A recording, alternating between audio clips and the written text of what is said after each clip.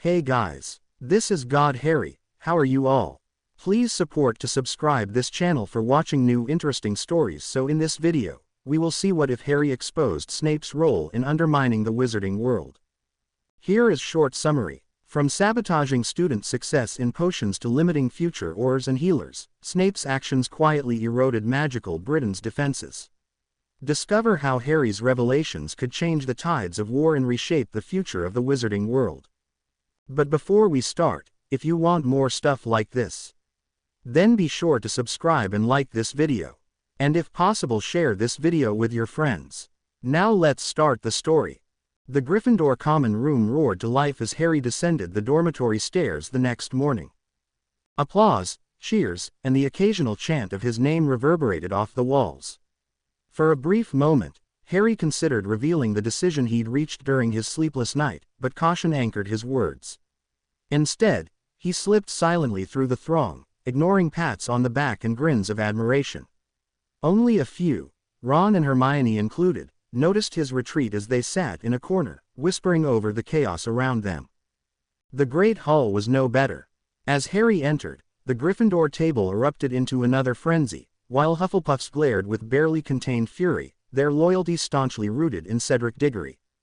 The Slytherins, never ones to miss an opportunity, peppered him with jeers and taunts. Harry straightened his shoulders, refusing to let their sneers cut him down.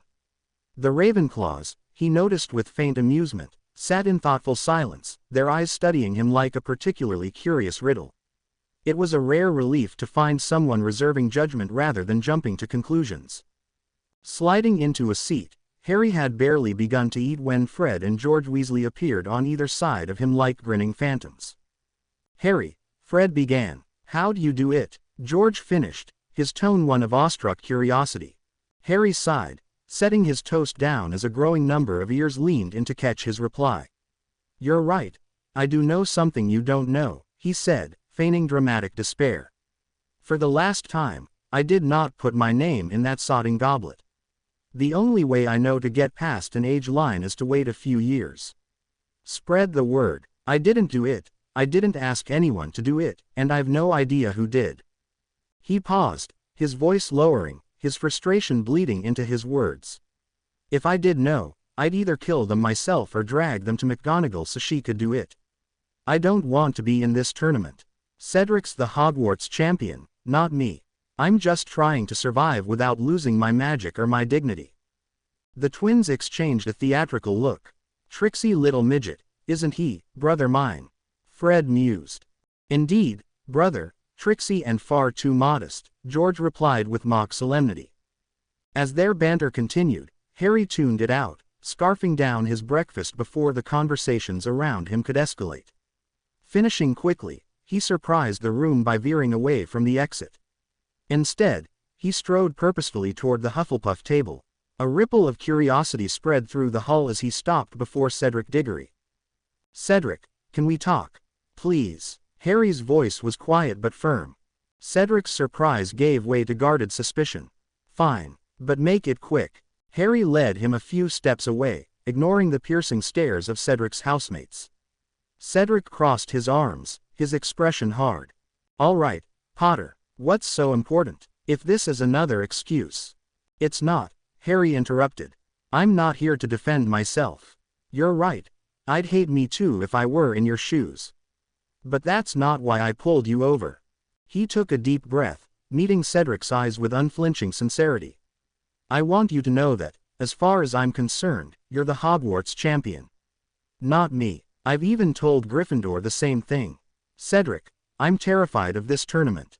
I'm a fourth year. I know some defensive spells, sure, but there's no way I can compete with you. So, I'm not going to." Cedric's eyes narrowed slightly, his posture softening as Harry continued. "I'll show up for the tasks because I don't have a choice, but I don't have to try. I'm not here to beat you, I just want to stay alive and keep what little dignity I've got left. That's it. That's all I want." Cedric studied him for a long moment.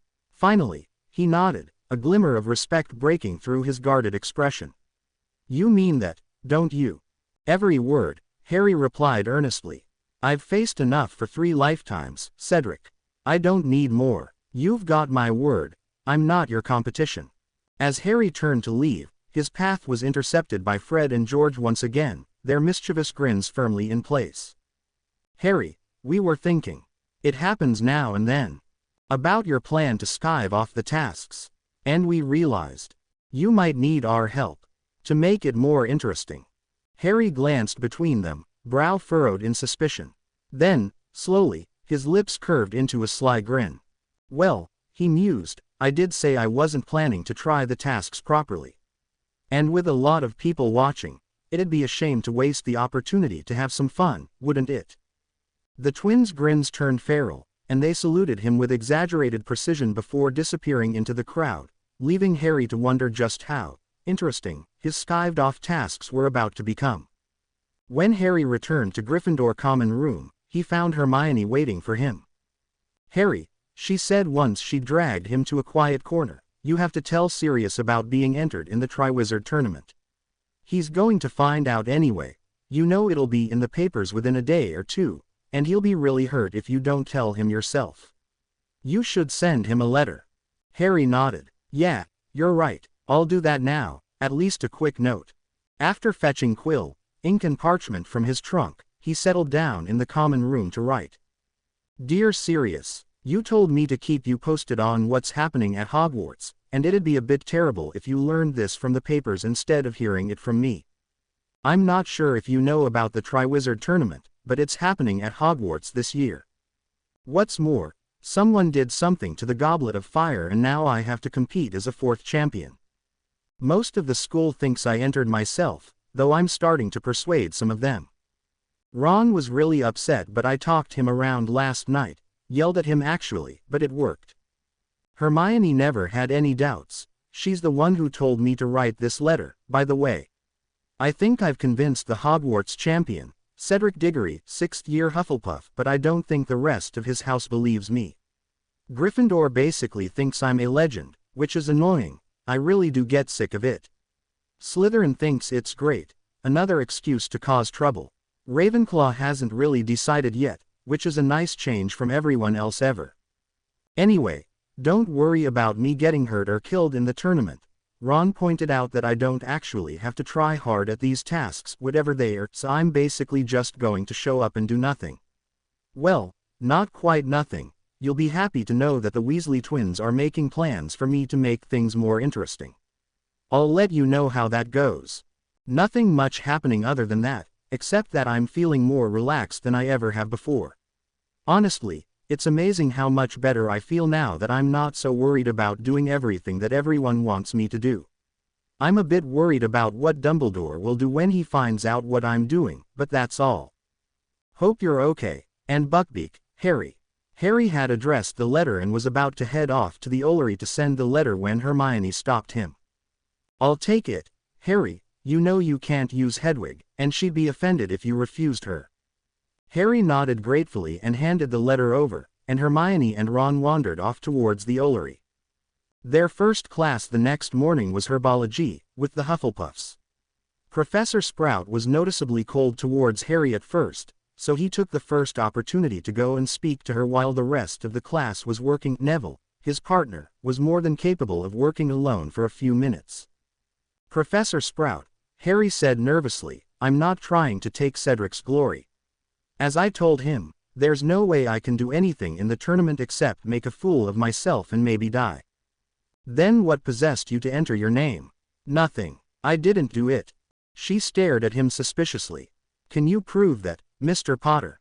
He shrugged helplessly. How? I've already told the Gryffindors that Cedric's the real Hogwarts champion, and I've already told Cedric that I'm not going to be taking the tasks seriously. Professor Sprout looked surprised. I'm considering making an announcement at dinner tonight. Could you arrange that, do you think? The Dumpy Witch positively beamed. Of course, Harry, of course. I'm sorry for doubting you. Their afternoon class was charms, and Harry found himself fascinated by the lesson. Now that he had stopped worrying so much about the expectations that people put on him, he was somehow more interested in what he was learning. He also found it easier now that other worries weren't getting in the way, and now that he was approaching it from interest rather than just because he had to. After all, As a Triwizard champion, he didn't have to take exams this year. If he wanted to, he could just stop showing up to classes. He wasn't in any hurry to test that, but it did help him to relax and, surprisingly, enjoy himself. At dinner, Harry ate quickly and quietly. Sure enough, Professor Sprout soon caught his eye and motioned him to come up to the head table. When he reached her, she cast Sonorous on herself and addressed the hall. "Excuse me, everyone. Harry Potter has something he wants to say to you all." She cast the same spell on Harry as he stepped forward, and he faced the students with a calmness that he hadn't expected. The murmuring around the hall ceased once more, and the full attention of the entire school was directed at the boy who lived. Harry smiled faintly. "All right, I'll keep this short. I didn't put my name in the goblet. I don't know who did. I didn't ask anyone else to put my name in for me. I didn't want to be in the tournament, and I still don't. Look, I shouldn't be in the tournament. Everyone here knows that, really. I'm only a fourth year, and there's no way I can seriously compete with the actual champions. Cedric is the real Hogwarts champion, and realistically the tournament will be between Cedric, Fleur and Victor, no matter what I do. So I'll show up to the events, because apparently I lose my magic if I don't, but there's no way I'm risking my life in a contest that I didn't enter and where I'm so far out of my depth." A stunned silence fell throughout the hall. Gryffindor as a whole was crestfallen and somewhat betrayed. Ravenclaw was surprised. Hufflepuff was astonished and tentatively grateful. Slytherin was just confused, as were Beauxbatons and Durmstrang. Harry walked quickly and quietly back to his friends and his dinner, ignoring everyone and everything else. The next morning, Harry was rather relieved when an overexcited Colin Creevey fetched him out of what was shaping up to be an exceptionally unpleasant potions class. Snape made a few vicious parting comments about Harry's celebrity status and personal worthlessness, but Harry found himself blessedly indifferent to the man. In the end, Snape's words just weren't worth much. Colin led Harry to a fairly small classroom, which had been rearranged to look sort of official. Ludo Bagman was sitting one of 5 chairs behind a row of tables at the front of the room, talking to an unfamiliar witch in magenta robes. Victor Crumb was standing moodily in a corner, not talking to anyone. Cedric and Fleur were chatting amiably. Harry noted that Fleur looked the happiest that he'd seen her so far. Bagman suddenly spotted Harry, and jumped up excitedly. "Ah, here he is. Champion number 4. In you come, Harry, in you come. Nothing to be afraid about, it's just a wand weighing ceremony. The rest of the judges will be here in a moment." "Wand weighing," said Harry uncertainly. "We have to check that your wands are fully functional. No problems, you know, as they're your most important tools in the tasks ahead," said Bagman. "The expert's upstairs with Dumbledore. They'll be down in a moment. And then there'll be a little photo shoot. This is Rita Skeeter," gesturing to the witch in the magenta robes, "and she'll be writing a small piece on the tournament for the Daily Prophet." "Maybe not that small, Ludo," said Rita Skeeter thoughtfully, giving Harry a frankly predatory stare. Harry suddenly felt uncomfortable, and studied her more closely. Her hair was set in elaborate and curiously rigid curls, contrasting oddly with her heavy-jawed face. She wore jeweled glasses. The fingers clutching her crocodile skin handbag ended in long crimson-painted nails. Harry decided rather abruptly that he really didn't like her. "I wonder if I could have a little word with Harry before we start," she said to Bagman, still staring at Harry. "The youngest champion, you know, to add a bit of color." "Certainly," cried Bagman. "That is, if Harry has no objection." Harry was already backing away from Rita's outstretched hand, his wand drawn and ready.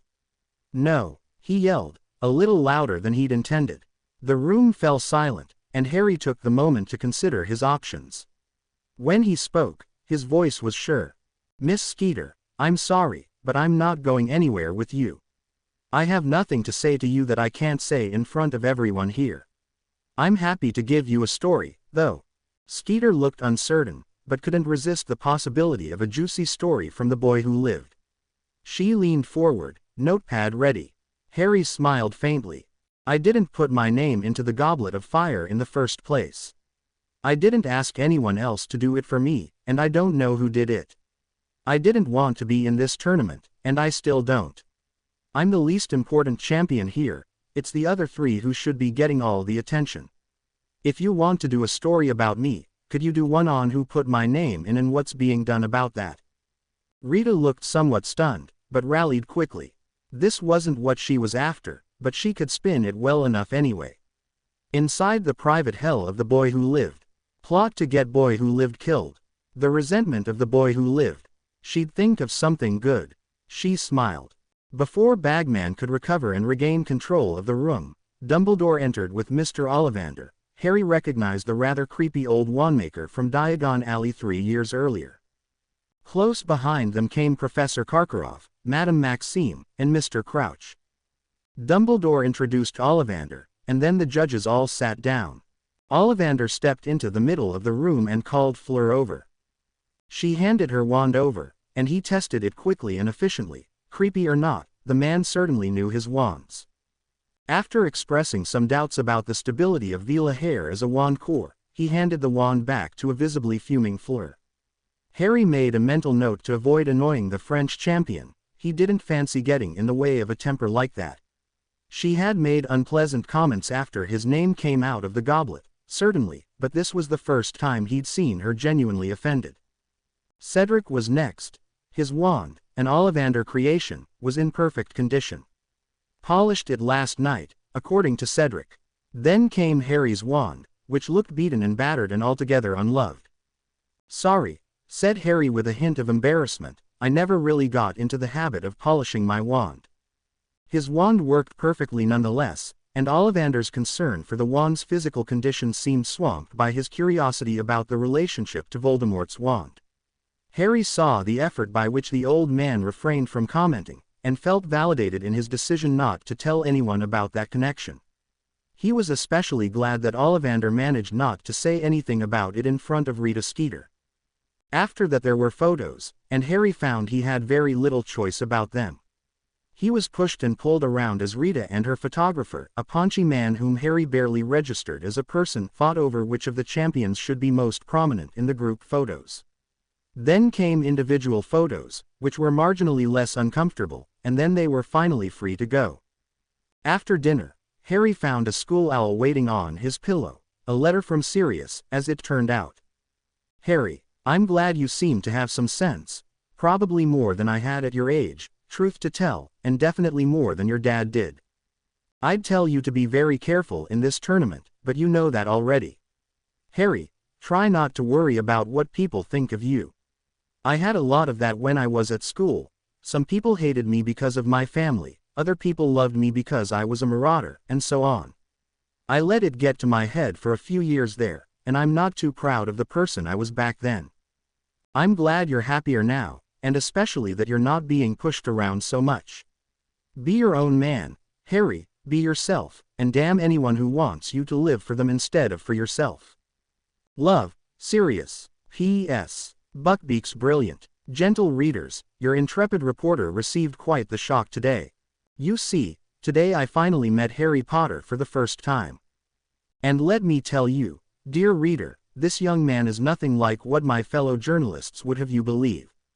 From scraps and fragments leaking out of Hogwarts, they have cobbled together an image of a vain, attention-seeking, foolhardy boy with the devil's own luck and precious little else to recommend him. From what I've seen today, however, nothing could be further from the truth. Today I saw an impressively mature young man doing his best to deflect attention towards his rivals in the Triwizard Tournament, even going so far as to declare himself the least important champion here. What's more, he steadfastly insisted that he had had no hand in entering his name for the competition in the first place. He maintains that he doesn't even want to be in the tournament, imagine that. Of course, in wanting to avoid the tournament he displays impeccable judgment in regard to his own safety. Remember that the Triwizard Tournament was suspended many years ago because it was too dangerous. Injuries are one thing, but too many students were dying. The revived Triwizard Tournament was supposed to be restricted to students who were of age, and for good reason, only they can realistically hope to stand up to the rigors of such a perilous competition. While it is true that Harry has survived some remarkably dangerous situations by means of exceptional bravery and a good deal of luck, his chances are worryingly slim in a competition designed to challenge exceptional students 3 years his senior. If we accept, as I do, that Harry Potter did not enter his name for the Triwizard Tournament, then we are left with some serious questions. Who did enter Harry's name, and how did they do it? More importantly, why did they do it? Such a move can hardly have been intended for Harry's benefit, even if his chances of winning the tournament weren't so slim. What possible use could he have for more fame or more money? I do most fervently hope that Albus Dumbledore sees this thoroughly investigated, especially in light of the scandals which have so dogged his tenure to date as headmaster of Hogwarts. I also hope that Harry Potter himself remains safe, and that his life is not actually endangered by this sheer lunacy by which he is forced to compete in a potentially deadly adult competition. I trust that my readers share this sentiment. Harry smiled as he finished reading Rita Skeeter's article, sitting between Ron and Hermione near one end of the Gryffindor table. He could have done without the extra dramatics in his life, but overall he could hardly have hoped for a more positive article. He still couldn't quite bring himself to like Skeeter, but he could no longer sustain his instinctive anger towards her. She had a job to do, that was all, and he was just thankful that it suited her purposes to cast him as a hero. He had seen the vitriol of the tabloids in the Muggle world, and knew enough to appreciate just how fortunate he was to be spared that. As Harry finished reading the article, Ron gave him a nervous look. "Harry," he said, looking almost sick, "I think I know what the first task is." "Do you want to know?" Harry goggled slightly at his friend, but nodded quickly enough. "Dragons," said Ron in a voice filled with horror. "I dunno what they'll make you do, but I'll bet there's dragons there. I saw my brother Charlie out on the grounds last night, and I followed him to see what he was doing here. I saw them, Harry, I saw them, bleedin' huge dragons, and vicious too. I don't know what you should do tomorrow, but I'd probably just show up and then nick off again." Harry was staring blankly into the distance, profoundly thankful that he wasn't actually trying to win this tournament or even really do anything much in it. Dragons were a long way beyond his skills, and he knew it. He shuddered briefly, but said nothing. Hermione opened her mouth angrily, and even raised a hand to gesture for emphasis, but then she seemed to be struck by a thought. Her mouth snapped shut, and she too stared into the distance. A few seconds later she leaned over and murmured something in Harry's ear. Harry grinned broadly and called Hermione a genius yet again, before leaning over to his other side and repeating Hermione's idea. Ron called Hermione mental yet again, but in a friendly way. Hermione didn't seem to mind. The next morning, Harry entered the champions' tent in excellent spirits. He greeted the other 3 champions warmly, and even Crumb managed a passably polite response. Fleur Delacour seemed to have decided that he, Harry, was an adorable little boy. Harry felt a flicker of annoyance at this, before realizing that he could have done far worse than that. And really, it was hardly unpleasant to be hugged and key-ed by Fleur Delacour. Cedric, naturally, was his usual friendly self, albeit rather nervous this morning. Harry had of course passed on the tip about dragons, so Cedric had some idea what he might be facing. Harry hadn't told Fleur or Victor, and was in fact feeling rather guilty now that he remembered that he had hoped to, but hadn't had a chance to tell either of them. Seeing that the 4 of them were alone in the tent, he tentatively asked, "So, do you guys have any idea what we're facing?" Crumb frowned and said nothing, but Fleur winced. "I eared EET was dragons. I eared wrong." Crumb nodded curtly. "Yeah, I heard dragons also. Good luck." Harry relaxed. "Oh good. I heard a rumor yesterday morning and I told Cedric, but I never got the chance to tell you too." Victor and Fleur looked surprised, especially Victor. "You've old help us." Harry nodded. "Of course, it's only fair. Even if I wanted to win this tournament myself, I wouldn't want to do it by cheating." Victor grunted, nodded, and walked away to another part of the tent. Fleur hugged Harry again, but said nothing. A few moments later, Ludo Bagman entered the tent carrying a sack. "In this sack are small models of what you'll be facing out there. Each of you will pull one out of the bag, and that will determine which one each of you will face. Each model has a number on it. Those will determine the order in which you compete. You will all have to stay here in the tent until it is your turn.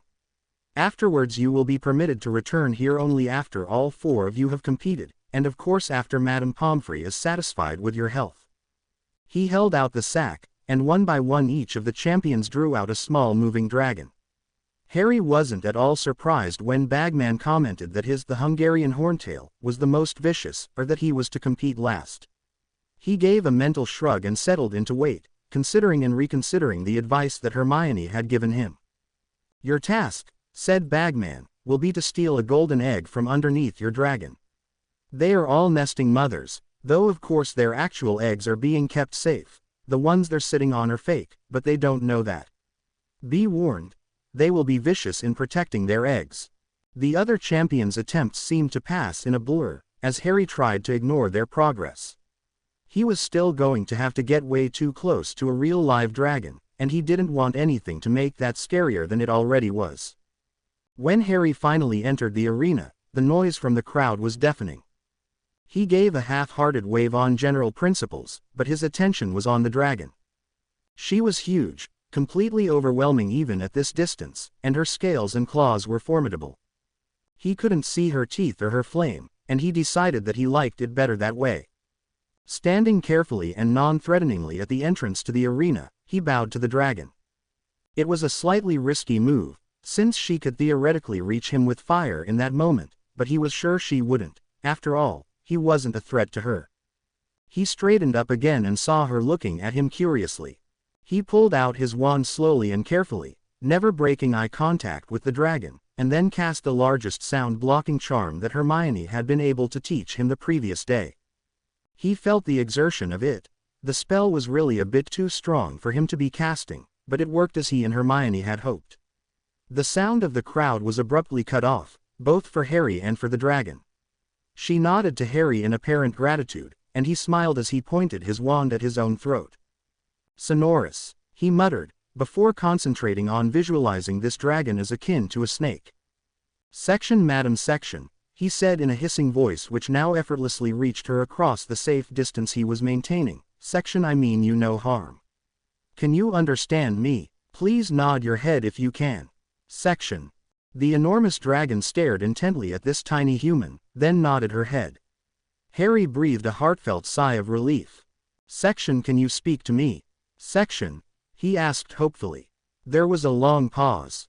The reply when it came was rumbling and guttural and quite strange to Harry's ears, but he found that by concentrating hard he could understand it perfectly. "Section, I speak. How speak you my tongue, tiny human? Section. Section, by rare human magic, Parseltongue. Section. Section, what will you from me? Section. Section, first, to talk. The other humans have taken your eggs. You sit now on magic tricks. Section." At this the Horntail mother craned her neck to more closely examine the eggs she was protecting, and Harry took the chance to look at the judges in the audience. The judges appeared to be having a disagreement among themselves, but the rest of the audience was watching intently. It occurred to Harry that, to those who couldn't hear anything of it, this conversation must have looked like a tense standoff. He smiled slightly. The dragon, meanwhile, had established that the eggs were fake. Not her eggs, not real eggs at all, and one was even made of gold. She raised her head and bellowed flames high into the sky. Harry waited patiently, wincing slightly at the loudness. Eventually the irate dragon looked back at him. "Section, who has done this?" "Why, Section," Harry shrugged apologetically. "Section, a contest among humans. I am part of it, but never chose to be. Even now I compete. I must steal that golden egg from you, so the other humans say. I am sorry, and will leave without the egg if you will it so. Section." She stared at him for several seconds, then without warning she curled an enormous claw around the golden egg and flicked it at him. Her aim was excellent and her strength immense. Only Harry's seeker reflexes saved him from being seriously injured. He threw his torso out of the way just in time, and grabbed the egg with both hands as it passed by a moment later. The force of its impact spun his entire body around, and he gasped at the pain in his hands. He held onto the egg, however, as he turned back to the dragon and bowed once more. "Section, thank you. Section." She inclined her head slightly. "Section, go, small human. I want my eggs. Section." Harry bowed once more, then cancelled the sound-blocking charm and walked briskly out of the arena. A moment later he remembered to cancel his sonorous, just as a thoroughly agitated Madame Pomfrey bustled up to him and began pulling him towards the medical tent. "Let me see your hands, Mr. Potter. I've never seen anyone catch anything so heavy at such a speed." Harry held up the golden egg and shrugged helplessly as he was pulled along. A moment later they were in the tent. However, Madame Pomfrey wasted no time in pushing Harry down onto a bed, and setting the egg on a nightstand next to his head. Before he knew what was happening, she was examining his hands. "I'm impressed, Mr. Potter. You've broken bones in both hands, and yet you held onto that egg." She cast several spells on each of Harry's hands, and he relaxed as the pain faded from them. She then cast spells on his wrists, frowned, and then cast another spell on each wrist. Harry hadn't even noticed the pain there, but he felt it disappear. He smiled. "You're lucky that egg didn't do a lot more damage, young man. Had it hit you in the head, you'd have been dead before I could reach you. Had it hit you anywhere on your trunk, you'd have had a nasty few days in my care. As it is, you're getting off very lightly. If the rest of my tests are negative, I'll be able to let you go straight away. But do try not to do such damn fool things in future, Mr. Potter. Fond of you as I may be, I'd prefer not to see you in my infirmary quite so frequently." Harry grinned as she cast more diagnostic charms on him. "Sorry, Madame Pomfrey." She sniffed. "I should think so, too." When Harry emerged from Madame Pomfrey's tent, he found a large crowd waiting for him, most of the audience from the stadium, in fact. The judges were first to approach him. "Mr. Potter," said Dumbledore, "would you mind telling us exactly what happened in that arena? We cannot fairly award you marks until we know what you did." Harry grinned. "Sorry about that, Headmaster. The crowd was so loud it was making my head hurt, and I thought it was probably upsetting the dragon too, so I had to block out the noise." "Yes, dear boy, but what did you do while we could not hear you?" "I explained things to her," said Harry, a hint of anger in his voice. "This task was cruel to the dragons. You should be ashamed of that, all of you. Anyway, she threw the golden egg at me once I told her I was supposed to steal it from her. Have you given her eggs back to her yet?" Dumbledore ignored the question. "How did you explain anything to it, Harry? You were quite a distance apart, and in any case I've never heard of a dragon understanding human speech." Harry sighed. "I have other options, Headmaster, and I know the sonorous charm." "Do you really want to discuss this here?" Dumbledore stopped short, and shook his head. "Perhaps you're right, Harry, we can discuss this later, in private." Harry shrugged. "Sure, whatever. Was there anything else you needed to know?" The ancient wizard paused. "What would you have done, had the dragon not given you the golden egg? What was your plan?" Harry very nearly laughed in the old man's face. "Then I would have walked away empty-handed, Headmaster. You forget, I never chose to compete. Why on earth would I risk my life fighting a dragon who's done me no harm, just for a competition that I never wanted any part in anyway? Honestly, I'm not that stupid." Dumbledore flinched, but recovered quickly. "Very well, let us award the points, based on that version of events." He raised his wand and his voice. "Harry Potter, you retrieved your egg in a time of less than 4 minutes, easily the fastest time of any champion today. Your use of magic was slight but effective. Your diplomacy, a skill entirely unexpected in this task, was remarkable. You demonstrated exceptional reflexes and coordination in catching the egg when it was thrown at you, and left the arena without major injury. Your performance was in no way what we expected, but it was flawless nonetheless. I award you the maximum score of 10. Harry raised an eyebrow, but didn't say anything. Madame Maxime silently raised her wand and produced a 9. Mr. Crouch did likewise. Ludo Bagman grinned broadly as he gave Harry a perfect 10. Excellent work, Harry, brilliant stuff. Everyone turned to stare at Igor Karkaroff, who stood defiantly with his wand hanging loosely by his side. When he finally spoke, his voice was pure contempt. "The boy is a cheat," he declared, before conjuring a giant number 0 and striding away. Gentle reader, today I watched the first task of the Triwizard Tournament. For reasons not entirely clear to your humble correspondent, Albus Dumbledore and the Ministry of Magic chose to pit the young champions against full-grown dragons in front of a large audience. And not just any old dragons either, but nesting mothers. Each champion was ordered to steal a golden egg from his or her dragon. One can only give thanks that no one was grievously injured, and hope most fervently that Dumbledore and his pet ministry are held to account for this flagrant disregard towards the lives of our young heroes. Someone could very well have died today, and nothing to prevent it. The other 3 champions acquitted themselves well enough, fetching their eggs without particularly serious injury, but the story of the day was definitely Harry Potter. No one, myself included, is quite sure even now just what that young man did when faced with an angry Hungarian horntail. We know that he cast something like a quieting charm, though if it was the standard charm then our most famous teenager is a great deal more powerful than anyone has realized. Once that charm was cast, none of us in the audience heard anything of what happened within its boundaries.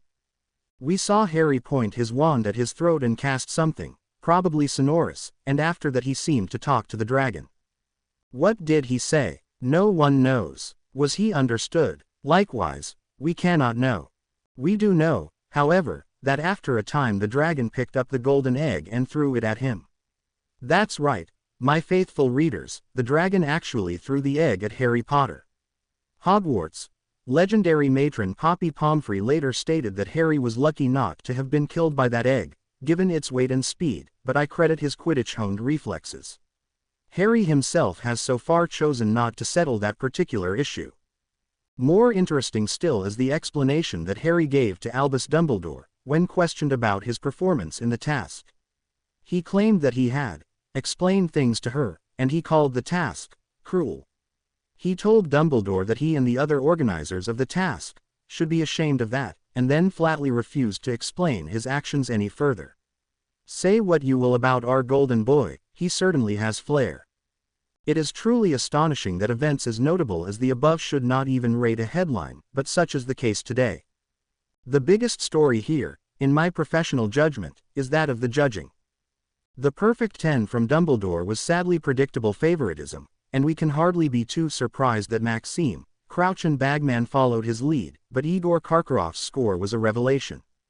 Igor Karkaroff, whom you may recall as a Death Eater who escaped justice only because he named enough names to keep the Ministry happy, gave Harry a score of 0. That's right, 0. None. Not one. This despite the undisputed fact that Harry had retrieved his egg far sooner than any of the other champions, and clearly used magic well beyond a normal 4th year in so doing. Harry was also the only champion to escape without injury, and the only champion to leave all other eggs undamaged. By any reasonable standard he should have received the highest score. One might even wink at those perfect 10s from Dumbledore and Bagman, and yet Igor Karkaroff chose to award a score of 0. One is forced to wonder just how much hatred Karkaroff still holds for the destroyer of his lord, he who must not be named, and even whether the Ministry should consider revisiting his case while he is so conveniently available to assist them with their inquiries. When asked to justify his score, Karkaroff's reply was pure contempt. The boy is a cheat. Really, Karkaroff, really, I suspect that the witches and wizards of Britain might not agree. Just outside Little Hangleton, an utterly nondescript man appeared with a quiet pop.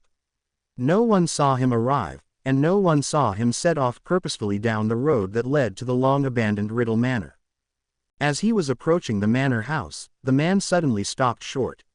He smiled broadly, then stepped back a pace and waited patiently.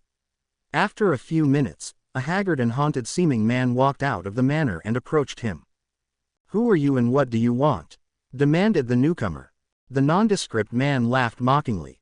"You never were the sharpest, were you, Pettigrew? Invite me inside the wards, and tell our master that his most faithful servant is here." The haggard one, who was indeed Pettigrew, flinched at this and cowered away from the man before him. Then he gestured curtly, and the visitor stepped through the invisible barrier.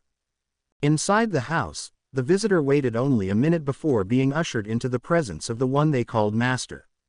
A thin and high-pitched voice issued forth from a crib in the center of the room. "Ah, Crouch, my most faithful servant. What news do you bring?" The visitor, Crouch, prostrated himself on the floor before this crib. "My lord, Potter still refuses to compete properly, but after the first task he is winning despite Karkaroff giving him no points. The boy may even win the second task, My lord, but he will not reach the center of that maze in the third task. I'm sure of this. Then what do you suggest, Bartimaeus? I know you would never come before me without a solution. Crouch smiled up at his lord. The key is the portkey. Master, that is the means by which we defeat the wards of Hogwarts, both to remove Potter from Hogwarts and to gain entry for ourselves. Hidden still in the depths of the crib, Voldemort made an impatient noise. Crouch hurried on. Once I have the portkey, we have no real need of the tournament. I simply get Potter alone, and stun him and send him to the graveyard. If Wormtail can manage a simple ward on the graveyard, then you can both be there only seconds after the boy arrives. He will be unconscious but unharmed, ready for the ritual. You have done well, Bartimaeus. We will follow this new plan. Go now, and I will see you when I return to Hogwarts in glory. Crouch stood and bowed, and then left quietly.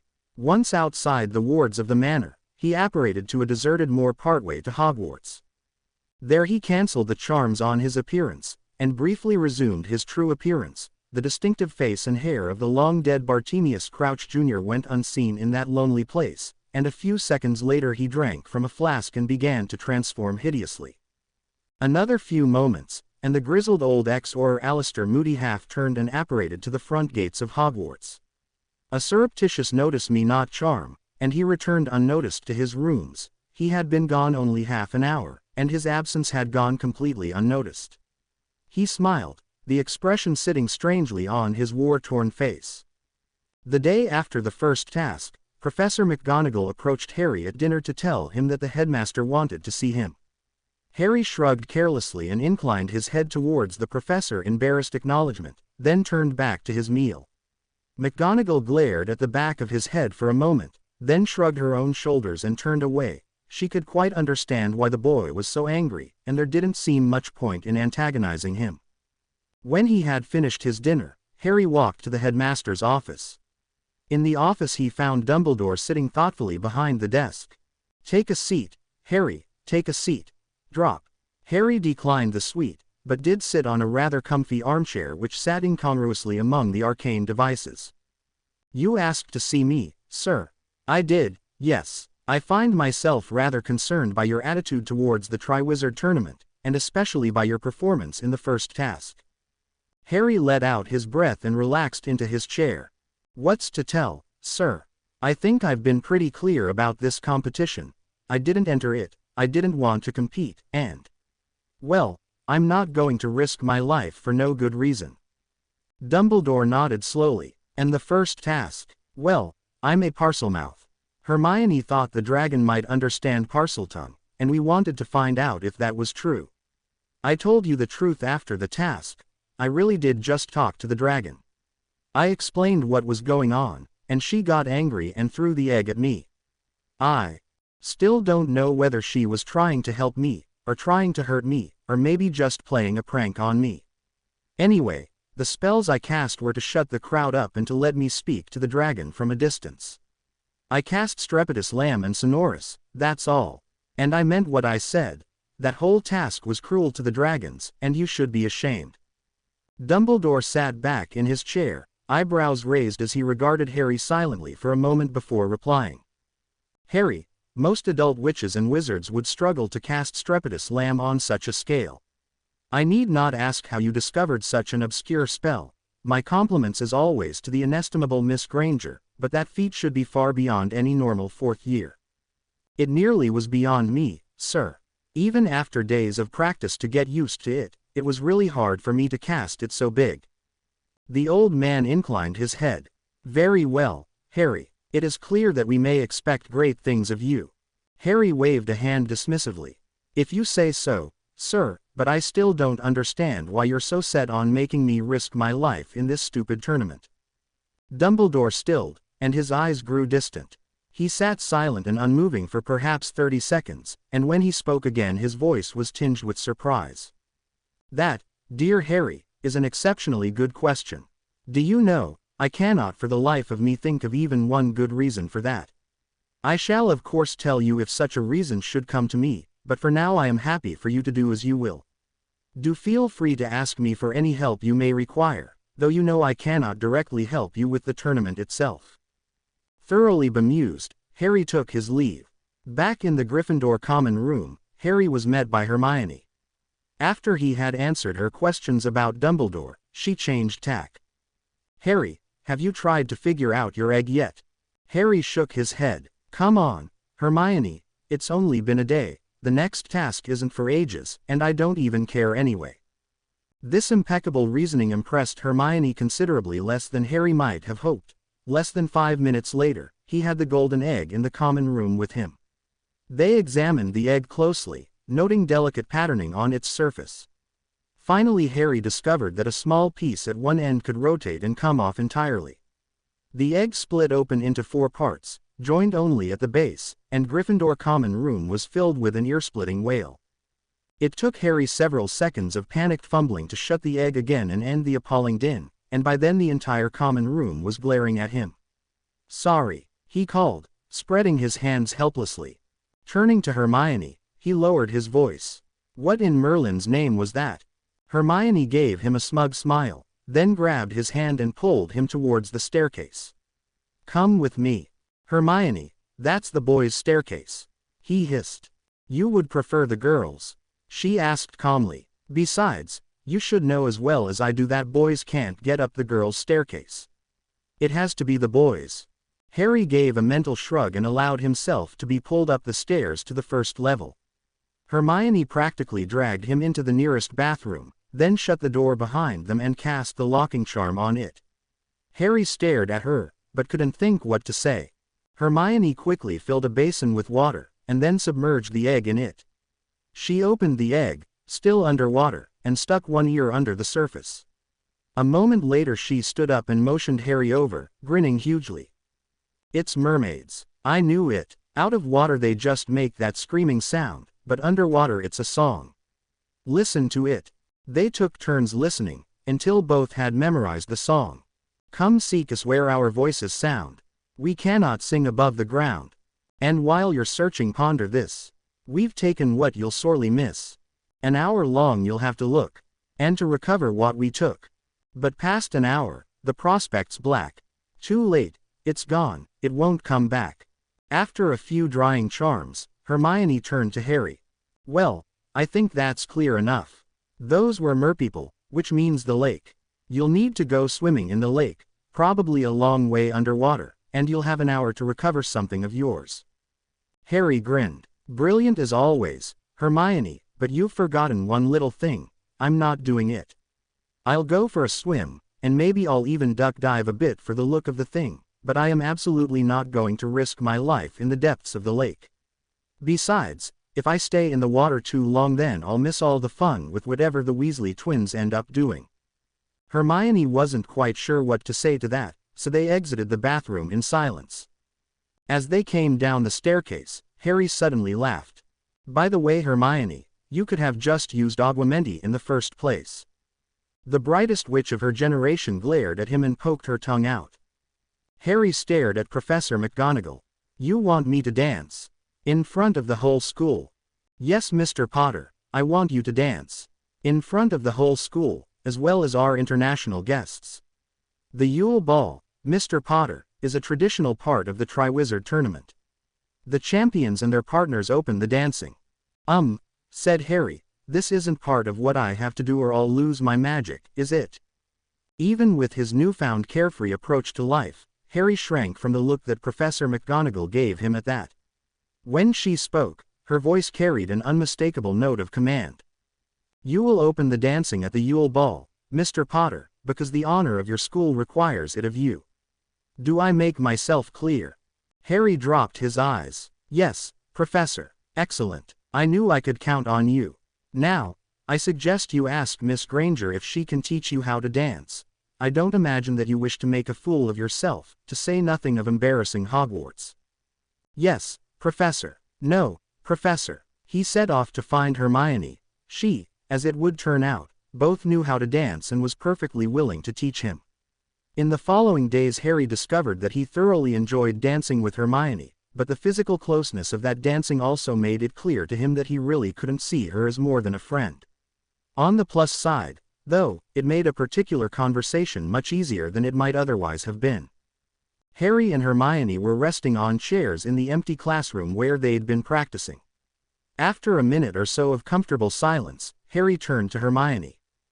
Hermione, will you go to the ball with me? As friends, I mean. I think I'd really enjoy spending the evening with you. Hermione stood up, walked across the short distance and hugged Harry solemnly. Thank you, Harry, I appreciate the offer. I would have loved to go with you as a friend, but I already have a date. Harry stared. You do? Hermione, it was only announced a few days ago. Who are you going with? She smiled smugly. It's a secret. You'll find out on Christmas Eve, same as everyone else. She stuck by that, and Harry soon gave up on trying to talk her into telling him. He knew how stubborn she could be. Harry's realization about Hermione and romance, which he was probably wise to have not mentioned outright to Hermione herself, suddenly became very relevant the next evening when Ron cornered him in their dorm. Harry, he said nervously, what do you think about Hermione? Harry stared blankly at him for a moment, then shrugged. Loyal, scary smart. Why do you ask? Ron stared at his shoes for quite a while, then in a quiet voice, do you think she's pretty? Harry shrugged again. Well, yes, of course she's pretty, anyone with eyes can see that. But I don't like her that way, if that's what you mean. Oh, good, that's good. Harry let the silence hold, and eventually Ron found his voice again. Do you think she'd go to the Yule Ball with me, if I asked her? Doubt it, mate, she's already got a date. What, really? Who? No idea. She wouldn't tell me. Hang on a sec, how do you even know she's got a date? I asked her. I asked her to go to the ball with me. Ron stared at Harry, ears rapidly turning red. You what? I asked her to go to the ball with me. As friends. She turned me down, because she already had a date for the ball. Ron sputtered incoherently for a few seconds, but eventually figured out that Harry hadn't actually done anything wrong or even worrying. So, any idea who you're going to take? Boy who lived and all, there must be loads of girls lining up to go with you. Harry laughed. Can't quite see a line forming anywhere near me. Do you see one? Ron rolled his eyes. Only every second girl I see, mate. Just ask one soon, or they'll all have dates already. Other than that, I reckon just about anyone would say yes to you. Wish I could say the same for me. Harry looked thoughtful, but after a few seconds he regathered his wits with a visible effort. All right, I'll ask someone tomorrow. What about you, Ron? Anyone you fancy? Ron looked awkward. Not really, no, none of the girls in our year seem to like the stuff I like. I mean honestly, Lavender and Parvati bloody terrify me. With them it's all boys and fashion, and what would I know about that? Harry suppressed a grin. All right, so forget Parvati and Lavender. What about Faye? Ron looked blank. Faye? Who's Faye? Harry grinned broadly. The quiet Quidditch nut in their dorm, that's who. Long moments ticked by, as Ron stared at Harry in disbelief. Finally he collected himself, at least a bit. Seriously, there's been a Quidditch mad girl in our year all along, even in Gryffindor, and I never knew. Harry nodded. Yep, you should listen to Hermione more often. The stunned look on Ron's face gradually faded into an expression of definite purpose. I'll ask her, then. Good plan. Good night, Ron. The next morning at breakfast, Ron dragged Harry to 2 seats some distance along the Gryffindor table from where they normally sat. They sat down opposite a brown-haired girl whom Harry vaguely recognized as Faye. He also hadn't had anything to do with her himself, up until now. Almost the moment they sat down, Ron made a determined, if slightly clumsy, effort to start a conversation. Hi, I'm Ron Weasley. You're Faye, yeah. The brown-haired girl nodded and smiled shyly. Faye Dunbar, yes, hello. Ron seemed slightly stuck at that point, and Harry decided it was better to stay out of this conversation. Faye, for her part, seemed to be just as nervous as Ron. Harry, the only person who was truly free to observe all this, rather liked that. Eventually, Ron found his voice again. So, Harry tells me you like Quidditch. Can't believe it. Honestly, 3 years here, and I never even met you. Faye blushed and looked down at her plate. I do like Quidditch, yes. I just don't really talk very much about it, at least outside the dorm. Ron, as he was prone to doing sometimes, responded to this with a fairly rude challenge to her love and knowledge of the game. Somewhat to his surprise, she answered him instantly and correctly. The rudeness may or may not have helped. Either way, she suddenly appeared confident and competent and fiercely alive. Ron was initially taken aback by this, but a moment later his confusion was swept away by his love of Quidditch. He fired back at her, and a moment later they were arguing fiercely and amicably like old friends. Harry, Hogwarts Star Seeker for 2 years now, was rapidly left behind. Not that he was part of the conversation to begin with, of course, but now it very rapidly moved beyond his ability even to understand it. He smiled to himself and ate his breakfast in silence, thinking instead about who he should ask now that Ron was sorted. The problem was, Harry really didn't know many girls. He'd have liked to ask Cho Chang, but she seemed remarkably friendly with Cedric Diggory lately, and he rather suspected that the two of them were already an item. He would have enjoyed going as friends with Hermione, but she had her mysterious escort already. And that, unfortunately, was really the extent of the girls in Harry's social ambit. There were the girls on the Gryffindor Quidditch team, of course, and they were all pretty enough, but they felt more like sisters to him and yet he didn't feel comfortable asking them as friends. As Harry sat there thinking, a voice brought him back to reality. "So, Ari, Avenue, you worked out the egg yet?" He turned and grinned at Fleur. "Yep. Avenue. Vraiment." Her eyes were wide, and she didn't seem to notice that she'd spoken in French. He nodded. "Hermione was on at me to work on it straight away, and then she basically figured it out for me anyway. No idea what I'd do without her, honestly." Fleur smiled indulgently. "Is she to be your date to Z's ball, Zen?" "We're just friends, if that's what you mean. I did ask her, though, but she turned me down. Apparently she's already got a date, though she won't tell me who." Fleur's face shone with suppressed mirth. "Ooh, will you take Zen, Ari?" On the spur of the moment, and from a fairly definite feeling that he was being mocked, Harry twisted around to face her fully. "Why, are you still looking?" She laughed softly. "I do not look, Ari, I am looked at. Looked for." The grin dropped from Harry's face. "I forget sometimes, that you get that almost the same as I do. Maybe I should be glad I don't have girls chasing me." Fleur made a noise of vague agreement. After a pause, Harry went on. "Seriously though, will you go to the ball with me? I promise I won't be drooling all over you. You know your allure doesn't really work on me, and I understand better than anyone what it's like to have people gawking at you all the time." She stared at him intently for a moment, then nodded decisively. "Bien, I will go to the ball with you, Harry Potter. I hope you can dance." He assured her that he could, again thanks to Hermione, and Fleur took her leave. She kissed his cheek as she left, and laughed to see him blush. On the evening of the Yule Ball, a somewhat nervous but very nicely scrubbed up Harry Potter slipped quietly out of the castle and made his way to the Beauxbatons' carriage. By some minor miracle no one had noticed him asking Fleur to the ball, and the matter was still a mystery to everyone. Harry hadn't told Hermione because she hadn't told him who her date was, even she agreed that that was fair. He hadn't told Ron because he was worried, and not without cause, that Ron would be jealous.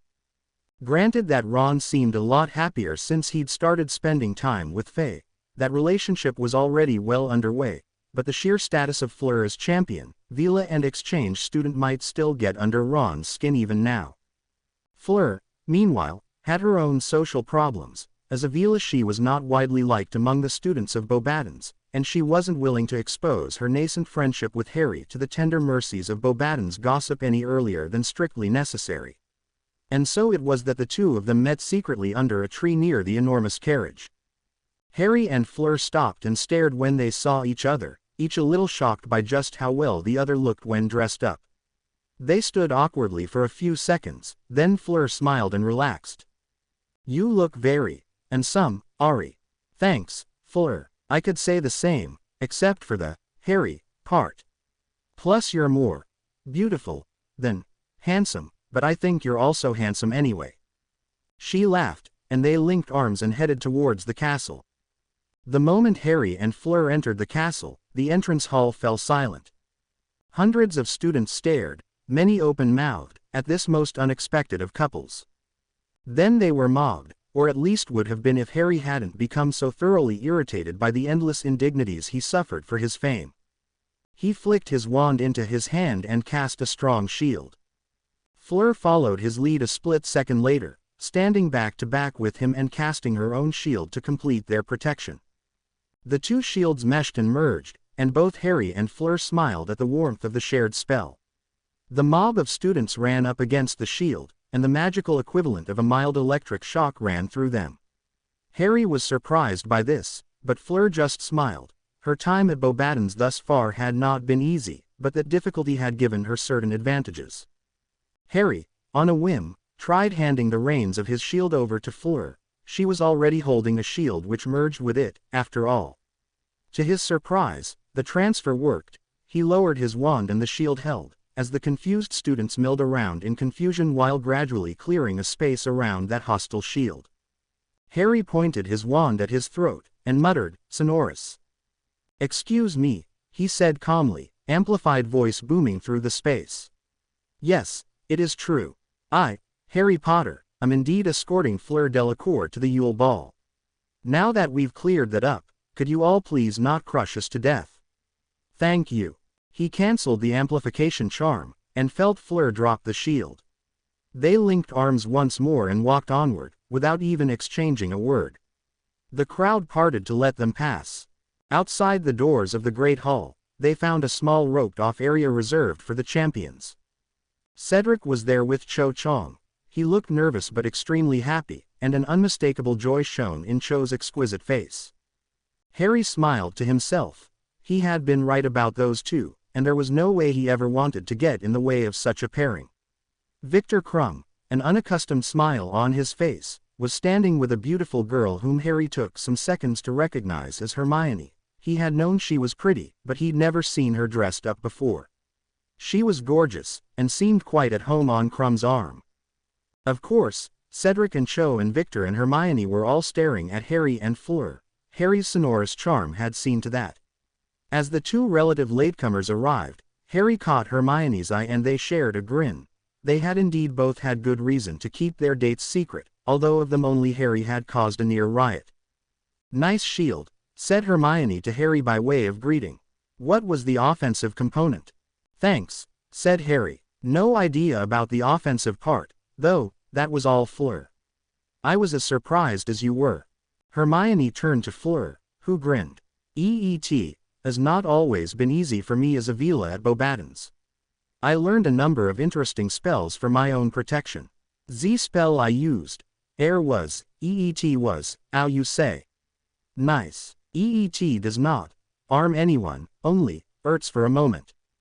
Hermione nodded. "That seems reasonable. Then, from here it looked like they were about to mob you, so I suppose it was self-defense." "Oui, c'est ça, self-defense, as you say. I was just glad Ari stood by me."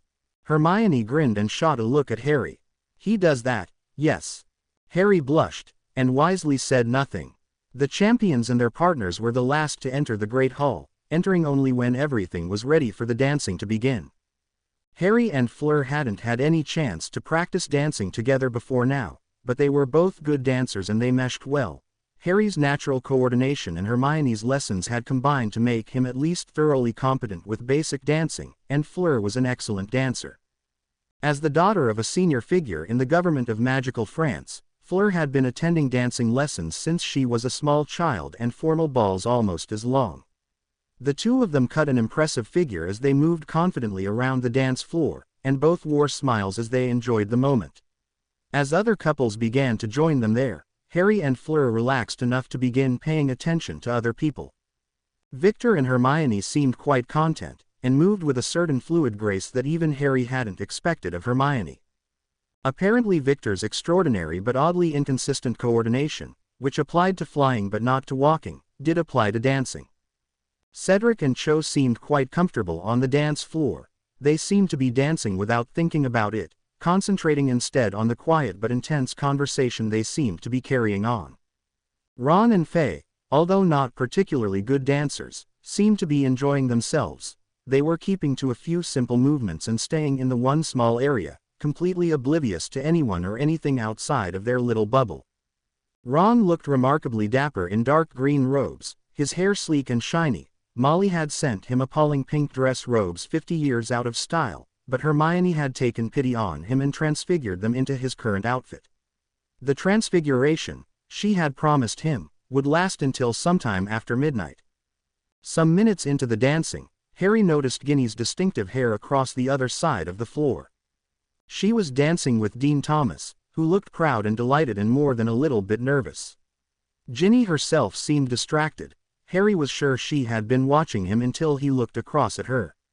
Oh, well, she'd get over her crush eventually, and meanwhile he was happy with Fleur even if he was starting to doubt his resistance to the allure.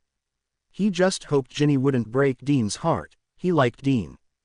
The Weasley twins meanwhile, dressed alike in gaudy pink Muggle-style suits, seemed to be doing some complicated four-way dance with Alicia and Angelina.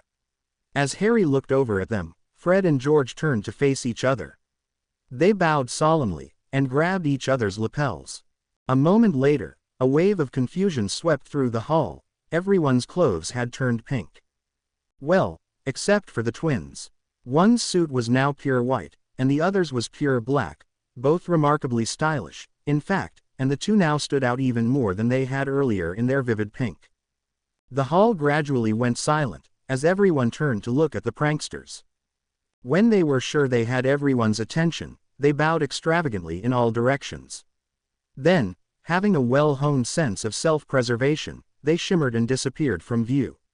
After an uncertain pause, the hall erupted into applause, which in turn cut off rather suddenly when everyone's clothes reverted to their original colors. The transition was quite sharp, presumably as the still invisible twins crossed the threshold of the Great Hall to make good their escape. Some hours later, Harry and Fleur finally left the dance floor and headed outside for some fresh air. They were both quite physically fit, but even they had only limited stamina. As they neared the enormous front door of the castle, Fleur murmured something as she pointed her wand at their joined hands. An odd feeling spread rapidly from Harry's hand through his entire body. It wasn't exactly unpleasant, but it wasn't really pleasant either. "What was that?" he asked. Fleur grinned. "You call EET. Notice me not." "We call EET," remarked Pa. "You and I, we attract far too much attention. Better Z's way, non." Harry felt a jolt of excitement at knowing they had a degree of privacy now, but squashed the feeling ruthlessly. Whatever some parts of him might want, his growing friendship with Fleur really wasn't like that, and he wasn't stupid enough to waste that warmth by becoming yet another drooling annoyance in her life. He knew how fortunate he was to have such a friendship, and was bright enough to appreciate simply walking hand in hand with her. "Ari," she said after a while, "Avenue, you really understood the egg. You were not teasing me." "I wouldn't do that," he said. "I wouldn't do that to Crumb, let alone to you." She squeezed his hand affectionately. "You know, I believe you." "Thank you."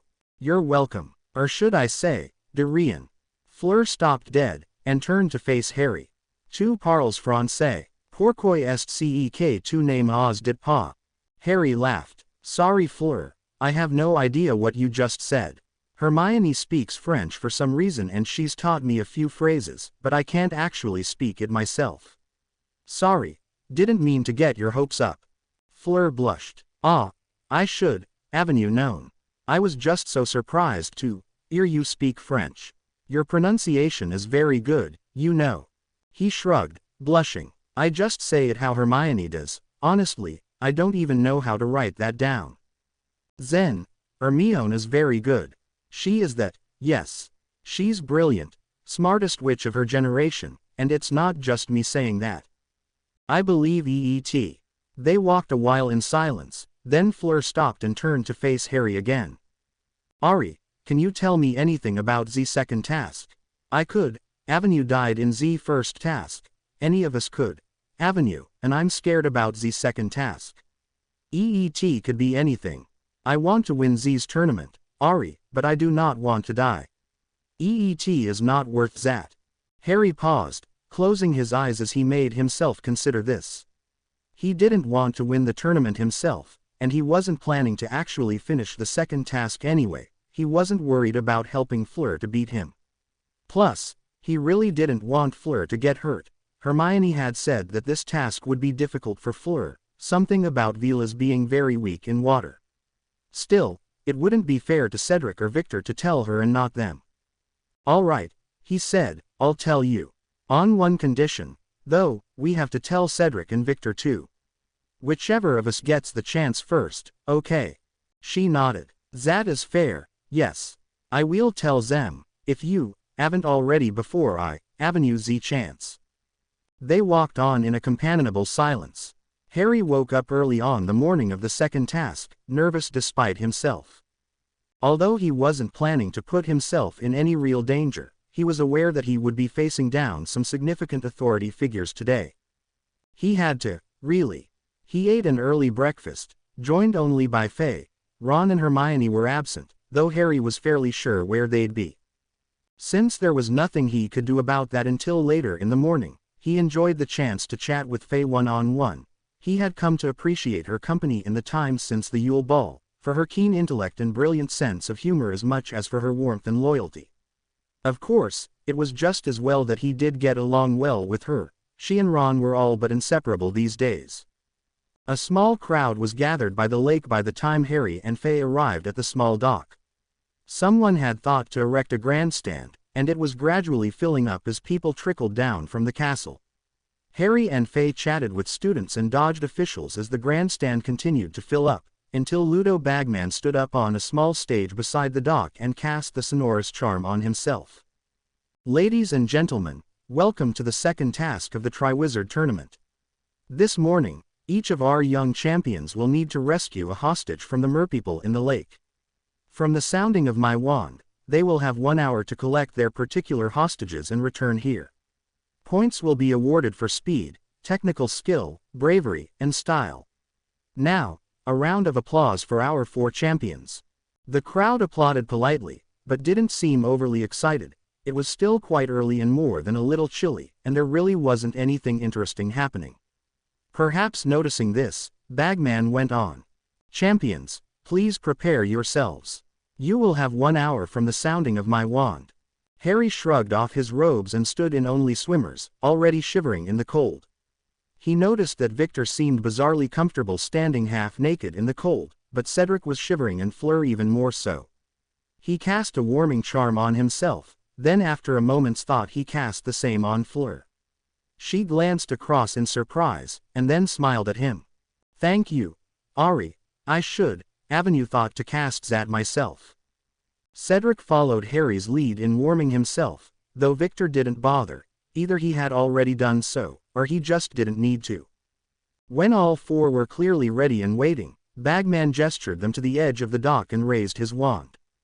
3, 2, 1, he said, quietly but clearly, before flicking his wand to produce a sound like the cracking of an enormous whip. The champions all dived into the water, and he turned back towards the crowd. He paused awkwardly before casting the sonorous once more. "They are underway, ladies and gentlemen.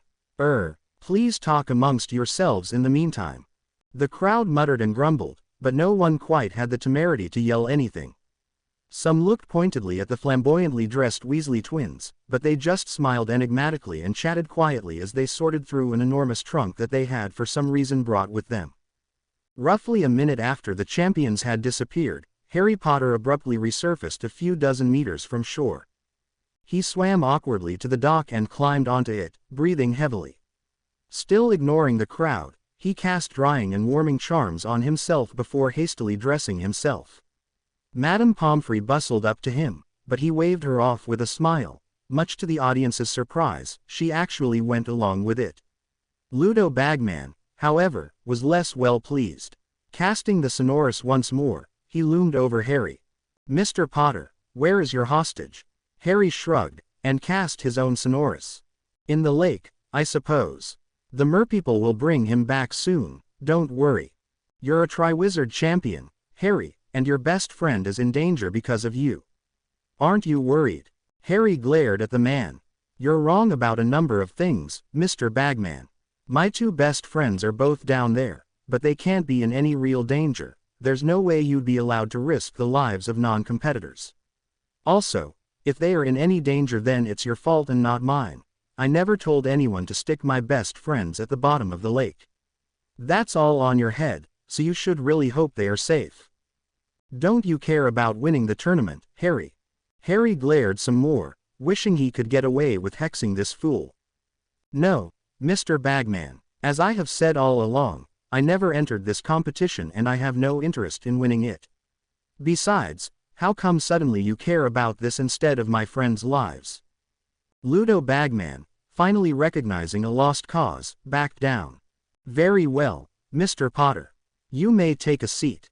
Harry grinned and walked a few paces towards the crowd, away from Bagman. Ladies and gentlemen, this is a pretty boring task for you. My fellow champions may well be doing brave and heroic and probably stupid things down there, but you can't see any of that. So, to entertain you for the next hour or so, I'd like to introduce my friends the Weasley twins. Say what you will of them, but no one has ever called them boring. He cancelled the charm, and stepped aside as the Weasley twins appeared seemingly from nowhere and took the stage. Bagman seemed keen to challenge them, but one of the twins silenced him by gesturing with an upturned palm. Harry wondered briefly about that, but decided it wasn't his problem. Now unimpeded, the twins opened their enormous trunk and began their spiel. About 10 minutes later, a head broke the surface of the lake some distance from shore. Harry, who had been dividing his attention between the lake and the twins, was the first to notice. Bracing himself, he consciously drew up his magic and poured it all into his spell. Accio Fleur. Fleur sped through the water towards the dock, making a noticeable bow wave. Harry hadn't realized just how powerful he was, especially when a friend was in danger. He held the spell as she drew closer, and then reached out his other hand and pulled her up onto the dock. Focused as he was on Fleur, he barely noticed George Weasley standing behind him and casting a quiet levitation charm in support. Fleur, dripping wet and shivering violently, leaned heavily on Harry. He cast warming and drying charms on her, and then looked away from her and saw the small crowd of officials approaching them. Right, he said grimly. Madame Pomfrey, I'm coming with Fleur. I'll turn away if you need to undress her or anything, but other than that I'm not letting her out of my sight. The rest of you, get out of the way. You did this, so you can bloody well wait until she's okay again before you start questioning her. The rest of the officials gave way before the combined furies of Harry Potter and Madame Pomfrey, and seconds later the odd pair helped Fleur into a chair in the medical tent. Harry sat beside her, and she leaned her head on his shoulder. Madame Pomfrey began casting spells, muttering under her breath as she did so. Harry wasn't quite sure how much of that was medical information and how much was cursing the tournament organizers, but he definitely heard fragments of both. Finally she lowered her wand and turned to Harry. She should be fine now, but it's lucky she reached me when she did. Her lungs were half full of water, and she's plain exhausted besides. Your drying and warming charms were an excellent idea, but she'd still have been dead in a matter of minutes. Albus will certainly be hearing from me, of all the irresponsible things. Harry nodded. Thank you, Madame Pomfrey. Les Grindylows, said Fleur in a voice of dull horror. Je ne pouvais pas, Gabby. Harry put an arm around her shoulders, and spoke as confidently as he could. Fleur, the hostages will all be all right. Apparently something in his tone reached her, and he felt her relax against him. They sat in silence, and eventually Harry realized that Fleur had fallen asleep on his shoulder. He closed his own eyes and rested, although not precisely sleeping. Harry, who was in fact dozing by now, was roused by Madame Pomfrey bringing Victor and Hermione into the tent. Victor seemed fine, and was worried only about Hermione. Hermione, for her part, was blue with cold and shivering violently. Harry reflexively cast a warming charm on her, and she relaxed even as Madame Pomfrey turned on him. You're concerned as you credit, Mr. Potter, but Miss Granger is under my care. Kindly do not interfere with my patients. Harry nodded silently, and watched Madame Pomfrey cast a drying charm on Hermione before laying her down on a bed and casting charm after charm on her.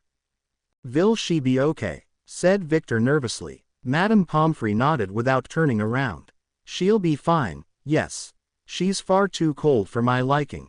Apparently that stasis didn't preserve body temperature, but other than that there's nothing wrong with her. I'm more worried about you, Mr. Crumb, and don't think you're getting out of this tent until I'm satisfied with your health." Victor shrugged phlegmatically, and didn't bother to reply. Turning to look at his surroundings for the first time, he noticed Harry and Fleur. The latter was still sound asleep. "What happened?" he asked. Harry smiled grimly. "I came out after about a minute. I wasn't about to risk my life for this stupid contest." Fleur surfaced about 10 minutes later, a long way from shore and pretty much done in. "I summoned her and got her out of the water, and then Madame Pomfrey took over. Apparently her lungs were full of water and she'd have been dead in a few more minutes." Victor shook his head in disgust. "Wonsen. Insane. Crazy." Harry nodded emphatically, and they both turned their attention back towards Hermione and Madame Pomfrey. When Professor McGonagall brought a cold and shivering Cedric Diggory and Cho Chang into the tent, Harry gently disentangled himself from Fleur. She woke up, so he took her hand and she followed him out of the tent. "Headmaster," said Harry loudly, "where are the other hostages?" Albus Dumbledore, who had been conferring with the other judges, turned to face Harry and smiled indulgently. "They are perfectly safe, Mr. Potter." Harry shook his head. "Not good enough. You let Hermione's body get really cold in there, and Cho looked about the same to me. I want Ron and Gabby out of there, now." The old man looked thoughtful. "Lowered body temperature, you say? That's surprising." Harry cut him off. "Surprising or not, you need to get them out right now."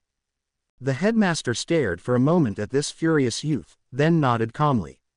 "Very well, Mr. Potter." He strode to the lake shore next to the dock, and lay down on a clear patch of grass before sticking his head into the water. After a few minutes he withdrew his head and stood up, almost absently casting charms to dry himself as he turned to Harry. "The merpeople will bring the remaining hostages to the surface shortly." Harry nodded. "Thank you. I'll have more to say about this once I'm sure they're okay." Ron and Fleur's sister Gabrielle as it turned out, reached the surface only a few minutes later, carried by a group of burly mermen. Harry immediately took charge of Ron, and a much-recovered Fleur took charge of her sister. Both of the champions quickly cast drying and warming charms before leading their charges to Madame Pomfrey's tent. Madame Pomfrey herself, although predictably furious about the dangers and so on, quickly declared the remaining hostages healthy. They were still a bit cold despite the warming charms, but she solved that by casting another such charm on each before releasing them.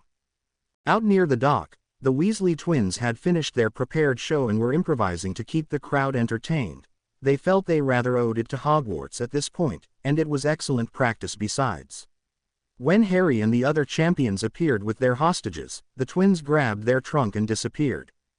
"Ladies and gentlemen," said Dumbledore, "the second task of the Triwizard Tournament is at an end. It remains only for us to announce the scores for our champions' performances. The other judges and I have conferred, and have decided as follows. Miss Fleur Delacour made excellent use of a bubblehead charm, but was attacked by Grindylows and forced to turn back. She did not retrieve her hostage. We award her 25 points, for a total of 58 points so far. Mr. Victor Crumb displayed ingenuity in his use of a partial transfiguration, and was the first champion to return with a hostage. We award him 47 points, for a total of 84 points. Mr. Cedric Diggory, much like Miss Delacour, made skillful use of the bubblehead charm. He avoided the Grindylows, however, and was successful in retrieving his hostage.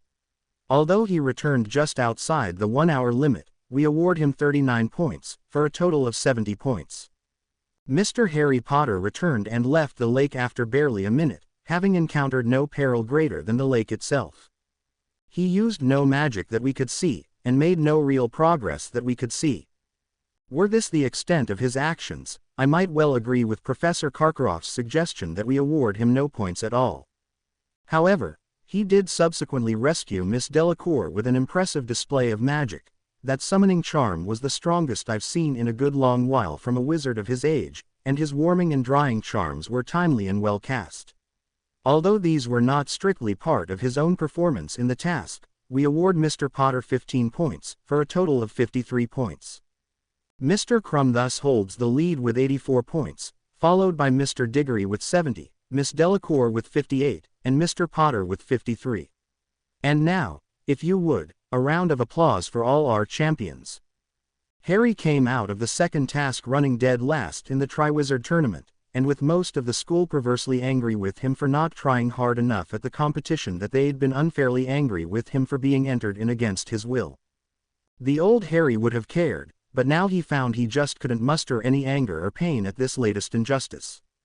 He had Hermione and Ron, he had the Weasley twins, and he had the other 3 champions on his side also. By rescuing Fleur he had clearly established his character to the other champions. Harry did appreciate this. He liked Cedric quite well. His previous awe in the face of international Quidditch star Victor Crumb had by now transformed into a healthy respect based on direct experience, and of course he was quite fond of Fleur. So, given all that plus the continued support of the Hogwarts staff as a whole, with the usual exceptions that no longer bothered him, Harry found himself easily able to shrug off the latest round of hostility from the student body. He knew it wasn't entirely a healthy attitude to take, but he couldn't help but feel somewhat superior to them. Once Harry knew what the third task was to be, he found himself entirely unbothered by it. He'd enter the maze at least briefly, for the look of the thing if nothing else, but there was no way he would risk his life against whatever terrors had been set to defend the prize. He didn't want the prize, and he did want to live. The choice really wasn't a difficult one to make. He smiled grimly as he reflected on this, walking back to the castle after herbology. That was his final thought. He hadn't noticed that he had lagged a little behind his classmates, and he never saw the silent red stupefy from the empty air behind him. Disguised and disillusioned, the utterly nondescript man hastily disillusioned Harry Potter's inert form before levitating it and heading purposefully towards the once and future Quidditch pitch. Once there, he lowered the boy onto the grass, cancelled the disillusionment, and laid the Triwizard Cup on Harry's outflung hand. A tap of a disillusioned wand on the cup, and cup and boy disappeared. The nondescript man, still disillusioned, walked briskly but silently back to the chambers of Mad-Eye Moody. There he cancelled his disillusionment and then his disguise, before draining a flask of polyjuice potion to resume his now accustomed form. He smiled in satisfaction as he left his chambers. Harry, meanwhile, was lying unconscious in a deserted graveyard. There he lay as a short pudgy figure approached with a bundle in its arms. Peter Pettigrew, visible and undisguised, carefully laid a cloth bundle on the soil near Harry's head before turning and walking briskly away.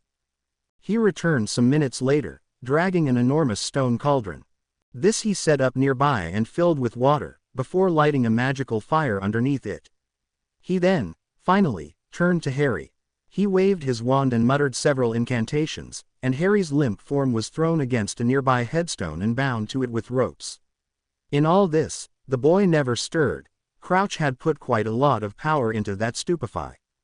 Harry's holly and phoenix feather wand lay forgotten in the grass about a meter in front of his feet. As Pettigrew made as if to cast some spell on the grave beneath Harry's feet, he was interrupted by a petulant hissing from the cloth bundle on the grass. "Wake the boy, you imbecile. He must be awake for his part in the ritual, and the ritual will fail if you interrupt it to wake him." Pettigrew cringed, and cast a pitifully weak and unfocused enervate at Potter's boy. The spell hit its target with no obvious effect. Trembling violently, the rat-faced man concentrated desperately on his next attempt. This one worked, and the boy who lived jerked awake. He struggled violently for a few seconds as he glanced around frantically to get his bearings, then stood still as he stared at his parents' betrayer. Harry had recently learned not to care overmuch about a great many things which had previously concerned and constrained him, but he had lost none of the anger he felt towards Peter Pettigrew. Even in a position of such power over the boy, Wormtail instinctively cowered away from the look that Harry gave him. It was James's face with Lily's eyes, but James had never looked so terrifying. Even Lily had never worn such an expression, for all that she had most of Hogwarts all but bowing to her by the time she left. Peter suddenly knew, without any hint of doubt, that James Potter's son would kill him in a heartbeat if given the chance. "My patience wears thin, Wormtail." Peter jumped as if stung, and began to scurry once more. He checked that the water in the cauldron was still boiling, then hastily added several ingredients to it. Fiery sparks flew up, seeming to dance mockingly in the air before disappearing. He waved his wand at the ground under Harry's feet and muttered something, and a trickle of dust spiraled up out of the grave. Bone of the father, unknowingly given, you will renew your son. A wave of the wand, and the bone dust disappeared into the cauldron. The open mouth of the cauldron glowed a poisonous blue. Pettigrew now paused for a moment, trembling as he seemed to screw up his courage, before he went on. Flesh of the servant, willingly given. He held his left hand out over the cauldron, and a blade flashed as he cut the hand off entirely. It fell into the cauldron with a splash, and the cauldron's opening flashed bright red. Pettigrew's voice was high and tight with pain as he continued. You will revive your master. He turned now towards Harry, holding the bloody knife. He carefully wiped the knife on his robes as he walked towards the ultimate symbol of his life's mistakes. The time for choices had long since passed, and he knew it. He reached out towards Harry with the knife. He sank the knife deep into Harry's left shoulder, then yanked it out again. He held the knife against the wound until it was flowing with blood. Blood of the enemy, forcibly taken. He stepped across to the cauldron, and flicked a few drops of Harry's blood into it. The potion's surface flashed a blinding white, and his face finally cracked into a smile as he stumbled backwards. His voice was unhinged elation as he continued. You will resurrect your foe. Whimpering all the while, Pettigrew picked up the bundle of cloth and lowered it gently into the dazzling potion. Then, as he sank to the ground and curled up around his freely bleeding wrist, the cauldron's white light abruptly vanished. Great gouts of steam came gushing out now, and the graveyard was quickly shrouded in mist. As the mist cleared, a hideous skeletal figure became visible, standing in the cauldron. Wormtail, it hissed, robe me. Whimpering piteously, Wormtail rushed to drape a black robe over this monstrosity's shoulders. My wand, you fool, my wand. Wormtail pulled the 13-inch yew and phoenix feather wand from his robes, and handed it gingerly to his risen master. Voldemort accepted it carefully, smiling for the first time. At last, he hissed. Your arm, Wormtail. Wormtail held out his mutilated left arm, whimpering at the pain. Voldemort sneered. The other one, you halfwit. Wormtail hastily held out his other, intact, arm. Voldemort pressed his wand into the dark mark on Wormtail's forearm, and it turned deep black in an instant as Wormtail cried out in pain. Within moments, white-masked black-robed figures began appearing and assembling in a circle around the tableau. Within a minute the circle was nearly complete, though there were clearly spaces left in it. Voldemort smiled. Welcome, my old friends, welcome. I, your Lord Voldemort, have returned. Welcome back to my service, all of you. To Harry's feverish eye, a few of the brighter figures seemed to wince slightly at this. The reason became clear a moment later, as Voldemort continued. You will all, of course, need to explain to me why exactly you left my service to begin with. Did you really think me gone, defeated by an infant? I, Lord Voldemort, who had come closer to perfect immortality than any wizard before me. Fools, cowards and fools. The figures definitely looked unhappy now. Voldemort smiled in satisfaction. Wormtail here, alone of all of you, has proved faithful. True that he only did this out of fear, and only when he no longer had any other option, but still he has been more faithful than any of you here. He will be rewarded. At this point Wormtail, who had been standing unsteadily in his place in the circle, collapsed once more. Voldemort strode to him, and grabbed his mangled arm roughly. See how Lord Voldemort rewards those who are faithful to him. He touched his wand to the gushing bloody stump of Wormtail's wrist, and murmured a complex incantation. Wetly gleaming silver flowed from his wand to cover and seal the wound, before shaping itself into a perfect hand. Wormtail's whimpering stopped abruptly, and he stared at his new hand. Gingerly, disbelievingly, he flexed the fingers. They responded perfectly to his will. He picked up a pebble from the ground beside him, and crushed it almost effortlessly between thumb and forefinger. His face split into a manic grin. Thank you, O Lord, thank you. He shouted, more than a touch of delirium lingering in his tone. He had, after all, just lost quite a lot of blood. Voldemort stepped back to the middle of the circle. I am back, my friends, and this time we shall rule. The final obstacle, Harry Potter, is a danger no more. He gestured grandly to his Muggle father's headstone, where a tightly bound Harry Potter had been quietly observing everything. A murmur swept through the Death Eaters as they realized the situation. Harry swore under his breath, but otherwise gave no reply.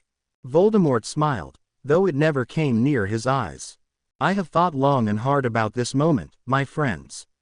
I had thought to duel this child, to prove once and for all my dominance over him, but then I realized that I would thereby do him too much honor. That Halloween he lived by chance, by his mother's sacrifice. Nothing about the boy himself made him special then, and nothing makes him special now.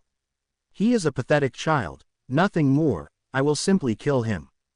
Voldemort now turned to Harry. Well, boy, any last words? Harry shrugged slightly, trying to ignore the pain in his shoulder. What's the point? You'll kill me just the same, no matter what I say. You'll die just the same, too, no matter what I say. You know I'll be a martyr, don't you? A symbol for the light, even in death. You can certainly kill Harry Potter, and I'm pretty sure you're about to, but there's nothing you can do to destroy the boy who lived. I always hated that name, you know, but I think I understand it now. It doesn't even have very much to do with me personally, it's just a sort of a hero, an ideal, that Wizarding Britain built up around me. It may be silly, in fact it really is silly, but it's also why you and your masked minions are all going to die in the next few months no matter what you do now.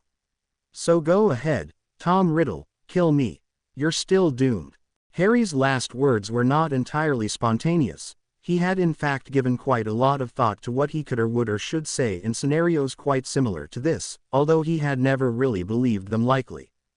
He was happy now, though. He had done his best, and he had said what he wanted to say. Voldemort would kill him, and then Wizarding Britain would rise up in horror and tear Voldemort and his Death Eaters apart. Harry smiled serenely as Voldemort, face contorted with fury, raised his wand. Avada Kedavra. And so it went. The fallen form of Harry Potter had now absorbed several dozen Cruciatus curses, and still it lay unresponsive. The Death Eaters became bored, and the spells ceased. Voldemort smiled as he turned away from the boy to address his servants. Now, I know that many of you, I'm looking at you Lucius, have maintained a respectable appearance in my absence. This will be useful to us, and I will not lightly throw it away. You have disappeared abruptly from your daily lives, and you must now return before your true allegiance is discovered by any who cannot be trusted.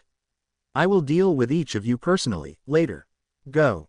With a flurry of sharp detonations, the circle disappeared. Only Voldemort and Pettigrew remained, and the body of Harry Potter. The two men turned to the cauldron. What remained inside was a potion which would ultimately build Voldemort's new body to full strength. Harry awoke suddenly to find himself lying naked on a bright white surface which somehow felt neither warm nor cold, hard nor soft. He noticed that his shoulder didn't hurt, and when he looked he saw unblemished skin as if Pettigrew had never stabbed him. He shook his head, then registered more fully that he was naked. A small mental effort, and he was wearing his usual robes. He stood up gingerly, surprised to feel perfectly healthy. As he cast his eyes around in increasing bewilderment, he saw two figures approaching swiftly from the indefinite distance. Staring at them as they drew near, he finally recognized the serene young couple, her warm red-brown hair and brilliant green eyes, his messy black hair and not quite cool spectacles. Harry ran forward and threw himself into their collective embrace, tears streaming freely down his cheeks as he finally felt the loving arms he had always dreamed of. At length they drew apart, and Harry finally asked the obvious question. Where am I? I mean, am I dead? James Potter smiled. Not quite, son, not quite. Voldemort did just hit you with the killing curse, again, but the rules work a bit differently for you. You see, the first time around you were saved by some high-end magical protections your mother had arranged. It was all far beyond me, of course. Lily always was the smart one, in our relationship and in the whole school. Anyway, part of that was that a piece of Voldemort's soul ended up trapped behind your scar. That's why you have that connection with him, it's why you're a Parselmouth, and it's also why you're not exactly dead right now. Harry stared at his unreasonably young father. That's good, I suppose. James grinned. I think so, yes. He waved at Lily, and she took over. Because you had two different souls in you, your own and a piece of Voldemort's, you have the option now of sending Voldemort's soul fragment on while you go back. Time has been passing more or less normally all this while, which is just as well. I've been watching your body, and you definitely didn't want to be there for all those Cruciatus curses. Death Eaters are so unimaginative, and so crude. Harry blinked at her. So when I go back, what should I do? She smiled, and pulled him into another hug. Whatever you feel is right, Harry, whatever you feel is right. In the end it's all up to you. It always has been, really, but never more so than right now. Just know that I'm proud of you, we're proud of you, and we know you'll do what's right. Harry smiled a little tearily as he stepped back. Okay, when do I go? James chuckled. That's my son, all right. They seem to have finished with the Crucios, so now's as good a time as any. Listen for the apparition cracks, and try to wait until Voldemort and Stinking Wormtail are facing away from you before you even twitch. Oh, and your body is lying on top of your wand. You may find that helpful. Harry grinned and hugged both his parents once more, and then they literally picked him up and somehow threw him in a direction that he couldn't quite pin down. Harry found himself lying on the ground once more, but this time it definitely hurt. His entire body was twisted and stiff, his shoulder ached appallingly, though it had at least stopped bleeding for now, and he was cold and wet as he sprawled on the short grass. With some effort, he resisted the urge to shift to a less uncomfortable position. A few seconds later, he heard what sounded like a volley of gunshots. The Death Eaters were gone, he thought. He heard two pairs of feet shuffle away from him, and took a chance on opening his eyes and moving his head slightly so that he could see. Voldemort and Wormtail were standing about 3 meters away, doing something to the cauldron from before. Harry scrabbled discreetly underneath himself and grabbed his wand, then paused for a moment to consider his options. Reaching a decision, he staggered to his feet as quietly as he could. Voldemort and Wormtail were facing away and talking, paying no attention at all to him, and he expected he would need his body to work at least a little as soon as he did anything to attract Voldemort's attention. He wasn't exactly willing to do jumping jacks to get his body moving, but he did try to shake out the stiffness a little while he could. On reflection he ducked behind the headstone, then peered over the top of it and sighted very carefully on the base of Voldemort's hood as he consciously drew up all the magic he could access.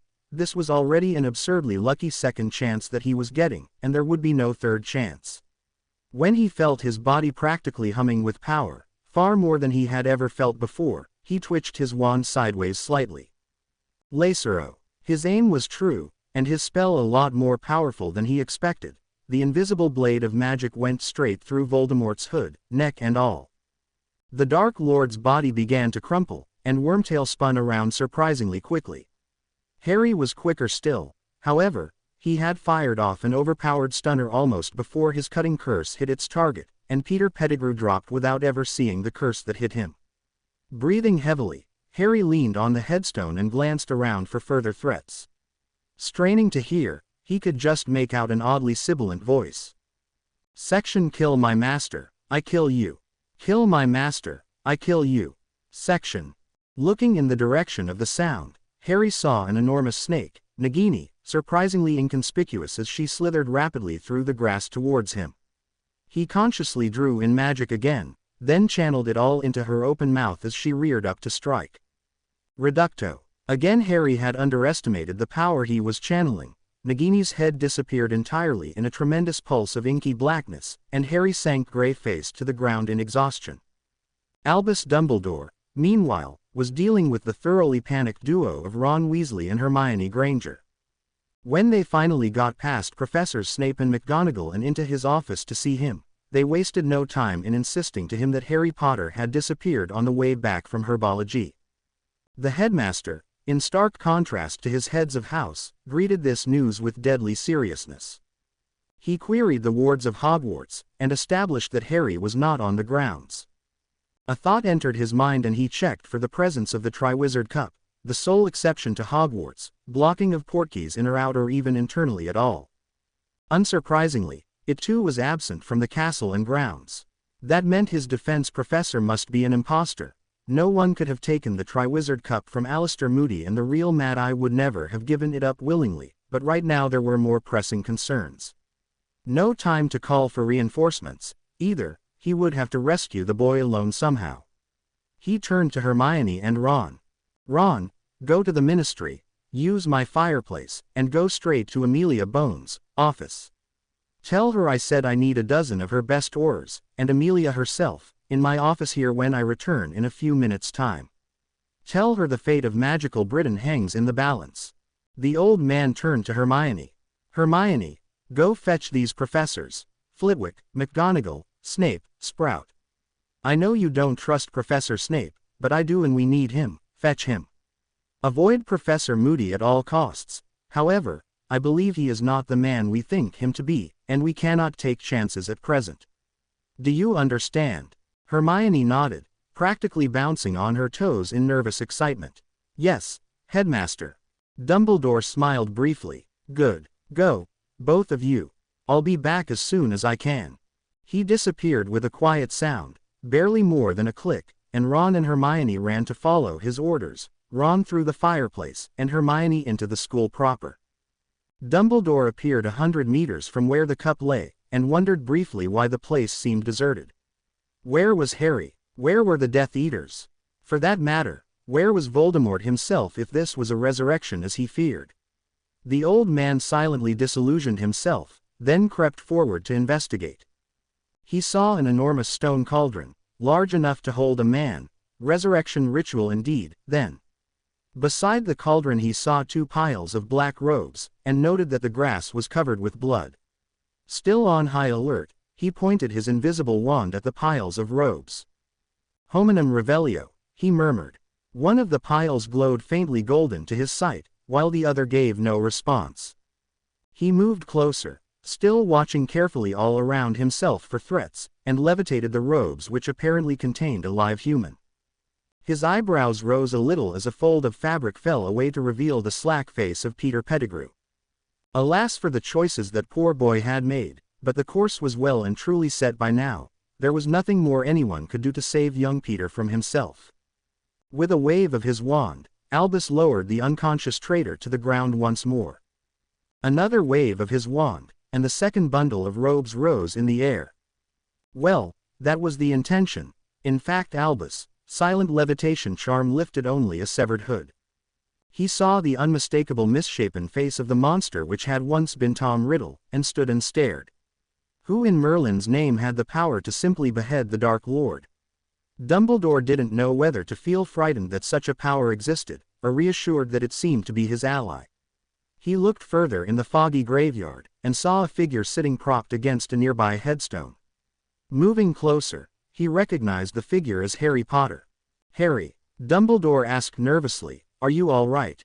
Harry didn't even twitch. Hominum Revelio. Whether because Dumbledore had overpowered the spell or because of the tremendous power that had flowed through Harry so recently, the graveyard was suddenly brightly lit by a glowing nimbus around the boy. Dumbledore's mouth fell open, and he took an involuntary half-step backwards. He sank gently to the ground, and concentrated on breathing deeply and evenly for a time. When he was calm once more, he cast a flurry of diagnostic charms. Harry was mostly healthy apart from magical exhaustion and a deep stab wound in his left shoulder, and somehow, incredibly, the Horcrux behind his scar was simply gone. Albus Dumbledore stared blankly at Harry Potter's inert form for perhaps half a minute, thinking furiously. All of his many plans, the center and purpose of his life for many years now, were suddenly obsolete. There were profound implications to this new situation, and those implications would most likely transform Wizarding Britain in some way, but he reminded himself that those thoughts could safely be left for later. For now, he had a situation to deal with. He made a complete turn on the spot, muttering under his breath as his wand danced and flickered through the air, and incidentally securing Pettigrew with a number of charms to be safe, before relaxing somewhat. Finally, a faint smile appeared on his face. He bent down and plucked a weed from the grave of Tom Riddle Sr., and pointed his wand at it without even rising from his crouched position. Portus, he murmured, and the weed glowed briefly.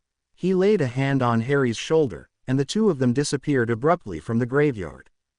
The ancient wizard and his young protege appeared suddenly in the infirmary at Hogwarts, startling Madame Pomfrey somewhat. She automatically levitated Harry to the nearest empty bed and began casting diagnostic charms on him, even as she addressed the headmaster. "What happened, Albus?" "I'm afraid I know very little as yet, Poppy. His friends reported him missing from Hogwarts, and I found him like this in the graveyard at Little Hangleton. My own tests suggest that he is in excellent health aside from magical exhaustion and that rather nasty wound in his shoulder, but of course I yield to your expertise in such matters. While I would prefer not to speak just yet about the circumstances of Mr. Potter's mourning, you should know that Voldemort was involved. This is no random battle wound, and there may well be wounds that I did not see. I trust you understand the need for discretion on this point." Poppy Pomfrey nodded absently, focused on her patient as her wand continued to dance.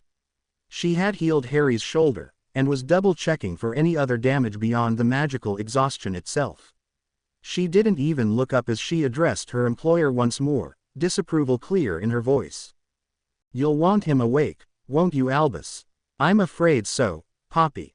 The events of the morning will determine the future of magical Britain for quite some time, and Mr. Potter is our only witness to those events." Poppy, who had known Albus a very long time, looked unconvinced as she finally turned from her patient to look at Dumbledore directly. "I swear to you, Poppy, that I do not know what happened this morning. I can only say that we appear to have acquired a tremendously powerful ally in our fight against the darkness, and that I would very much like to know just who that ally might be." Pomfrey nodded curtly. "Very well. Do what you must. Albus, I suppose that's what you always do, isn't it?" Albus nodded as he strode towards the door. "I shall return shortly for Harry, but for now we can let him sleep." The headmaster arrived at his office to find it quite crowded. Hermione had succeeded in fetching the heads of house, and Ron had likewise succeeded in fetching Amelia Bones and a contingent of Aurors. Albus noted that she had brought a selection of her best Aurors. Of course he recognized them all, and he nodded approvingly as he strode to his desk. "Thank you all for coming on such short notice. The situation is now far less dire than I feared when I sent my summons. In fact, we should be in no danger at all, but I would ask that we proceed with caution nonetheless. In a moment I shall take you to a graveyard at Little Hangleton, where I found Harry Potter wounded, unconscious and magically exhausted. I trust by now you are all aware of his disappearance. Mr. Weasley, Miss Granger, Harry is safe now. He is currently sleeping under Madame Pomfrey's care, suffering nothing worse than a modest case of magical exhaustion. Tell Madame Pomfrey I said you may sit with him, but I implore you not to wake him just yet. He needs what little rest he can get, before we must wake him to ask our questions." Hermione and Ron all but ran from the room, desperate to reach the infirmary and see for themselves that their friend was still alive and well. Dumbledore smiled indulgently as he watched them go, then he turned to his heads of house. "Severus, Minerva, Phileas, Pomona, please proceed with all speed and caution to the defense professor's quarters and apprehend the man. I trust I do not need to tell you how dangerous he is, whoever he really is. Severus, I'll be needing some Veritaserum shortly. Please leave it ready in your office when you can, and I shall collect it when required." "Of course, Headmaster." The heads of house left quietly, each wondering just what was going on. Behind them, with a thought and a momentary flicker of will, Dumbledore sealed the door to his office. "Now," he said, "Amelia, the graveyard is the scene of a crime about which I know very little as yet. I am relying on you and your Aurors to discover as much as possible from the evidence at the scene, before we trample it over much." Amelia Bones nodded, and mere moments later they were all whisked away by a hastily charmed portkey. The crowd of powerful adults appeared in the graveyard, Amelia and her Aurors rapidly spreading out to examine the area. "Blood all over the place," noted Auror Shacklebolt, beginning to cast diagnostics on it. "Mostly from one person, though there are traces from someone else." "Pettigrew," said Amelia in disbelief. "Peter Pettigrew. Well, he has some explaining to do when he wakes up." A pair of Aurors moved forward and secured the man, though they had little enough to do after Dumbledore's efforts. Amelia moved on, and then stopped abruptly. She liked to think of herself as imperturbable, and she certainly had a well-earned reputation for competence, but on this occasion she found herself truly astonished. Voldemort. Every eye turned to her, as she turned to Dumbledore. Did you know about this, old man? The old man smiled genially. Of course I did, Amelia. But answer me this. Would you have believed me, had I simply told you in advance? She snorted and turned back to her find. To be clear, she said in a voice tinged with disbelief, this is the head and the body of Voldemort. Separately, who the hell has that kind of power? Albus shrugged, having given some thought to that question himself. Technically, any one of us has power enough for that. Even a simple cutting charm would do it, if cast strongly enough by a competent adult. But you were rather assuming, Director Bones, that this body is that of a resurrected Lord Voldemort. I saw him dead in 1981, as did you. More likely, this is nothing more than a crude simulacrum of some sort, created by Pettigrew in an attempt to gain control of the former Death Eaters. I admit I'd not have thought him capable of such a thing, but by the very fact that he's alive we know that he's managed to fool us all in any case. Amelia nodded thoughtfully, staring intently at the man she had known for so long now. True enough. Dead snake over here, said Auror Scrimgeour. Big one. Heads missing, and there aren't even any large pieces lying around, just a bit of a hole and some disturbed earth. You want my guess, that was one hell of a blaster. Dumbledore nodded. Probably Pettigrew, or more likely a former Death Eater that he managed to bring here. Amelia sent most of the Aurors back to the Ministry after that, leaving only Kingsley Shacklebolt with herself and Albus as they took Pettigrew and Voldemort's body, transfigured into a bone, back to Hogwarts. They appeared back in the headmaster's office, and immediately secured Pettigrew to a chair. As the man was still unconscious, Dumbledore cast further restraining charms and a sound-deadening shield around the man, and then they simply ignored him. Only then did he really take note of the 4 heads of house waiting for him. What news? He asked quietly. Minerva looked disgusted. Gone. Totally cleared out before we got there. Flitwick raised a hand. He left a trunk behind, and in a secret compartment we found the real Alistair Moody. He's in rather poor condition and his eye and leg are gone, but Poppy assures us that he will make a full recovery in time. Albus winced. Poor Alistair. He will be extremely angry with himself. There was a general murmur of agreement. They did all know Moody, and then Albus dismissed his heads of house once more and they left the room. Albus tapped the desk with his wand, and the walls of his office glowed for a moment. He turned to Amelia, a slight smile on his ancient face. Amelia met his gaze sternly. All right, Albus, she said, now tell me the truth. Albus nodded calmly. You knew all along, of course, that I was leading your Aurors to a false conclusion. I knew you would. Thank you for playing along, Amelia. She nodded. He sighed, allowing himself to feel a little of the tiredness he habitually masked. Very well, I believe this is indeed the resurrected body of Tom Riddle, the self-styled Lord Voldemort. I knew already that he wasn't entirely dead. In the past few years he has made several attempts to restore himself, only to be foiled in each instance by Harry Potter. Amelia's eyebrows shot up. Harry Potter. What power does a child my Susan's age have to fight this monster? He grimaced. First and foremost, he has an uncanny ability to be in exactly the wrong place at the right time. Second, he has all the courage and nobility of a true Gryffindor. In such a situation, no matter how badly outmatched, he will always stand and fight.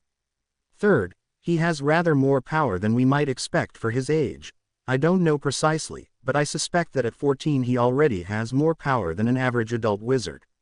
And finally, it must be noted, he has thus far been aided by an extraordinary run of luck whenever he has found himself in such a situation. Amelia nodded slowly. Okay, so you believe this really is Voldemort because you already knew he was coming back. Fair enough, and thank you for finally telling me. Now, in your opinion, what actually happened this morning? Albus paused for several seconds before replying. I did initially suspect the interference of some unknown ally to our cause, but no longer. While I do not know the details, I believe it most probable that Harry Potter himself decapitated Lord Voldemort and killed his snake. And yes, that snake was Voldemort's familiar. I believe her name was Nagini, though I would prefer not to share my sources at this time. Amelia Bones glared at this, but was distracted by her interest in the story itself. So why was Potter abducted? What was done to him, and why? The old man leaned against his desk, thinking rapidly.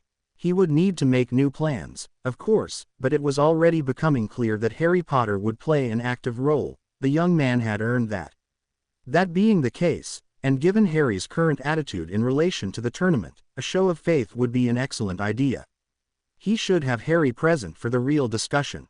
He nodded decisively as he straightened. If you don't mind, I shall go and fetch Mr. Potter. I believe he deserves to be here for this, and in any case we need his story. Pettigrew should sleep until we're ready for him. A few minutes and a pepper-up potion later, Albus returned with Harry. Once Harry was settled on a comfortable chair, Dumbledore addressed everyone in the room. I believe that the Second Wizarding War is upon us, and that only by Mr. Potter's timely intervention are we spared a far bloodier war than the first. I believe that the four of us here must take complete responsibility for ending the war before it can properly begin. I have extremely sensitive information to share with you, and I suspect the same is true of Harry. First, however, we must swear to secrecy. I cannot stress enough the dire consequences if this information were to be released too soon. Harry frowned. Does that mean I won't even be able to tell Ron and Hermione? The old man nodded. I'm afraid so. We simply cannot take the risk. Already we take a substantial risk by including you, because you lack our occlumency shields. You are here only because you have so richly earned it, and because quite frankly we may need you. Tell your friends that I am giving you training for when you must face Voldemort. I shall in truth give you such training if you desire it, though you and I know the reasons to be somewhat different. Harry nodded sadly, but said nothing. Fear not, said Dumbledore cheerfully. If secrecy is maintained, then this should be finished quite soon. I should like to think that I can learn to move past my mistakes, and it is now quite clear that in the last war one was not half so unflinchingly practical as I should have been. Amelia and Kingsley both snorted. They remembered the first war. A moment later, Amelia gave Albus a challenging look. You will swear also, Albus. And you will swear first. He nodded. Indeed. Are we agreed? They were agreed, and one by one they swore to abide by their conspiracy, to never reveal any of the information, including the existence of the conspiracy, without the direct permission of at least one, but preferably two or all three, of the other conspirators. Only after this could the meeting begin in earnest. Mr. Potter, said Dumbledore, you have the floor. What exactly happened this morning? Harry told the story, calmly and honestly. The adults didn't interrupt him at all. Finally, when he had finished, he asked what seemed like the obvious question. I had a piece of Voldemort's soul behind my scar, which must have been from the first time he tried to kill me. He was supposed to have died then, but he came back. I expect you can't completely die if part of your soul is stuck here. Assuming I'm right about this, are we sure there are no more pieces of his soul scattered around? Bad enough that I had to kill him. I want him to stay dead this time. Dumbledore beamed. Excellent deduction. Harry, I was right to include you here. The smile abruptly fell from Dumbledore's face, and he rested his elbows on his desk and his jaw on his hands before he continued. Those soul fragments are called Horcruxes, and usually they are created deliberately by a witch or wizard who has passed far beyond any chance or even desire for redemption. I shall not go into detail. Obviously none here would ever think to try such a thing, but I will say that the ritual centers on a cold-blooded murder. The Horcrux behind your scar, Harry, was to my knowledge the only one ever created by accident. I suspect this was due to the rebounding killing curse, but I have no way of knowing. Never before or since has the killing curse struck and failed. Now, I have been researching this topic since the end of your first year here at Hogwarts. I immediately recognized that diary for what it was, even though you had by then destroyed it. Knowing Tom as I did, I knew he would never have been satisfied to make just one. I have not yet learned the true number or identity of his Horcruxes, however. All I can say for certain is that, however many there once were, there are now two fewer, the diary and your scar, of course. Amelia interjected. What do you suspect, Albus? He sighed. From all I've found, he seems to have had a fascination with relics of the Founders. I believe there is a golden cup which once belonged to Helga Hufflepuff, though I do not know its present whereabouts. Likewise a golden locket forged by Salazar Slytherin, and possibly a diadem wrought by Rowena Ravenclaw. 7, said Kingsley Shacklebolt in his deep rich voice. Excuse me, said Dumbledore, turning to him. 7. He created 7 Horcruxes. What makes you say that? Kingsley smiled. We know of 2 for certain, and another 3 most likely. That makes 5, 6 including the piece within his own body, but 5 again if we don't count the accidental Horcrux behind Harry's scar. 5 is alchemically unstable. He would never have chosen to split his soul into 5 parts, but 7. 7 is stable, so he meant to make 6. If you're right about those 3, Headmaster, and the diary, then we have 2 more Horcruxes to discover. Dumbledore nodded slowly. That makes sense. Good thinking, Kingsley. Does anyone have any ideas as to what either of those objects might be? When no answer came, Dumbledore continued. I believe that Tom's snake, Nagini, may have been a Horcrux. Harry has had visions, seeing through Tom's eyes, and in them Tom displays an exceptional fondness and protectiveness towards the snake, all the more so because he shows no true affection towards anything or anyone else besides himself. Well, said Kingsley with a smile, that would make our job easier if you're right, Headmaster. Harry, when you killed that snake, did you see any sort of energy release or similar? Harry spread his hands helplessly. Look, I passed out a moment later. I really wasn't paying that much attention. I do think there was some sort of shadow or something, though, just for a moment. I thought it was just my mind playing tricks on me. The adults all smiled, and Albus raised a hand. Excuse me, I'll be back in a moment. He disappeared in a flash of red gold fire, but reappeared only seconds later. Now he was clutching fox tail feathers in one hand and Nagini's body in the other. The latter he tossed down onto the floor of his office, heedless of the blood. He cast a complex charm, muttering at length under his breath, and an ugly penumbra appeared around the snake. Albus smiled. Correct. Nagini here was a Horcrux, until Harry destroyed her. Harry, that means you have now destroyed 2 Horcruxes, 3 if we count the one behind your scar. You have a tremendous future ahead of you, of course, but even if that weren't the case, this alone stands as a lifetime achievement that to my knowledge no one else has ever managed. You should feel proud, young man. Harry smiled, thinking that he felt a lot less embarrassed than he would have at the start of the year. Instead of embarrassment, he found he truly did feel pride. Thank you, Headmaster. Dumbledore nodded. Now, Harry, you seem to be drooping rapidly. You were magically exhausted when I brought you back, and Pepper Up can only do so much. I shall take you to the infirmary in a moment. Further planning can wait until after the 3rd task tomorrow. We will interrogate Pettigrew now, though, if you don't mind. There's no particular need for you to take part in that, and I'm happy to show you my memories if a summary is for some reason inadequate. Harry nodded peaceably, eyelids already drooping, and Dumbledore disappeared with him in another flash of fire. When Albus returned to his office a few minutes later, having also taken the time to collect Veritaserum from Snape, he found Amelia and Kingsley in quiet conversation. Any new ideas? He asked. None worth mentioning, said Amelia. Our course of action is quite clear, I would say. Pump Pettigrew full of Veritaserum and ask him a lot of questions. Oh, and have a Dictaquil running as we do. True enough, said the headmaster. Shall we? Amelia set up the quill, and they sat around Pettigrew. As an added precaution, Dumbledore sealed his office completely. Aside from phoenixes, absolutely nothing could enter or leave his office while it was thus sealed. Even house elves were blocked. With a twitch of his wand, Albus woke Pettigrew. The small man twitched violently as he awoke, and began to babble even as he was taking in the situation around him. Headmaster, you saved me. I've been held hostage by the Dark Lord for so long, I'd given up all hope of rescue. Dumbledore sighed. Are you willing to take Veritaserum, so that we can learn more about your suffering at the hands of Voldemort? What? I'm the victim here. Why would I take Veritaserum? Dumbledore sighed again and wordlessly stunned the man, before tipping his head back and carefully placing 3 drops of Veritaserum on the lolling tongue. Then he sat back, and woke the man again.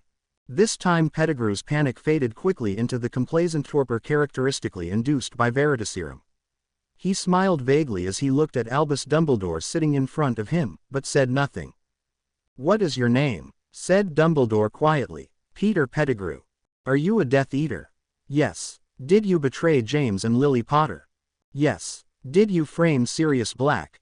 Yes. What did you do this morning? I returned the Dark Lord to a proper body. He's my only hope, now that my cover as Scabbers is useless. What was Harry Potter's role in that? Blood of the enemy, forcibly taken. The Dark Lord insisted on Potter's blood, wouldn't accept anything else. How did you get Harry Potter to the graveyard? Barty Crouch. That's Barty Crouch Jr., was polyjuiced as Mad-Eye Moody. After you turned the Triwizard Cup into a portkey that could go through the Hogwarts wards, he added the graveyard as a destination. Then he stunned the boy, kidnapped him, and sent him out with the portkey. Who answered Voldemort's summons this morning, and who failed to do so? Avery, the Carrow twins, Crabbe, Gibbon, Goyle, Jugson, Malfoy, Knott, Roll, Travers, McNair, Yaxley. Crouch couldn't come because of his cover. Snape will say the same. Karkaroff has lost his nerve. The rest are in Azkaban. What do you know about Horcruxes? I've never heard the word. Did you ever see Voldemort's diary, the one that he gave to Malfoy? Yes. Terrifying thing. Did you ever see another object that felt like that? Maybe one that Voldemort was very protective of. There was a gold cup. Pretty thing, but felt like madness. The Dark Lord gave it to Bellatrix, to put in her vault at Gringotts. Is it there now? I think so. Any other objects like that? There was a ring. Ugly thing to start with, and felt like that. Don't know where it is now. Anything else? Well, that snake has always scared me. I figured it was just the rat thing, but maybe there is something wrong with it. Dumbledore paused. Where have you and Voldemort been living? The old Riddle house. It's dark and nasty, but it's safe. The Dark Lord killed the Muggle caretaker ages ago, and still no one comes there. Do you know anything about a golden locket, possibly forged by Salazar Slytherin? No. Do you know anything about a headpiece of some sort that once had something to do with Rowena Ravenclaw? No. Dumbledore glanced at Amelia and Kingsley, to see whether either of them had further questions for the wretch. They shook their heads slightly. Dumbledore twitched his wand, and Pettigrew lapsed into unconsciousness once more. We'll take him, said Amelia. This was a legitimate interrogation as far as the DMLE is concerned. Veritaserum from a trusted source administered by the head of the Wizengamot, questioning by the same, and all in the presence of myself and a senior or with an official dictaquil running. I can keep this quiet for perhaps a week, but it will get out eventually and it will be front-page news when it does. We need to act quickly. Can we count on Fox assistance? The beautiful red gold bird, who usually chose to fade into the background, assented melodiously. Amelia smiled. Thank you, Fox. The first thing we need to do, said Kingsley, is get these Death Eaters into custody before they realize what's happening. True, said Amelia, but we can't do that without warrants. Pettigrew is a special case there. Albus smiled. I am Chief Warlock of the Wizengamot, don't forget, and that does come with certain rarely used powers. I cannot legally send anyone to Azkaban on my own authority alone, but I can issue warrants for you to arrest them and keep them in holding cells at the Ministry. We have a chance, just one, to break the stranglehold that Lucius Malfoy and his ilk hold on the Ministry of Magic. Give me a moment. He waved his wand at a sheet of parchment, and fancy formal lettering appeared on it. Looking more closely, the others could see a generic arrest warrant for being an accessory to the kidnapping of Harry Potter.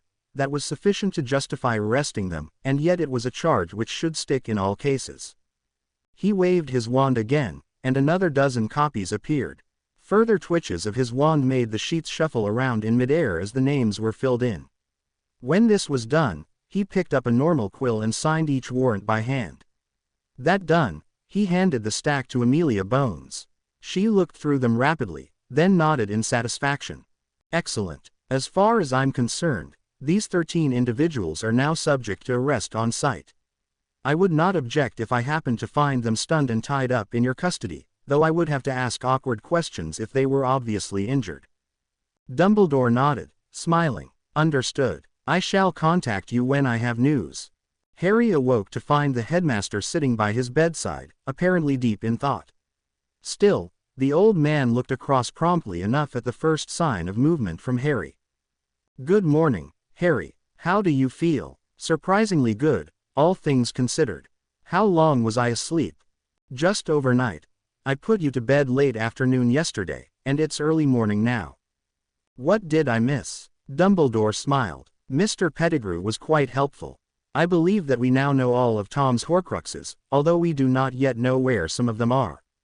Harry stared intently at Dumbledore. "What are they all? What do we know, and what are we planning to do about it?" Dumbledore glanced around at the privacy curtain surrounding them, then muttered under his breath for a moment as he waved his wand. "None may overhear us now. Understand, Mr. Potter, that these matters are deadly secret."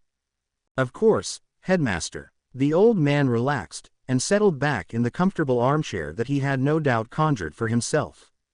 "Now, Riddle's Horcruxes. We believe there were 7 Horcruxes. It should have been 6 Horcruxes plus the fragment that remained in his body, but he created the Horcrux in your scar quite by accident. Thus, 7 Horcruxes and 1 disembodied fragment. We know already of the diary, your scar, and Nagini. Those 3 have all been destroyed by your hand, one way or another. From my research we know also of a diadem associated with Rowena Ravenclaw, a locket associated with Salazar Slytherin, and a golden cup which once belonged to Helga Hufflepuff. I believe that each of those items may in fact have been created by its namesake, but on that point I cannot be certain. I am quite certain, however, that those 3 artifacts exist and that they are Horcruxes. I have as yet no idea as to their whereabouts. Recall that I said there were 7 Horcruxes, or so we believe." Kingsley pointed out the alchemical reasons for that. 3 are extinct by your hand, and 3 we know from my researches. That leaves but 1, excepting only the fragment which lately animated the body that you slew yesterday. In fact, I believe that ghastly homunculus briefly constituted an 8th Horcrux. Being in a mortal body, however, it perished just as Nagini did. Living Horcruxes seem to require only death in order to be destroyed, rather than the more extreme violation required for inanimate Horcruxes. In any case, that fragment is no longer of any concern to us. So, besides those which I have mentioned, we expected to find only 1 further Horcrux. Mr. Pettigrew helpfully confirmed a number of other Horcruxes and identified the final one. It is a ring, although I'm afraid I know no more of it at present. Harry nodded slowly. "Thank you, Headmaster. Do we know where these things are?" "One only. Alas, the cup of Helga Hufflepuff, we believe, lies in the Lestrange vault at Gringotts. We need only notify the goblins of its presence, and they will destroy it of their own volition. In fact, I believe the mere presence of that abomination may be sufficient to see the vault closed and its contents confiscated by the goblins. They take Horcruxes extremely seriously." Harry nodded. "Okay, so how do we find the others?" "Hard work and good fortune, in that order," said Dumbledore, looking suddenly quite tired. Harry twitched violently at this, eyes going very wide. "Wait a moment, Professor." Dobby. With a small crack, the extraordinary house elf appeared. He was dressed in smart Hogwarts livery and grinned as broadly as ever to see Harry, but to Harry he seemed a great deal less vibrant now. "What can Dobby be doing for Harry Potter, sir?" said Dobby eagerly. Harry paused. "Before that, Dobby, tell me honestly, are you okay?" Dobby burst into tears, and began hitting himself in the head with both fists. "Bad Dobby. Bad Dobby. House elves must never be unhappy, not while they have work. Bad Dobby. Bad elf. Dobby, stop." Harry grabbed the tiny hands and physically prevented Dobby from hurting himself any further. "Dobby, don't hurt yourself. Please just tell me what's wrong, and I promise I'll try to fix it." Dobby burst into tears again, but this time without hitting himself. "Harry Potter, sir, is a great wizard, a truly great wizard, oh yes. Caring about a poor useless house elf like Dobby." Harry cut him off. "Dobby, tell me what's wrong." Dobby looked down at the floor. "Dobby is not being bonded to Hogwarts like the other elves. Dobby can't, not now. Dobby is being paid, and Dobby is happy, but Hogwarts has many elves, and not enough work for all, and not enough magic for an elf who is not even bonded to her. Dobby grows weak without powerful magic. Bad masters were cruel to Dobby, Oh yes, but bad masters had strong magic. Harry stared at the elf, appalled.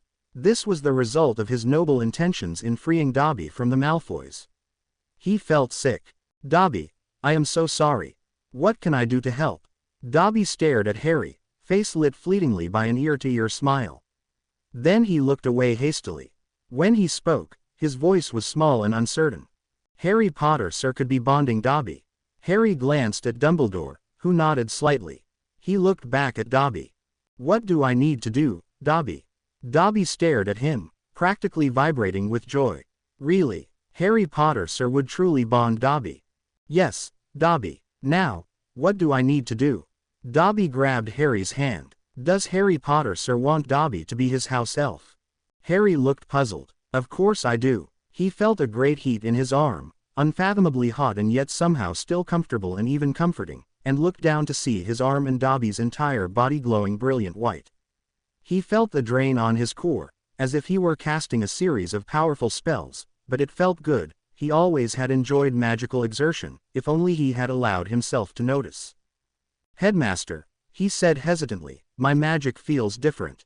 Was there some sort of, I don't know, block, or something, on it before? Dumbledore shook his head. Not to my knowledge, no. Such things are possible, but they're only used in the most extreme circumstances. Any such block on your magic would in any case have been noticed and corrected by Madame Pomfrey well before now. It is my belief that you had a mental block only, that as a result of your appalling childhood, you had suppressed a significant portion of your true magical potential. I do wish to apologize most deeply for that, but this is not the time. As to your magic, I believe that you overcame that mental block in the graveyard yesterday. You said that you deliberately drew up as much magic as you could, far more than you had ever held before. I believe that, in that moment, for the very first time you truly wished to use your full potential. Hence you accepted at least the possibility of that power, and the mental barrier fell.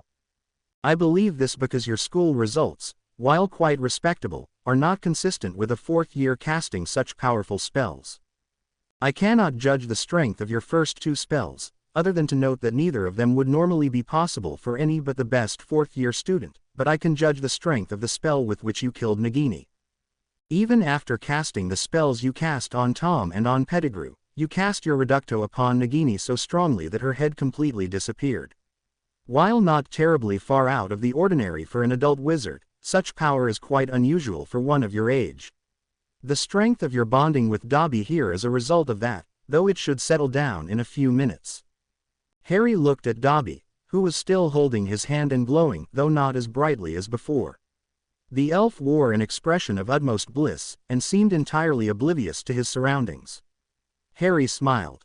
Eventually the glow faded, and Dobby let go of Harry's hand.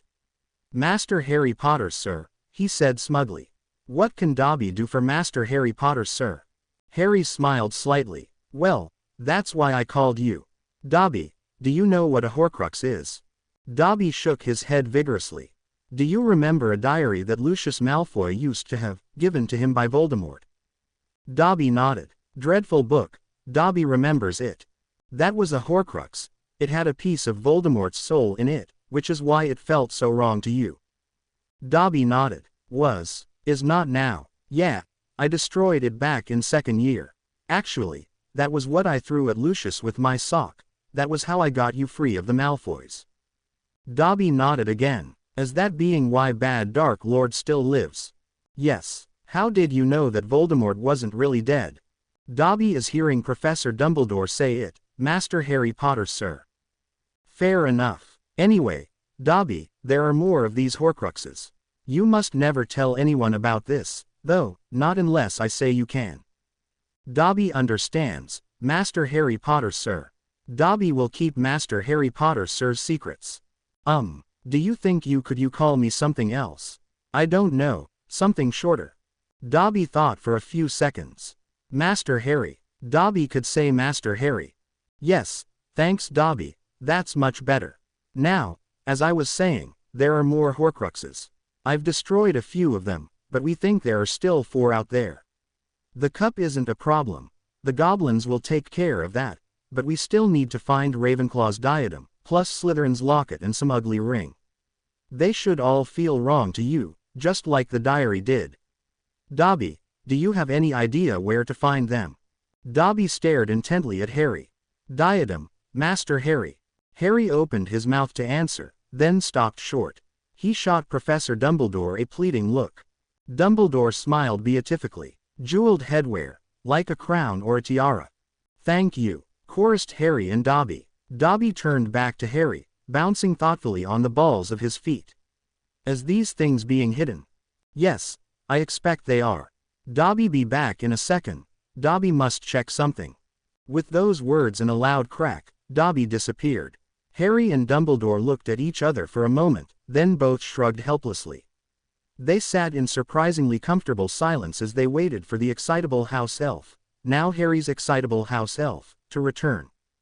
Harry was asleep when Dobby returned nearly half an hour later, but was woken abruptly by the crack of Dobby's reappearance. Dumbledore, of course, had not moved from his recliner. Both wizards looked eagerly to the house elf, and they were not disappointed. In his hands Dobby held a tarnished silver tiara. As that, said Harry in an odd whisper. Dobby is finding the diadem of Ravenclaw, yes. Dobby is finding it in the come-and-go room, where many things are hidden. That's brilliant, said Harry. Well done, Dobby, and thank you so much, you're the best. Dobby danced a little on the spot, unable to contain his excitement. Dumbledore, meanwhile, reached out his hand. Dobby, suddenly serious, laid the diadem reverently in the old man's hands. Dumbledore examined it closely, but he never seemed to be in much doubt. Yes, this most certainly is a Horcrux. That taint is unmistakable. I cannot safely destroy it myself, but I believe that the goblins can do so. It is even possible that they may have some way to cleanse it of the taint without destroying the object itself. That would be especially useful here, since Ravenclaw's diadem is said to have magical powers. Dobby, I must add my own thanks. You really have done extraordinarily well. Dobby bowed deeply, before turning back to Harry. Master Harry Master Harry would like Dobby to find others. Harry nodded. If you could, that'd be brilliant. It's fantastic that you found one straight away. We really weren't expecting that. Could you ask other elves or something? Dobby nodded. Can Dobby borrow the diadem of Ravenclaw? Harry and Dumbledore both looked startled. If Dobby can show what Horcruxes feel like, then Dobby is sure that other elves will help. Dumbledore conceded that, and handed the diadem back. Dobby disappeared with a loud crack, and Harry and Dumbledore were left alone once more.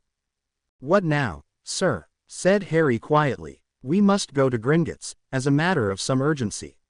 Even more urgently, however, we must apprehend as many Death Eaters as we can, before they know to hide. Fawkes, yes, and Harry, I am afraid that I cannot take you with me. It is safest if I go alone. I could guard them, offered Harry. Dumbledore looked thoughtful. Yes, I suppose that would be helpful. Come along then, Harry, we've work to do. We shall return for breakfast several hours hence, but for now you must drink this potion. It will delay your need for food, though you will then eat a tremendous amount at breakfast. Fawkes appeared while Harry was drinking the potion, and transported the two wizards as soon as he was finished. Looking around, Harry found himself in a large and dusty classroom that he completely failed to recognize. Where are we, Headmaster? Hogwarts was once far larger. Harry, we once had thousands of students, not merely a few hundred as we now have. Yet another crime to lay at Voldemort's feet, I'm afraid. So many families destroyed, and also so many young wizards and witches far too terrified to bring a child into his world. We will recover eventually if we can rid our world of this pureblood mania, but for now Hogwarts has a great many disused rooms. This particular room, in fact, has seen no use in my entire time at Hogwarts. I am confident that none will seek it, though of course I will nevertheless ward it as best I can. Which, between you and me, is quite a best. Harry frowned. If it's all Voldemort's fault that there are so few students here, then why was this room unused even before he came to Hogwarts? Dumbledore looked impressed. Well reasoned, Harry. Voldemort is indeed not solely responsible for the decline. Birth rates have fallen over time also, driven in turn by other factors. That doesn't make so neat a story, however, and in any case I believe that this problem will resolve itself if we can only overcome this damnable obsession with so-called blood purity. You will have a central role to play in that change, Harry, which is one among many reasons why I chose to bring you into my confidence. Now, these are concerns for another day. I promise you that I will tell you everything, but for now we have more pressing concerns. I intend this room to be a temporary holding cell. I shall fetch the Death Eaters one by one, as many as I can, and you will watch over them in my absence. I shall bind them in magical stasis, so they should present no difficulties, but I trust that you will be more than able to deal with any surprises. Shall we? Harry nodded emphatically. Go, Headmaster. Albus, please, at least in private. Merlin knows you've earned it. Harry smiled. Albus, then. Go, Albus. Fetch some Death Eaters. Dumbledore shimmered into invisibility. There was a pause of several seconds, and then Fawkes abruptly disappeared from where Dumbledore had been standing. Alone once more, Harry inspected the room more closely. He dragged the dusty old chairs and tables to the middle of the room, then pointed his wand at the pile. Tergio, he muttered, and the dust vanished. He repeated this several times for the room itself, including the walls, until there was no more dust. He then sat down on one of the ancient chairs, and waited for Dumbledore to return. Dumbledore returned nearly half an hour later. The limp unconscious body of Lucius Malfoy appeared in a flash of flame, and then Albus Dumbledore shimmered into view beside him. Dumbledore conjured manacles and fixed them to Lucius' wrists, then levitated the man and stuck the manacles near the top of one wall. Noting Harry's somewhat concerned look, he smiled at his young protege. I assure you, Harry, that this arrangement causes neither discomfort nor harm. The manacles are spelled to be comfortable, and they keep him near weightless as well as unconscious. The only reason for placing him on the wall like this is to have him out of the way and helpless. To that end, his wand is of course in my possession. Harry nodded. Fair enough. What do I do if he stirs? Dumbledore cast a further spell on Lucius, and Harry saw a faint blue mist settle into the man's skin as his breathing stopped. He shouldn't stir. Harry, make no mistake about that. Should he stir, however, simply stun him and await my return. Should he somehow manage to escape his restraints, I trust to your ingenuity in making alternate arrangements. Rest assured that he should find no outside help here, none whatsoever. You shouldn't be disturbed here. Harry nodded, and settled back in his chair. Dumbledore shimmered from view once more, and once more left with a flash of fire. Harry stared at the Malfoy Patriarch, wondering just what could have taken the headmaster and his phoenix half an hour to fetch this man. Still, the man was here now. All was well, at least for now. Harry watched him intently, wand always ready. In the next half hour, Dumbledore brought back a further 6 of the wanted Death Eaters: Jugson, McNair, Yaxley, Knott, Travers and Roll. Apparently Malfoy really had been exceptionally difficult to find. Harry noted that Dumbledore seemed to be starting with those Death Eaters who wielded political power. Clearly the old man had learned to fear that power when wielded against him, either openly or in secret. In the third half-hour he fetched Avery and Gibbon, and tried and failed to fetch Crabbe, Goyle and the Caro twins. Apparently they were more paranoid, or more competent, or just being taken care of elsewhere by a competent ally. Crouch, of course, was nowhere to be found. Dumbledore didn't even know where to start looking for him, and therefore did not try. Finally Dumbledore sat back. 9. I'm afraid I'll find no more this morning, Harry. Truthfully, I expected no more than perhaps half so many as this. I suspect that the remaining 4 are in Crouch's hands by now, and that the 5 of them may well be a thorn in our sides. Still, they have precious little power with which to worry us. Some brains left in Crouch's fevered mind, a bottomless viciousness in the Caro twins, and not a great deal besides. We have here the bulk of the political and financial power once wielded by the Death Eaters, and of course what's left of their once terrifying magical power. They are no longer the Death Eaters who brought magical Britain to its knees.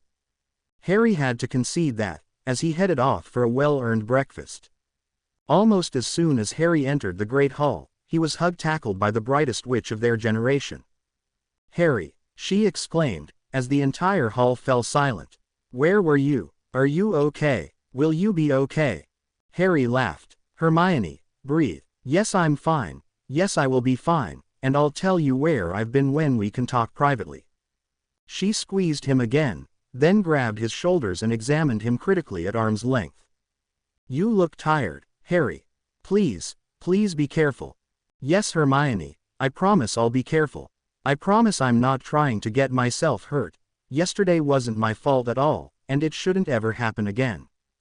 Hermione looked somewhat mollified. She guided him to a seat between Ron and herself, and began loading up his plate. When Harry raised an eyebrow, she rolled her eyes. I've lived with you for 4 years, Harry, did you really think I wouldn't know what you eat for breakfast? He grinned and hugged her tightly, much to her surprise. What was that for? For being you, Hermione. You're brilliant, and I don't just mean in class. She blushed a little, but looked appropriately smug as she continued to pile food onto his plate. Harry, Ron said, what happened? Harry glanced toward Hermione, who pulled out her wand and cast a low-level privacy charm. That should keep most people out, she said, but a teacher could still listen if they wanted to. Harry nodded. Okay, Ron, I was kidnapped on the way back from herbology. No idea who by. I didn't see them. I woke up tied to a headstone in a graveyard somewhere, surrounded by Death Eaters. Ron gaped at him. No way. Yeah, it was weird. Weird, said Hermione, sounding almost offended. You get yourself kidnapped by a bunch of wizard terrorists, and you say it's weird. Well, it was. She shook her head. Not scary, terrifying, awful. He grinned. Well, yes, of course it was all of that. But it was also weird. How'd you get away? Said Ron eagerly. Harry shrugged. I got hit by a spell that knocked me out. Woke up in the infirmary. I think Dumbledore rescued me. Hermione winced, and Ron exclaimed, bloody hell. Harry shrugged. Welcome to my life. Hermione moved as if to smack his arm, then paused. Harry, you do remember the third task is tonight, don't you? Harry deflated slightly, and muttered something unprintable and fortunately unintelligible under his breath.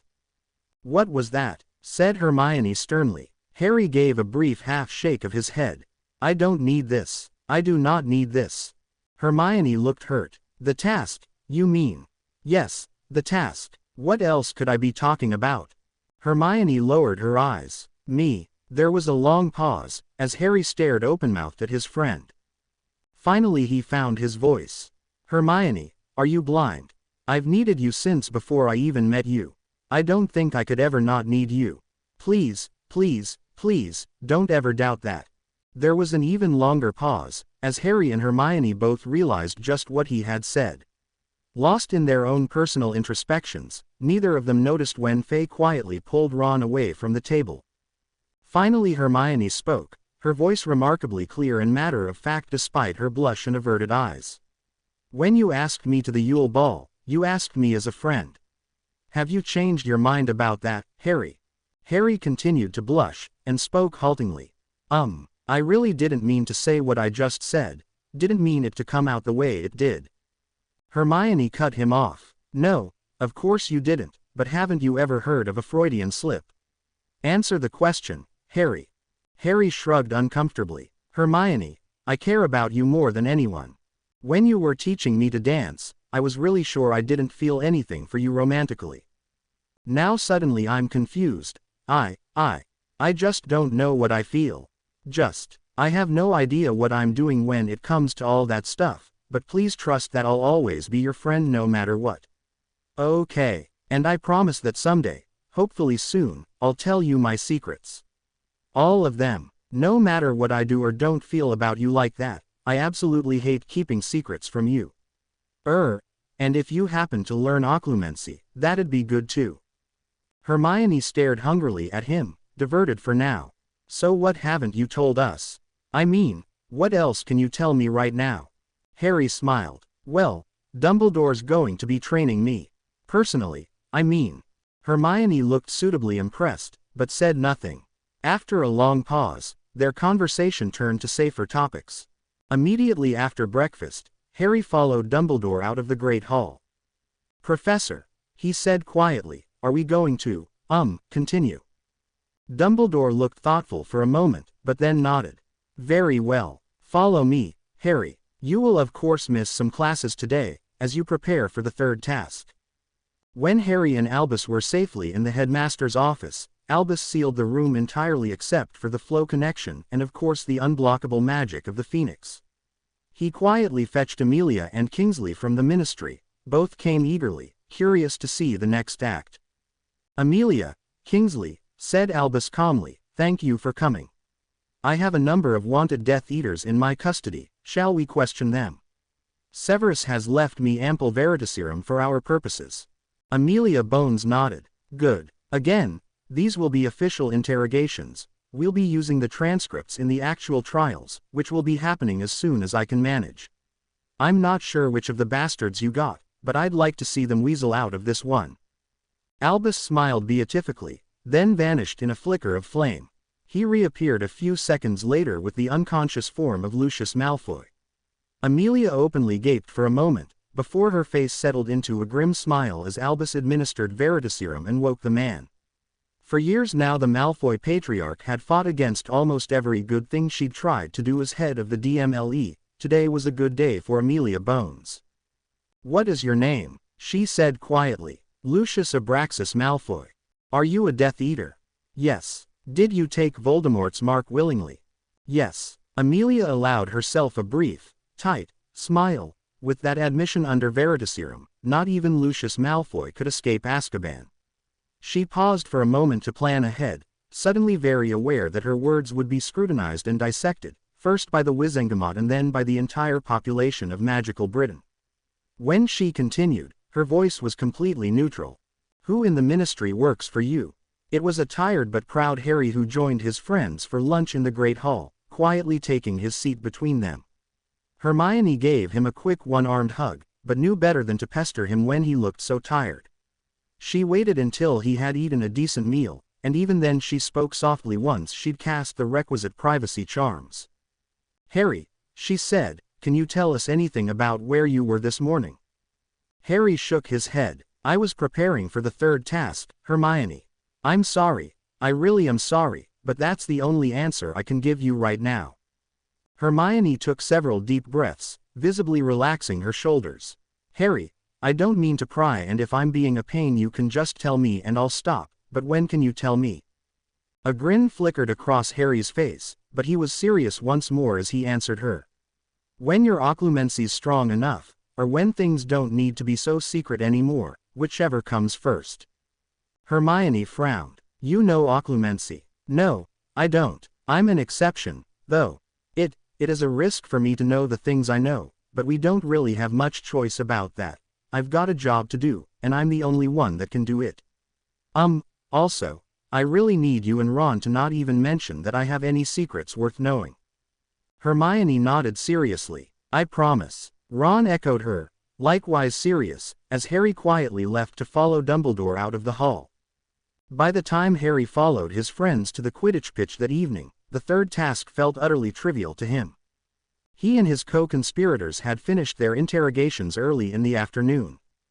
Amelia now had 9 Death Eaters safely in custody, evidence collated and trials to be held on the morrow. She had also left Hogwarts with arrest warrants for several dozen ministry employees, whom she had, Harry assumed, since arrested. All in all, Harry felt he had saved magical Britain a time or two already in the past day, and he found himself utterly unable to work up any real nervousness about a maze which he had no intention of battling anyway. He entered the champion's tent totally relaxed, so much so that Fleur smacked his shoulder lightly when she saw him. Ari, mon chéri, how can you be so calm? I am so, how you say, énervé. Harry, whose French was rather limited, did his best. Nervous. Yes, but he's more than that. Avenue all these energy, and I cannot think straight. Mère de l'or, I cannot even speak straight. I feel fireballs, Ari, I feel them, how you say, rising in me. Harry pulled the older girl, young woman really, into a hug. Relax, Fleur. What's the worst that's going to happen? I could lose, Ari. I could die. I could transform. She broke away from Harry, turning and walking to a corner. Confused, Harry followed her. Transform. He asked hesitantly. We transform. I am Vila, you know. In my Ozer form, I am not so beautiful. Enormous scaly bird, Ari, I, 8 EET. EET's not me. Oh, Ari, I just feel so dérange. Harry wrapped his arms around her again, and gradually she relaxed into him. After a few minutes she shrugged off his arms, then turned around and kissed him on the cheek. Thank you, Ari, I do not like to lose control like that. Harry waved off her thanks, and only then did he and then Fleur become aware that Cedric and Victor were watching them with undisguised fascination. Cedric, they noticed, had an odd smile on his face. I've been thinking, said Cedric quietly, about what it means to be a champion. I mean, I'm Hufflepuff's champion, I suppose I have been for a while, really. And I'm a champion for Hogwarts, along with Harry here of course, and I'm proud to carry that honor too. But this tournament is supposed to be about international cooperation, and I don't see how that makes sense if one of us wins and the others lose. That's not how cooperation works. That's not how friendship works. Agreed, said Victor. I like you. You fight well, all of you. You have courage, honor. In Quidditch maybe I beat you, try to run you into ground like Lynch. Quidditch. Quidditch is winners and losers, not cooperation. Here they tell me is cooperation, friendship between lands, between peoples. But if I beat you here, your people hate me. You beat me here, my people hate you. Maybe we be best of friends. I hope we be best of friends.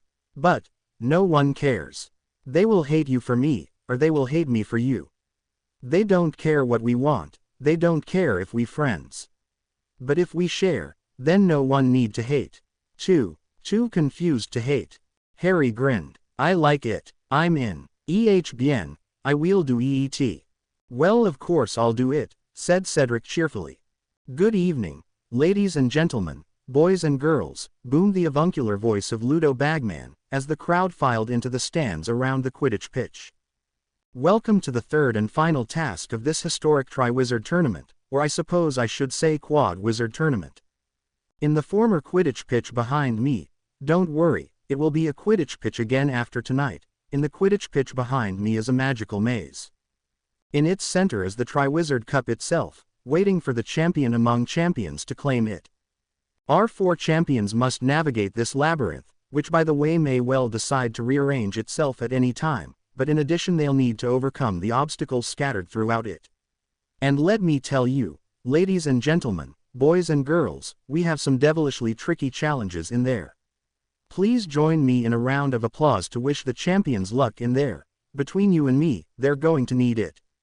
Now, the champions will be entering the maze in order of score.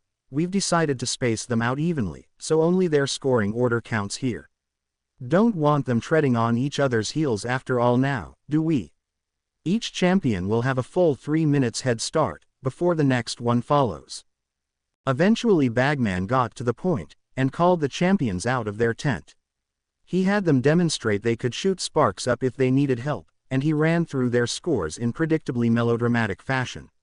A little more hot air, a painfully loud cannon blast sound from his wand, and Victor Crumb, in the lead with 84 points, entered the maze. The remaining 3 champions stood apart from one another, wrapped in their own thoughts. Roughly 10 minutes after Crumb had entered the maze, Harry met his fellow champions just around the first corner.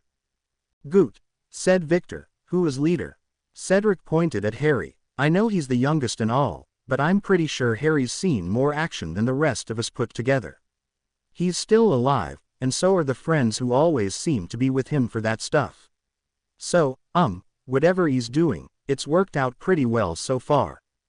Victor shrugged impassively, and Fleur gave Harry a measuring look. Harry himself was surprised, but shrugged it off. This wasn't likely to be all that dangerous compared to yesterday, after all. He nodded quietly. Okay, he said, for a start, there's no point trying to hide or sneak. We should have plenty of power between us to deal with anything this maze throws at us, and we could hardly hide ourselves very well even if we wanted to anyway. Fleur, you're left-handed, you're watching our left-hand side, at least for now. I'll take the front, again only for now, We'll swap around from time to time. Victor, you're on the right-hand side. Cedric, you guard the rear. Any threat from whatever direction, the people either side lend a hand and the person opposite watches for other threats. All clear. The other three nodded, all somewhat surprised by Harry's confidence and competence, and they moved to take up positions. Point me, said Harry, and his wand spun on his hand to point to their left. Accio Triwizard Cup, he added, as the other champions stared at him. Obviously it's not going to just come to me, he said, but I was hoping it'd pull on my wand a bit. And it did. Right now the cup is kinda northwest from here, and I can just recheck that anytime we're not sure where to go. Anyone mind if we just blast our way straight through the walls, and forget about the maze thing? Fleur nodded, Victor grunted, and Cedric laughed out loud. I feel like my Hufflepuff soul should be telling you off right now, Harry, but I'm pretty sure there's no rule saying we can't. What spell would you use, though? Harry grinned. I do a pretty good cutting charm. The four of them set off down the path leading directly towards the cup, watching for danger in all four directions. Harry cast Lumos Maxima on the front of his robes, effectively turning himself into a human floodlight. They came to a T-intersection, each turn going at right angles from where they wanted to go. Spiders, left, called Fleur suddenly, as she cast her own Lumos Maxima on the hedge nearby. Harry and Cedric turned to help her, and Victor, with a visible effort, turned the other way to watch their backs. Harry held himself still and consciously drew his magic in and up, aiming his wand carefully as an acromantula bounded towards him. Reducto, he yelled, and several of the giant spider's eyes abruptly disappeared in a sickly dark gray mist. He turned to help Fleur, and found her already turning to help him. Her acromantula was smoldering gently where it lay, and there were no others to be seen. Harry and Fleur turned around. Victor and Cedric were standing companionably side by side in front of what seemed to be one acromantula's worth of body parts. The four champions took a moment to high-five and calm down, before Harry confirmed their directions with another Accio. As expected, the hedge was their way forward. Lacero, Harry muttered, slashing his wand down like a meat cleaver. Victor did likewise a meter or two to Harry's right, and Cedric levitated the excised section of hedge. Fleur waved her wand and muttered something in French, and it moved across until it was hovering over an intact section of hedge. Cedric cancelled his spell, and the champions walked cautiously through the gap. Through the gap, the four champions found themselves up against another blank wall of greenery. Dark passages stretched away on either side of them. Victor muttered something guttural and indistinct, and was raising his wand to blast the hedge when Fleur laid a hand on his shoulder. The ank sideways ease more rapid, no. Less work. Victor shrugged, and shone a powerful Lumos beam down each passage in turn. The left-hand passage looked far shorter, quite short, in fact. The four set out purposefully, unconsciously arranging themselves in another defensive diamond formation as they walked. They rounded the corner, and stopped short. Before them, towering above them, sat a sphinx. Harry doubted that any real lion ever had haunches quite so large as this, and certainly her head and shoulders were far larger than human. Her face was cruel, proud, and unearthly beautiful, her wings, folded now, brilliant white with hints of gold. Her voice, when she spoke, was deep and warm and rich and frankly rather terrifying. Welcome, strangers. Answer my riddle, and you may pass. Walk away, and you may go in peace. Answer me falsely, and I shall tear you all limb from limb. The champions exchanged glances, but none of them quite knew what to say to that. After a pause, the Sphinx continued. Who makes me, has no need of me. Who buys me, has no use for me. Who uses me can neither see nor feel me. What am I? The champions exchanged glances, but none of them had any idea, and none of them had any desire at all to fight the Sphinx. Harry found himself wishing that Hermione were there, but of course it was rather too late for that. Turn back, he said quietly. The others nodded. Harry bowed silently to the Sphinx before turning and retracing his steps, the other champions following close behind him. The Sphinx, haughty and terrible, allowed them to escape. Some twists and turns later, and having hacked their way through a number of hedges along the way, the champions entered an open clearing, the first open ground they'd seen since they entered the maze. In its center, perched perhaps a meter in the air on an entirely tasteless marble pedestal, was the Triwizard Cup. It glowed faintly blue, as if lit from within by those blue flames that Hermione liked so much. Cedric started forward, closely followed by Fleur and Victor, but Harry stopped them. "Wait." They looked back at him, confused. He shrugged faintly. "I'm pretty sure it's a portkey. We can't just say we touched it at the same time, we actually have to trigger it together." Harry walked past the others, to stand within striking distance of the cup. He held out his right hand, palm down, high above the cup. One by one the other champions laid their right hands over his, and then he began to lower his hand, and hence their hands. He smiled suddenly as he realized that the time for breaking their promise had now passed. All of them had honored their agreement. International cooperation indeed. Then his hand touched the handle of the cup, and he felt the familiar hook behind his navel. He had time to notice Fleur, Cedric and Victor whirling around him in the black void between here and there, their hands stuck to his just as surely as it was stuck to the cup. Meanwhile, the crowd outside the maze was thoroughly bored. There might well be tremendously exciting things going on inside the maze, but the crowd could see nothing of it. They had nothing but a featureless hedge to look at, and an opaque black haze blanketing whatever lay behind it. Ludo Bagman had long since given up trying to entertain the crowd, and even the Weasley twins, uncharacteristically for them, hadn't come prepared. In fact, the twins had headed off to the castle some time earlier and hadn't been seen since. With a sound of rushing wind, the four champions appeared in front of the podium and were promptly slammed into the ground. They sprawled in different directions, coping as best they could with the sudden stop. Fleur and Victor both rolled and came up on their feet, Fleur with infinite grace, and Victor with such intense focus that his feet actually left the ground for a moment as he came back up. Cedric flung out an arm to break his fall, but ended up lying on the ground. And Harry, poor Harry who had never yet mastered flow travel or anything like it, sprawled full length and hit the ground painfully hard as he twisted awkwardly to protect the cup. Quite apart from having been distracted by incidental conversations and the like, the crowd had not expected to see all four champions return together. The stunned silence lasted long enough for Harry and Cedric to regain their feet, before the applause started. Then Cedric the Hufflepuff and Fleur the Diplomat quickly pulled the champions together, and the four of them stood in a line with arms around each other as they bowed to the crowd. Unseen in the space under the stand, Fred and George Weasley quietly cast a modified sonorous. They had originally developed it for personal eavesdropping, but in this case they extended it so that the entire crowd could hear everything that the officials and the champions said. The champions' shared celebration was interrupted by Cornelius Fudge and Ludo Bagman, neither of whom looked happy. Both were visibly angry, but seemingly in different ways. Cornelius seemed embarrassed also, whereas Ludo's anger was overlaid with fear. Cornelius, the sole politician of the pair, spoke first. "Congratulations, all of you. You've all overcome the obstacles of the third task, and you should be very proud of yourselves. You've also all successfully completed the tournament as a whole, and for that I offer my sincerest congratulations. Now, which of you reached the cup first?" There was a somewhat stunned pause, before Fleur fixed Magical Britain's nominal leader with a look of supreme contempt. Her voice, when she spoke, held no hint of her native tongue. Rather, she spoke in a brilliantly observed parody of Fudge's unctuous mouthings.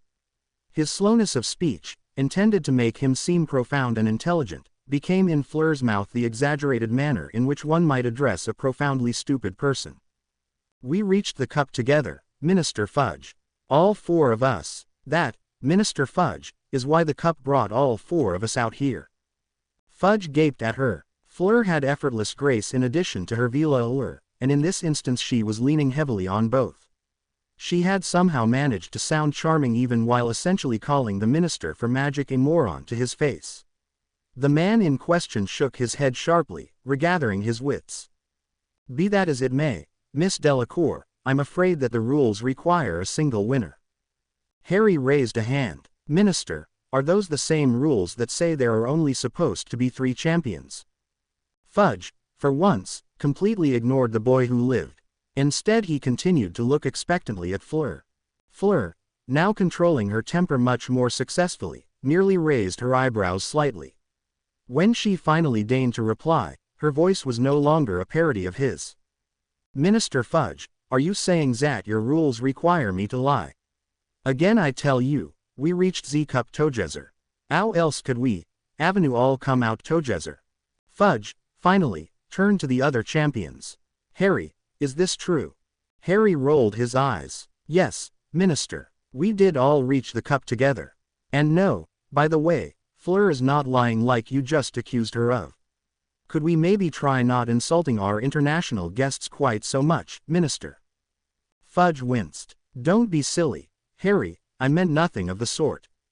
There was an awkward pause, eventually broken by Bagman.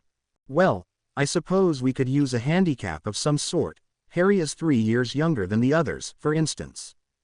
As the other 3 champions stared at Bagman, Harry nodded vigorously. "Brilliant. I'm sure no one will mind at all if you just randomly award the prize to your own champion." In the background, large portions of the crowd began laughing loudly enough to attract their attention. Fudge, ever the politician, promptly backed down. "Now, Ludo, that wouldn't be fair at all. However, I believe Mr. Crumb had rather an impressive lead on points after the first 2 tasks. That makes him the rightful winner, does it not?" Bagman grimaced briefly, but didn't object. "True enough, Cornelius, Mr. Crumb." Victor returned Bagman's gaze, looking suddenly uncertain. He paused a moment, but then squared his shoulders. "I did not win your tournament alone. I will not take the prize alone. Give it to all, or give it to none." Bang! All 4 champions suddenly dropped to the ground, wands in hands as they looked around wildly for the explosion. Harry recognized Dobby, dancing in fury as his wildly gesticulating hands seemed to be chopping up large chunks of the ground in front of him. Harry briefly noted 2 faint shimmers disappearing into the distance in that direction, recognizing them as disillusioned wizards before his attention was diverted by a tremendous creaking sound behind him. He rose quickly to a crouching position and turned, absently noting the other champions doing likewise. The ground shook as the enormous stand, packed with spectators, slammed down. Brightly colored curses rained down on the fallen stand, adding to the chaos as the vast mass of people lay mostly helpless. "2 people," said Victor decisively, invisible, moving around, casting curses. A moment later the Weasley twins, clearly recognizable even at this distance by their bright red hair, opened fire on one of the invisible attackers. Harry almost sighed in relief. "Fred and George can handle that one. Victor, take us to the other one." Victor grunted and set off at a crouching half-run, not bothering to check that the others were following him. They fanned out as they drew closer and the disillusioned attacker turned away from the crowd in favor of firing curses at the champions. The champions returned fire, and the intruder was forced to raise a shield. Although faint, this shield was still much easier to see than the faint shimmer of disillusionment in motion. That near invisibility was now useless except for anonymity. As the other 3 champions dueled fiercely, Harry quietly moved around behind and between Fleur and Victor. As he had hoped, the intruder had no time or energy to waste on him while he wasn't actually attacking. He consciously called up his magic, as he had in the graveyard the previous day, and once again he channeled the intoxicating flood into the most destructive spell he knew. Reducto. Harry's brilliant blue hex wasn't blocked by the intruder's misty orange shield, because he had aimed instead for the ground just in front of it. The overpowered hex hurled dirt against the bottom of the barrier, but the greater force was spent in the earth behind the shield. There it was as if a bomb had gone off just under the surface. The shield winked out as the tremendous blast of dirt outlined a figure tossed backward like a rag doll. The 4 champions ran forward, 3 still throwing curses and Harry staying with the people he trusted to keep him safe. They found a recognizably human shape in the dirt. Crumb touched his wand to its head and murmured something, and a moment later they could all see a human underneath the dirt. "Amicus Caro," said Cedric grimly. Harry nodded, then took the moment to look beyond their immediate situation. The crowd was mostly clear of the fallen stand. That situation seemed well in hand. Further away, Fred and George Weasley were still battling the other intruder. It was hard to tell from this distance, but Harry thought they might be struggling. He turned back to his friends and fellow champions. "We need to tie him up or something. We need him alive, and we can't afford to let him go. And we need to do it right now, because the Weasley twins need help. Cedric conjured ropes, Fleur cast another stunner just to be sure, and Victor cast a spell that made the Carrow's clothes and exposed skin sparkle blue-white. At the other's raised eyebrows, he shrugged. Trust me, do not touch it. Harry grabbed the fallen attacker's wand and stowed it in his robes, and then ran to catch up with the other champions as they joined the Weasley twins' fight. They were just in time to see one of the twins crumple and fall, blood spurting from his neck. Harry winced. Fleur, save him. Fleur, who was indeed quite skilled with healing charms, ran to do so as the other three spread out to attack the invisible opponent whom Harry knew must be Alecto Carrow. Alecto had no shield. It occurred to Harry that she must have been toying with the Weasleys, not seriously trying until she realized that the champions might be a threat to her. He set that thought aside for now, though, as he joined Victor and Cedric in raining curses on the dancing shimmer that was Alecto Carrow. A moment later she raised a shield, the same misty orange as her brother's. Victor and Cedric rained curses on it, and Harry quietly drifted around behind them. Once again, this protected him from direct attack. The only reason he had to dodge at all was because some of Carrow's spells against Cedric or Victor were so poorly aimed. Harry once more consciously drew up his magic, feeling the effort more this time. Once again he poured all his magic into a reductor aimed at the earth just short of the shield. Again the dirt flew up, again the shield winked out, and again he saw the dirt outline of a rag doll flying through the air. This time he noticed the sound, the solid bass thump of the initial shock, and the higher-pitched chaos as dirt and debris flew everywhere. He sank to his knees, magically exhausted, but managed to hold on to consciousness. He stayed kneeling in the dirt as Cedric and Victor ran forward to secure their opponent. Harry perked up within perhaps half a minute, at least enough to resume his interest in the world around him. He certainly wasn't about to cast any spells. Fleur was still with whichever Weasley twin had been hurt, and the other twin was hovering beside her. It seemed to Harry that the situation was now under control. Fleur seemed relaxed, and even the unhurt twin was remarkably calm given the circumstances. Victor and Cedric were guarding a now visible Alecto Carrow, Victor having countered her disillusionment. Amicus Carrow's unconscious form, meanwhile, lay alone and unguarded. Harry nodded decisively. Cedric and Fleur, stay where you are. Victor, go get the other Carrow. I'm going to get Madame Pomfrey. Older though they were, the other champions merely nodded and followed Harry's orders. He, meanwhile, took off running. He might be magically exhausted, but physically he was fine. He found Madame Pomfrey overseeing quick checkups for all who'd been on the stand when it fell. Professors and upper-year students were doing most of the actual spellwork, since even Madame Pomfrey couldn't cast diagnostic spells for hundreds of people in a row. She looked up as Harry approached. Mr. Potter. He nodded soberly. Madame Pomfrey, if you can spare a moment, I have a Weasley twin I'd like you to take a look at. I think Fleur has it under control for now, but his neck was gushing blood at first and I'd really rather not take chances. He delivered the last two words to her retreating back, and she headed rapidly towards Fleur and the twins. Harry ran to catch up. Madame Pomfrey's eyes widened when she saw the blood soaked into the grass beside the Weasley twin, Fred, apparently. She cast a quick diagnostic charm, and nodded slightly. Mipsy, she said briskly. A tiny house elf appeared, accompanied by a soft, crack, sound. Yes, mistress. Please fetch me a dose of blood-replenishing potion from my stores.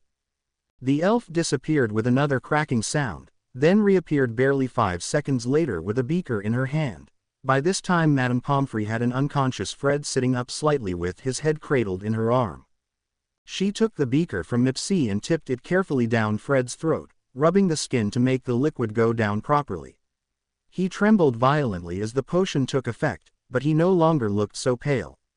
Madame Pomfrey laid his head back down on the ground, then stood up and turned to Fleur.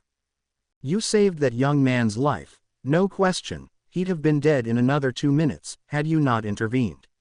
Well done, and thank you. As Fleur blushed, there was a soft pop, and Dumbledore appeared. He took in the larger situation at a glance, and turned towards where Fudge and Bagman were awkwardly trying to stay out of the way. He paused a moment, then shook his head slightly and disappeared again. Moments later, Dumbledore reappeared. With him came Amelia Bones, Kingsley Shacklebolt, and a handful of other Aurors. These quickly took the Carrow twins into custody, and took a statement from Harry. Harry for his part was careful not to admit to knowing too much. He didn't want Fudge to start interfering now, when they were so close to removing the Death Eater threat for good. Harry also gave a statement to Rita Skeeter for the Daily Prophet, who he hoped would frame the story as a despicable attack thwarted by true international cooperation. At last, when all was done bar the celebrations, Harry begged off and collapsed into bed. He had confirmed that no one was actually dead, and that all the injured people were expected to make full recoveries eventually. That was all he needed. He was asleep before his head even hit the pillow. Early the next morning, so early that there was no sunshine through the window, Harry awoke early to find Dumbledore standing solemnly by his bed. Harry glanced around, realized that he was in fact in his dorm rather than the infirmary, and then gave the headmaster a questioning look. The old man nodded slightly. "I am sorry to wake you so early after such a day, Harry, but I'm afraid I could wait no longer. There is much that we must do, and time is not our ally. Please get dressed as quickly as you can, and then call Dobby to take you to my office. I will have food brought. I shall be quite surprised if either of us makes an appearance in the Great Hall for breakfast. Perhaps lunch, if we fare well this morning." Harry's eyes widened, but he merely nodded. Dumbledore disappeared with a muted crack. Apparently the restriction on apparating within Hogwarts didn't apply to the headmaster, and Harry hurried to the bathroom to shower. Scant minutes later he called Dobby, and within moments they appeared in the headmaster's office. Harry glanced around as Dobby disappeared. Dumbledore was sitting behind his desk, seeming calm and confident despite a hint of tension that Harry was just now learning to recognize. Amelia Bones, alert and formidable despite the dark circles under her eyes, sat on a plain wooden chair towards one wall. On a similar chair near her sat Kingsley Shacklebolt, impassive and seemingly indifferent to the time of day or night. All three were looking at Harry. Against the wall opposite Amelia and Kingsley, and indeed stuck to that wall some distance clear of the floor, were the motionless forms of the Carrow twins. Dumbledore silently conjured another chair next to Kingsley, and Harry sat down. Dumbledore waved his wand, levitating a few drops of some liquid into Alecto Carrow's mouth. He paused, and then woke her with another wave of his wand. The pinioned witch glanced frantically around the room, but her face soon slackened as the Veritaserum took effect. "What is your name?" asked Dumbledore quietly. Harry noticed a dictaquil spring to life on his desk. "Alecto Carrow. Are you a Death Eater?" "Yeah. Tell me about your attack on Hogwarts yesterday." She paused briefly. Harry wasn't sure whether she was fighting the Veritaserum or just collecting her thoughts, but in any case it passed in seconds. "Barty was supposed to kill Potter, and hopefully the other ones too. He was under Malfoy's cloak. Crabbe and Goyle were with him. They were disillusioned, like me and Amicus. We were supposed to bring down the stand and do as much damage as we could. Despite the Veritaserum," she grinned. "We did it, too, brought it down, brought 'em all crashing down." Dumbledore interrupted. "Where are Crouch, Crabbe and Goyle now?" "Malfoy's place. Is anyone else there with them?" "Narcissa. Is Narcissa Malfoy a Death Eater?" "Nah. What is Crouch planning next?" "Diagon Alley, when all the filthy mudbloods are buying their things for next year." Dumbledore pressed her briefly for what little extra detail she knew, before stunning her once more and turning to his companions. He drew forth from his robes a heavy golden locket, inlaid with a large letter, S. This he laid on his desk, and then placed Ravenclaw's diadem beside it. "These are two of Tom's remaining 4 Horcruxes, and I now know the whereabouts of the final 2. Hufflepuff's cup is of course in the Lestrange vault at Gringotts, and my research indicates that the ring is hidden in the Gaunt shack. That is, the former home of Tom's mother, Merope Gaunt. I have no means of cleansing any of these Horcruxes without also destroying the objects from which they were made. As 3 or possibly 4 of them are priceless historical artifacts, to say nothing of any ancient magics laid upon them, I must confess myself extremely reluctant to destroy them." Amelia Bones looked steadily at him, and asked the obvious question. Then what are you planning to do with them, Albus? I've known you far too long to think even for one moment that you would willingly allow Voldemort to return, when you have it within your power to prevent that. Albus smiled. My dear Amelia, I believe that the goblins have some means by which they may cleanse the taint while preserving the underlying object. I am quite certain that they detest Horcruxes no less than we do. They may have no great fondness either for me or for your ministry, but I believe they will listen to Harry Potter if he hands them 3 Horcruxes and tells them of a 4th within their vaults. Harry looked up from his plate of sandwiches. We're going for the ring this morning. Dumbledore nodded. We are, as soon as we're finished here. Albus, said Amelia quietly, is it strictly necessary to expose Harry to this danger? The old man shrugged helplessly. That I cannot say, Amelia. I say only that he has earned the right to stand with us, and that I will not be surprised if we do indeed require his assistance. Recall for instance that he alone shares Tom's gift of Parseltongue. Amelia nodded reluctantly. The 4 co-conspirators appeared suddenly on a dark and deserted road, outside the tiny village of Little Hangleton. Albus Dumbledore almost immediately set off with great purpose, and Harry in particular had to half-run to keep up. Big hurry, Albus? He asked with a grin. The old man nodded serenely, not slackening his pace in the slightest. Our time is somewhat scarce at present, yes. We certainly don't want Barty to bring Tom back again, and at present I know of nothing standing in his way. He need only conceive the idea too soon, and we are lost once more. Harry nodded seriously. Fair enough. You're aiming to change that by about lunchtime, then? Preferably, yes. I did not lightly rouse you so early from your bed, my young friend, especially given the events of the day just gone. To this, Harry merely grunted. They walked on in silence for several minutes, before Dumbledore paused at a very narrow gap in the hedge by the road. That tiny gap is a laneway, magically hidden. Harry, would you ask it to open for us?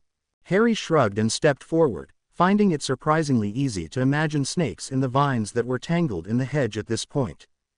Section open section, he said quietly. Despite Dumbledore's words, he was still quite surprised when the hedge moved aside to reveal a normal-looking laneway.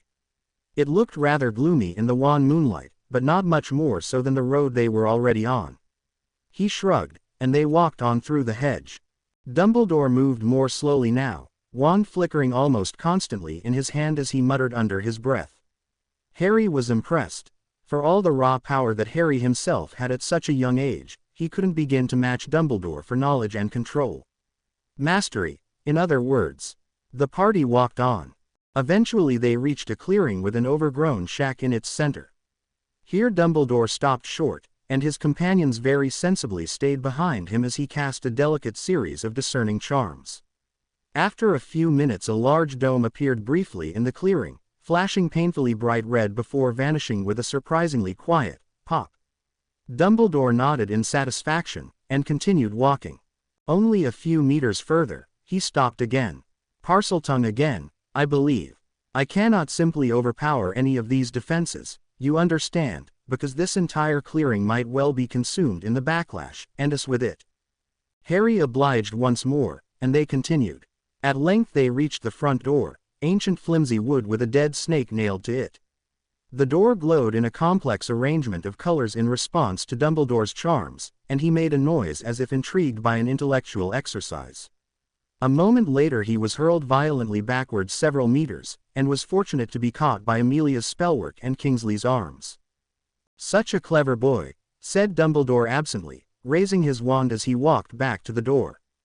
Amelia turned to Harry. We think Tom Riddle designed and cast these protections at age 16. He is an intolerable threat to our entire society and I am entirely resolved to see him dead as soon as possible, but I must admit he was an exceptional student. Harry nodded, as Dumbledore continued to work on the door. The pre-dawn light was clear around them when Dumbledore finally pushed the door open. He was sweating slightly, and noted aloud that he might well have failed without Harry's help. Perhaps it would be best if you 3 were to remain outside, he said quietly. I cannot be sure of protecting you in a confined space.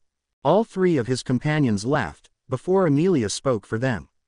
Safety in numbers, Albus, I expect at least some mental defenses, to say nothing of any physical ones you can't handle.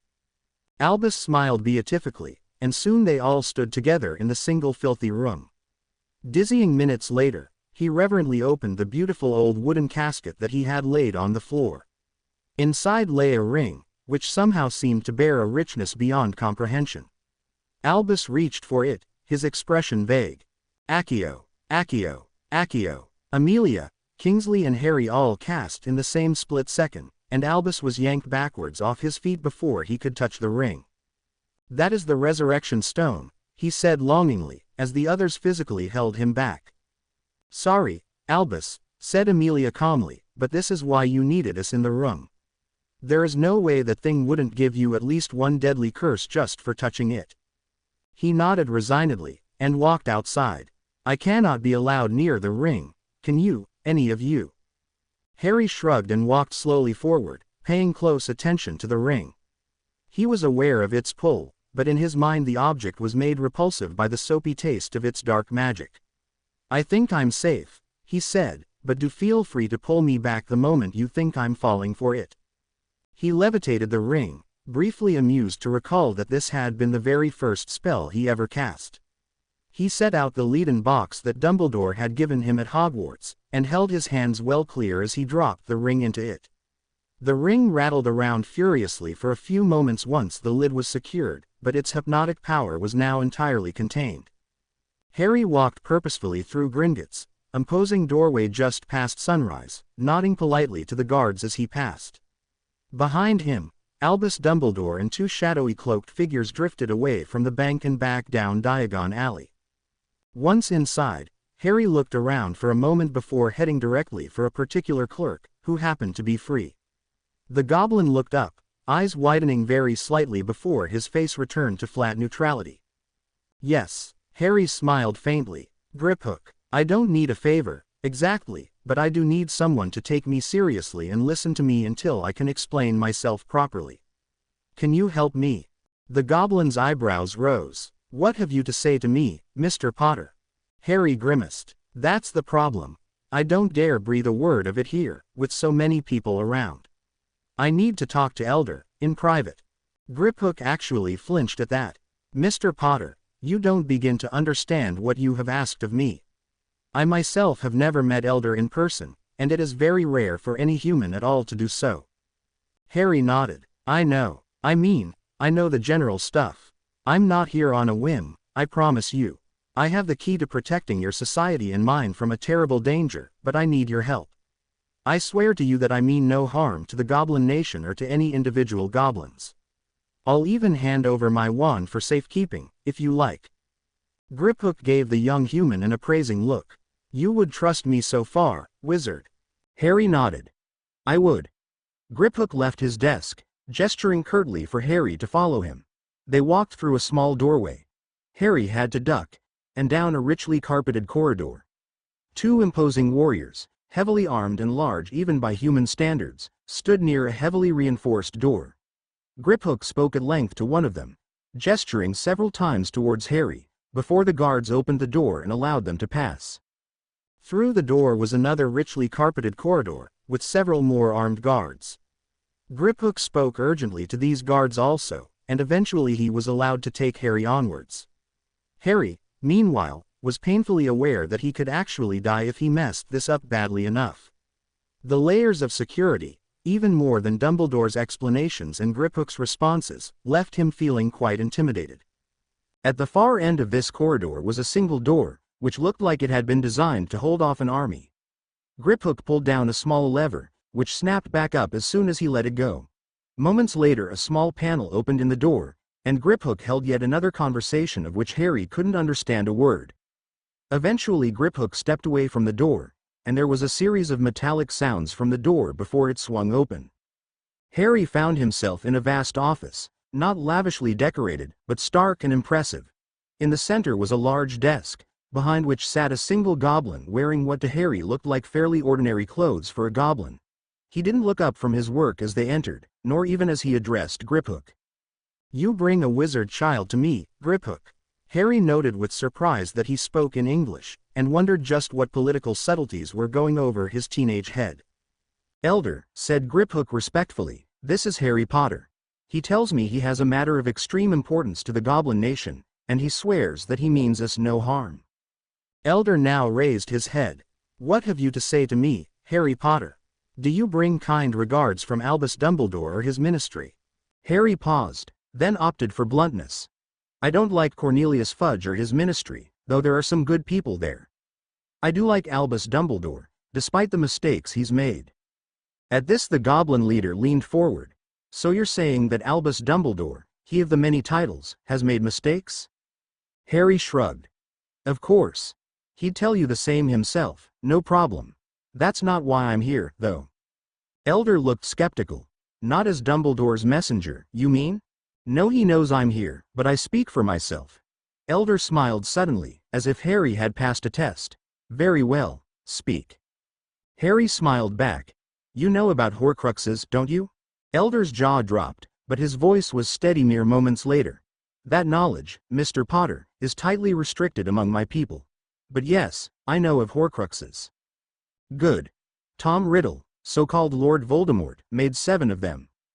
Elder flinched, but then controlled himself tightly.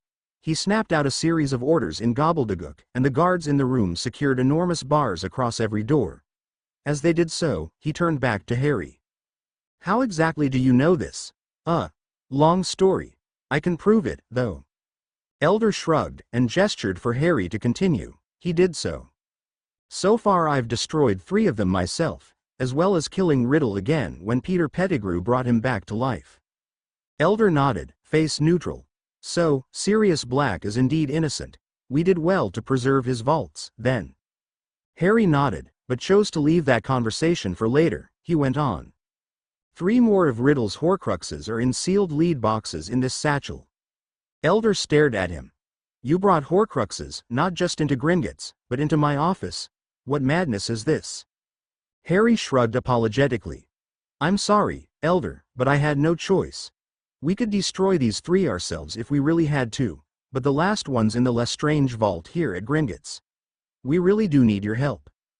Elder turned to one of the guards and said something in gobbledygook. That guard and another one slipped out a side door, and Elder turned back to Harry. I can see your reasoning, wizard, and at least you took precautions. I know the foul devices must be properly secured, or else our security would have alerted us the moment you entered Gringotts. We do share your desire to destroy all remnant of the one called Voldemort. What would you have us do? Harry smiled. Thank you. The main thing is, we want to destroy the Horcruxes without destroying the objects themselves. They're all priceless historical artifacts. Well, that, and we need the one from the Lestrange vault. Elder nodded. We do indeed have such a procedure, though very few of us now living can remember the last time it was used. May I ask, what were the forms of the 3 Horcruxes which you have so far destroyed? Harry nodded. There was a diary, the diary of the teenage Tom Riddle. It possessed a student when I was in my 2nd year. Nearly killed her, in the end. I stabbed it with a basilisk fang. Happened to have one lying around, so to speak. Do not joke with me, Mr. Potter. I'm not. I'll tell you the full story later, and actually we probably should do something with whatever's left of the basilisk's body, but for now that's not the point. I really did have a fresh basilisk fang handy, and I used it. Elder nodded reluctantly, and Harry went on. Another one was in my scar, which still makes me feel dirty. Technically Voldemort destroyed that one himself, when he hit me with the killing curse a few days ago. Again. There must have been something else weird going on with that one if your security never noticed it before, but that's not really the point right now. He paused, and Elder passed him a glass of water. He took it with a grateful smile, and drank deeply before continuing. The 3rd one, just after the scar, was Voldemort's snake Nagini. The snake I just killed. Fired a blasting curse at its head. No more snake, no more Horcrux. Elder stood from his desk, stepped back a pace, and then bowed wordlessly to Harry. He sat down again, and looked intently at the young man before him. Someday you will better understand what I just did, Harry Potter, and why I did it. For now, know that you have the respect of the Goblin Nation. We will not be your lapdogs, as wizards so often seem to desire, but we will fight alongside you when we must. Now, leave those 3 Horcruxes in your bag, but please tell me their forms, and that of the one in the Lestrange vault. Harry ran his hands through his hair, suddenly reminded of how much sleep he hadn't had. The diadem of Rowena Ravenclaw, which is supposed to make the wearer smarter. That's in my bag. A locket once owned by Salazar Slytherin, and possibly made by him. Also in my bag. A ring, passed down through the Gaunt family. There's something special about its stone, but that's about all I know so far. That's also in my bag. We recovered it this morning. And the one in the Lestrange vault is the cup of Helga Hufflepuff. I've no idea if it has any special powers. The missing guards returned at this point, one of them carrying a rather large dull metal casket which appeared to have been welded shut. Harry noticed that both of those guards seemed rather pale and unsteady. They reported briefly to Elder in Gobbledygook, who then turned back to Harry. These things should not exist. Come with us, and we will deal with them immediately. Harry smiled. Brilliant. Elder smiled. Of course, immediately. Actually means we might start in half an hour if all goes well. This is, after all, not a trivial task. Harry nodded. Of course. Elder gave a fairly brief order to one of the guards, once more in Gobbledygook. That guard left the room through one of the side doors, and Elder turned back to Harry. I am having food brought for you, Mr. Potter. You are hungry by now, are you not? Harry smiled broadly. That would be wonderful, thank you. It's, been a long day, let's put it that way. I imagine it has, yes. Now, I must make arrangements. Elder strode across the room, and laid his hand on a featureless silver panel set into the wall. Cairo, he said calmly. Cairo. Bill Weasley, said the silver panel back to him, in what sounded awfully like Bill Weasley's voice. Harry's jaw dropped. Cursebreaker Weasley, said Elder. This is Elder in London. How soon can you have your team in my office, ready to work? The matter is urgent. Bill sounded more than a little surprised, but his voice remained steady and confident. Maybe 10 minutes if I'm lucky, 20 if not. Call it 15, sir. What equipment should we bring? Whatever you would carry if this were a major find and you had no idea of the protections on it. There's a reason I'm calling in our best teams from all around the world for this one. Understood, sir. We'll bring everything. Excellent. I shall expect you shortly, Cursebreaker. Elder proceeded to issue similar instructions to representatives in a number of other places around the world, excepting only those who promised to arrive within the half hour. The guard returned with food, which Harry eyed with curiosity as well as longing. It turned out to be thinly sliced meat of some sort, served with a lightly spiced flatbread. Harry was briefly surprised to find it so normal, before he realized that of course the goblins would be trying to make him feel comfortable right now. He accepted with thanks, and started eating. He still had no idea about goblin tastes in food, but this meal tasted delicious to a hungry muggle-raised wizard. Bill's team was the first to arrive, slightly less than 10 minutes after Bill first answered the call, although Harry didn't know that. Bill entered the room confidently, glancing around rapidly to assess the situation, and then stopped short when he saw Harry. Harry? Harry nodded and smiled. He had always liked Bill. The very same, he said cheerfully. Sort of a long story why I'm here, but just go along with it for now, I'll explain later. Bill nodded uncertainly, then turned to Elder. Cursebreaker Weasley, said Elder, thank you for coming so promptly. Mr. Potter is both our guest and our ally. Do not imagine you are dealing with your brother's friend today. Bill's eyebrows shot up, and he paused a moment before answering. Understood, sir. What do I need to know? The three people clustered behind him leaned forward. Your appetite for learning is well known, Cursebreaker. Tell me, what do you know about Horcruxes? Bill looked thoughtful. Dark magic, very dark actually, to tie a wizard to this world by splitting his soul and storing part of it in an object. Requires a murder to create, plus some details that I'm still not quite clear on. Assorted magical defenses and traps, which seem to be a bit different each time, and quite difficult to destroy. First known example by Harpo the Foul in ancient Greece, last known example. Melania Fenton, wasn't it? Mid-19th century? Elder smiled. Your reputation is well earned, Cursebreaker Weasley. In truth we have destroyed the Horcruxes of several maimed individuals since Ms. Fenton, but it is highly impressive that you know even so much. He turned to a guard and conferred briefly in gobbledygook, before issuing an unmistakable order. The guard ran around the perimeter of the room, ensuring that all doors were shut and locked. When this was done, he caught Elder's eye and nodded. Elder sprang nimbly onto his desk, and turned to face the crowd of perhaps 20. "Welcome to London. You here are 4 of the best teams Gringotts has, both curse-breaking and warding. Today we are cleansing Horcruxes. Cursebreaker Weasley, explain what Horcruxes are and why any sane person should treat them with caution." Bill stepped forward, seeming only slightly surprised, and gave a concise explanation before returning to his team. Elder smiled briefly, then turned his attention to the group at large. "A predecessor of mine destroyed 2 Horcruxes early in the 20th century, both made by the same person. I will not name the person or the year, but I will say this. As far as Gringotts is aware, that was the only person ever to create more than 1 Horcrux. Until now." Elder smiled grimly as his audience leaned forward. "Tom Riddle, the so-called Lord Voldemort, created 7 Horcruxes." There was a collective gasp, and Elder bent to pick up a dull metal box as he continued speaking. "Mr. Potter here has destroyed 3 of those Horcruxes. The bag on his shoulder contains another 3. The final Horcrux, located with Mr. Potter's help, is in this box. And Mr. Potter, it should be noted, has now killed Tom Riddle twice in person, once in 1981, and once a few days ago. Far beneath my feet there is a cavern, sealed against all magical interference. There we shall cleanse these objects of their taint." He jumped lightly from the desk, and strode to the door through which Harry and Griphook had originally entered.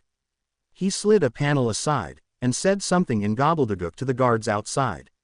Sliding the panel back into place, he turned back towards his desk. "Stand well clear of the desk," he said, pressing his back against the nearest wall. The warders, cursebreakers and guards plus Harry quickly scattered to the walls. Elder raised his hands and began to chant, in a language that didn't sound familiar to Harry. He was fairly sure it wasn't gobbledygook, and it certainly wasn't English. 4 steel bars descended rapidly from the ceiling, and fused with the metal circles that Harry vaguely remembered seeing set into the corners of the desk. The desk rose smoothly to the ceiling, revealing an unpromisingly blank expanse of glossy white stone. Elder stopped chanting when the desk reached the ceiling, and instead snapped a single command in what might or might not have been gobbledygook, at least as far as Harry could tell. A large circle of stone was suddenly outlined by a narrow gap all the way around. Elder stepped into this circle, and gestured for everyone else to do likewise. When everyone was in the circle and well clear of the edges, Elder snapped out another command. The gap itself rose smoothly, surrounding the group with a semi-transparent black cylindrical shell. Another command, and the stone disc and its cylindrical shell sank smoothly beneath the floor. They descended in silence for some time, unpolished rock pressing in on all sides, until the circle above them had shrunk to almost nothing. Harry guessed they had descended a few hundred meters, though he had no real way of knowing. At last they stopped, the cylindrical barrier disappeared abruptly, and several of the guards held up glowing orbs in their hands. Elder and one of the guards led the way off the platform, into a moderately sized chamber with a high domed ceiling.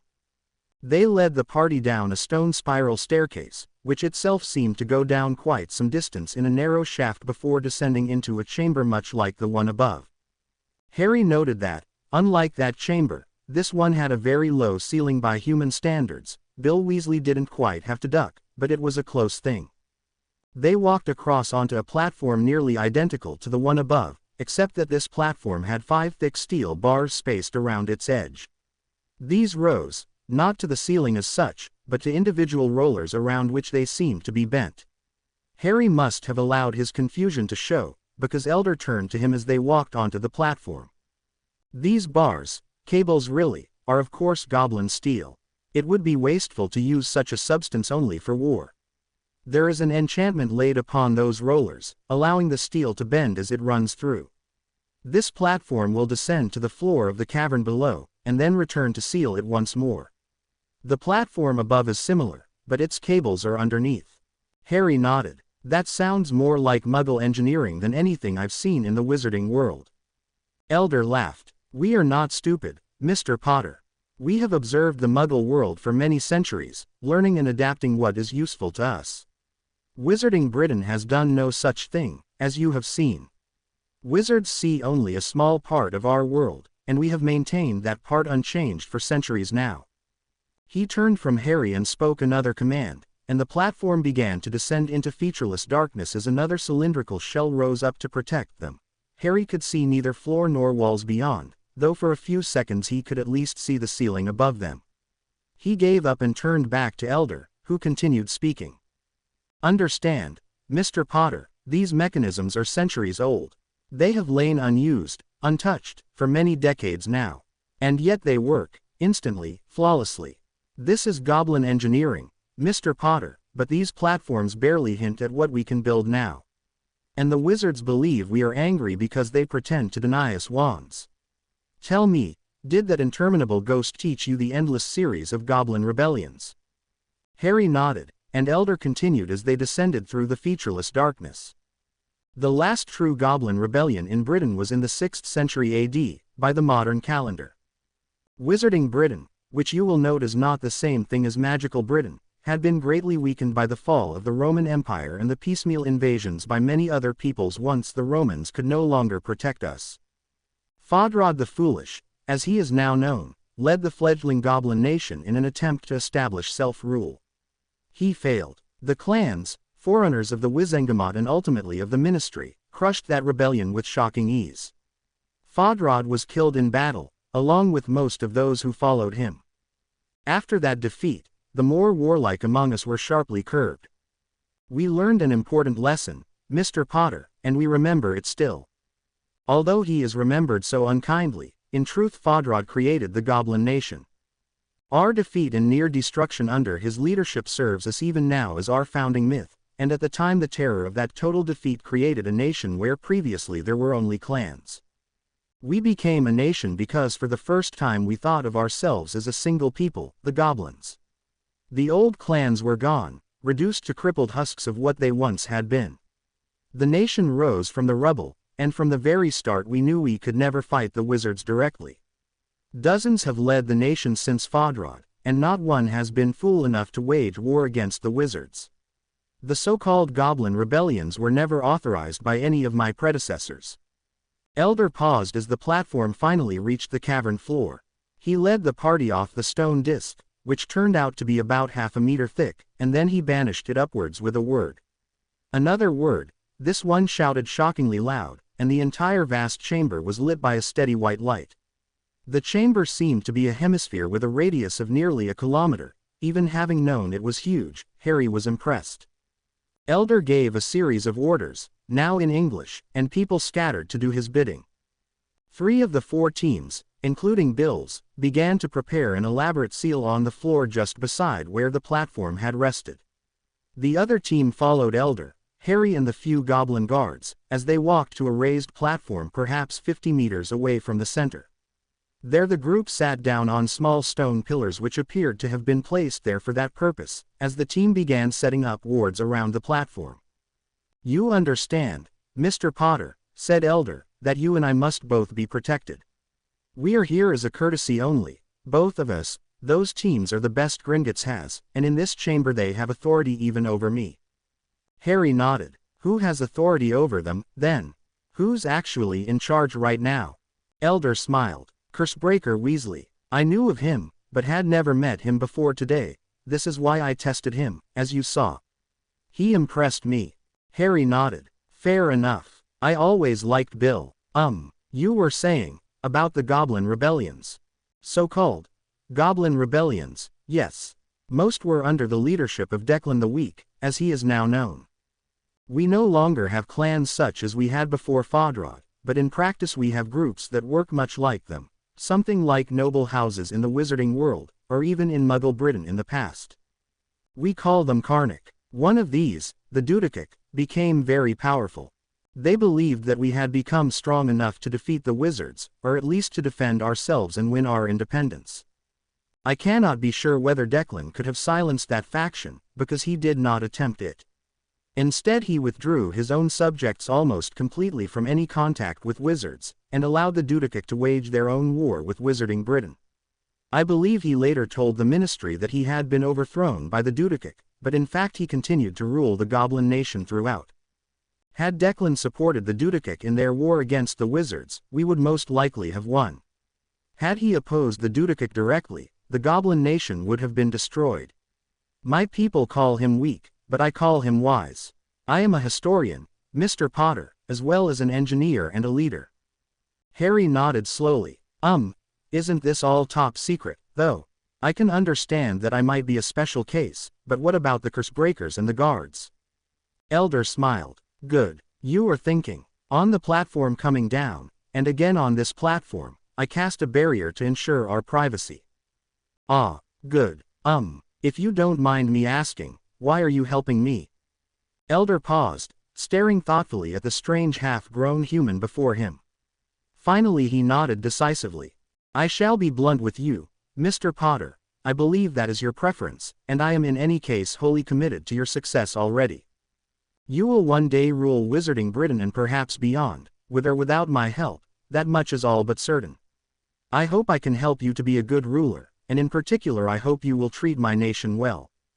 Harry nodded. Yeah, that makes sense, thanks for telling me. So how did your people end up with this whole secret civilization? Elder grinned. Not easy to distract, are you? Okay, so. Under Declan we had nearly a century of isolation from Wizarding Britain. He spent a tremendous amount of gold on watching and learning from the Muggle world, much more than we had done before then, and even after he died we continued. Anyway, by the time the Dudekik finally collapsed, we'd advanced far beyond anything Wizarding Britain would recognize. One of the last things Declan did before he died was order us to hide our true abilities and present the same old image to the wizards. Once again, Declan was uncommonly wise. His successors, including me, have thus far been wise enough to continue as he ordered. If you become the ruler I hope you will, then we can end this separation and finally have true peace between Goblin and Wizard. This is why I gamble my nation on you, Harry Potter. Harry nodded soberly. I'll try, Elder. I promise you I'll try. Actually, this is really weird now that I stop to think about it. Before today, it never would have occurred to me that I might ever be minister or anything. Mr. Potter, your entire life until very recently has been specifically designed and manipulated to make you not think about that sort of thing. I do wonder just how you broke free of those restraints, but clearly you have done so. It may interest you to know that your own affairs account for several of our objections to Albus Dumbledore. We shall discuss those later, when there are fewer than 4 active Horcruxes in the room. Harry nodded, and they turned to the distant circle. All 4 teams were now there, the 4th having finished warding the observation platform some time ago. Elder tapped an area of metal set into the column on which he sat, and a moment later the voice of Bill Weasley came through. It's going well so far, Elder. Aleska and I have had to design a few custom rune arrays pretty quickly, but we're pretty sure it's solid. Our teams are building it now. Basic structure's a pentacle, including the inner pentagon. 4 of the points, the triangles that is, will have Horcruxes in them. The 5th one will have our target, which is a lump of silver with a few runes on it. The rune array built into the pentacle will rip the soul fragments out of the current Horcruxes and channel them into the silver, turning it into a super Horcrux. Then we'll pull out the former Horcruxes and push that lump into the pentagon, where another set of runes will destroy it with Fiendfire. The principles are simple enough. The problems are power and safety, and of course the details. Tim and Andra are setting up the strongest containment ward I've ever even heard of, as a circle touching all 5 points of the pentacle, and they're putting another one just outside it and powering that from the outside. Actually there are power reservoirs and control points all over the place. This is one hell of a complex setup, but that's the bones of it. Elder smiled fondly. Thank you, Cursebreaker Weasley. How soon do you expect to be ready, and what do you need from us? Bill didn't even hesitate. Only a few minutes more before we start charging up the rune arrays, and we should see fireworks not long after that.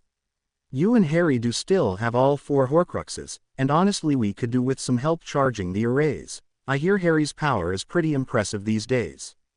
I'll let you know when we're ready for you. No sense taking any extra risks before then. Very well, Cursebreaker, carry on. It was in fact quite a few minutes later that Bill's voice came through again. Elder, sorry about the delay. Tim noticed a potential cascading failure between the inner ward and the outer pentacle array, so we had to redesign a fair bit of it. It should all be fine now, and we're ready for the power and then the Horcruxes. Elder and Harry slipped out of their own protective bubble, leaving their guards behind, and walked over to the working area. As they approached, Bill intercepted them. Okay, I need you two to be very careful. You're the only non-specialists on the site, and this is seriously dangerous. Forget the Horcruxes for now. One mistake at the wrong time, and these Runesets could kill us all instantly. Elder and Harry both nodded, and Elder spoke. It may comfort you to know that any conceivable mishap would be contained by this chamber. This white light is useful in itself, but it's just a side effect of the ward that I activated when we came down here. I know of very few things which could overpower that ward, and they are all in Muggle hands. Bill seemed quite surprised by this, but didn't pursue it. That is reassuring, yes. Obviously I don't want to kill myself and everyone else down here, but even that is less scary than destroying Gringotts entirely. Elder nodded. And that, Cursebreaker Weasley, is exactly why this cavern exists. Strictly speaking I shouldn't even be here, but the lure of knowledge is too great. Bill nodded, then turned to Harry and gestured towards a distinctive pattern of runes on the floor. All right Harry, this is a basic energy reservoir, fairly simple, but extremely useful and more than a little bit terrifying once it's charged. In this case it's part of a network, devil of a thing to design and build, but once it's up and running it's actually quite a bit safer than a single reservoir cluster. This one's already set up and partially charged. See the faint red tinge in the center, so any power you put into it will automatically flow evenly into all 25 reservoirs. Once the power level starts getting up, the paths between them will start to glow also. Never ever put any part of your body above a glowing path, even for an instant. I don't know how much power you can channel these days, but just in case. The aim is to make the whole thing glow a bright white if we can, though honestly we'll struggle to make a solid orange on a network this big with so few wands. Anyway, if you start to see even a hint of blue in it, stop immediately. I'll yell out if I see that, of course. So, go ahead and channel magic into the array. Doesn't really matter what spell you use, as long as it hits somewhere inside that pattern. Harry nodded. He smiled faintly as he raised his wand, deliberately drawing in as much magic as he could. He felt it filling him, felt the pressure in every part of him. This time he didn't dump it all in an instant, but instead let a trickle flow through his wand and into the pattern on the floor. He didn't cast a spell, didn't try to shape the magic at all. He just let it flow, a thin trickle that glowed faintly white through the air. When he was sure that was steady, he left it running while he concentrated on pulling more magical energy into himself to replace what was flowing out. He spent several minutes mastering this, completely oblivious to his surroundings as Elder and the humans all stared at him. They all knew magic didn't work like this, but no one had mentioned that to Harry. Eventually satisfied that the flow was stable, Harry started to increase it slowly. He knew that channeling a lot of energy very fast would exhaust him, but he had no idea what the limit was for that. Gradually the trickle became a torrent, a solid white bar connecting his wand to the ground, and still he felt almost no strain. He wondered absently, correctly, whether there was more magic available down here than in most places above ground. Stop, Harry, stop. Harry twitched violently, finally noticing Bill yelling in his ear, and the white bar vanished abruptly. He blinked and looked around. The reservoir network was clearly visible now, a vast branching structure glowing a brilliant white. Now that Harry looked for it, he could see the bluish tinge that Bill had warned him about. Looking around, it felt like the cavern's lighting had dimmed quite a bit, but he couldn't be sure. Everyone else was staring at him by now, but it was Bill who eventually broke the silence. Harry, you were draining the cavern's wards. Harry looked down at his feet. Sorry, what? No, Harry, that's amazing. That's not supposed to be possible. I mean, we will have to figure out how to get that ward back up to full strength, but this is really exciting. If you can just shift magical energy around at will, then whole classes of unbreakable wards suddenly aren't unbreakable anymore. Technical term, unbreakable, it just means there's no way to beat them except to pour raw power in until they blow. And that's usually a bad thing, unless you've some very good defenses set up against the backlash. Alright, sorry, Cursebreaker, getting a bit carried away here. I will want to talk to you later, probably on a stage with every Cursebreaker I know listening to us. Anyway, now's a good time to give me the Horcruxes. One at a time, I mean. Oh, and don't even think about going anywhere near that dome. Other than me and whatever I'm physically touching, that dome will stop absolutely anything. I mean, it's designed to stop fiendfire. Elder, standing forgotten near Harry, handed over the first box. Bill carried it through the faintly visible dome of the two concentric wards, stepping very carefully, avoiding the few brightly glowing paths inside the dome and stopping only when he was standing inside one of the triangles. He very carefully unsealed the box. He reached in and withdrew an ornate golden goblet, which he set carefully in the center of the triangle. Again stepping very carefully, he made his way back to where Harry and Elder stood outside the dome. This time he took a box from Harry, and so the process repeated until all 4 Horcruxes were in place. The lump of silver, Harry noticed now, was already in place in the 5th triangle.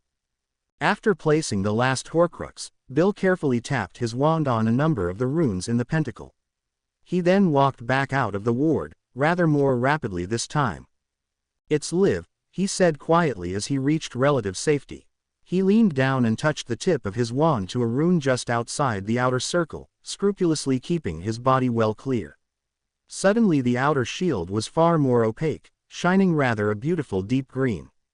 They could faintly see the inner ward darken a few seconds later, but by then Bill was herding everyone away from the area. "Come on, move, all of you. I want everyone on that platform in the next 3.5 minutes, and please understand that that time is not arbitrary."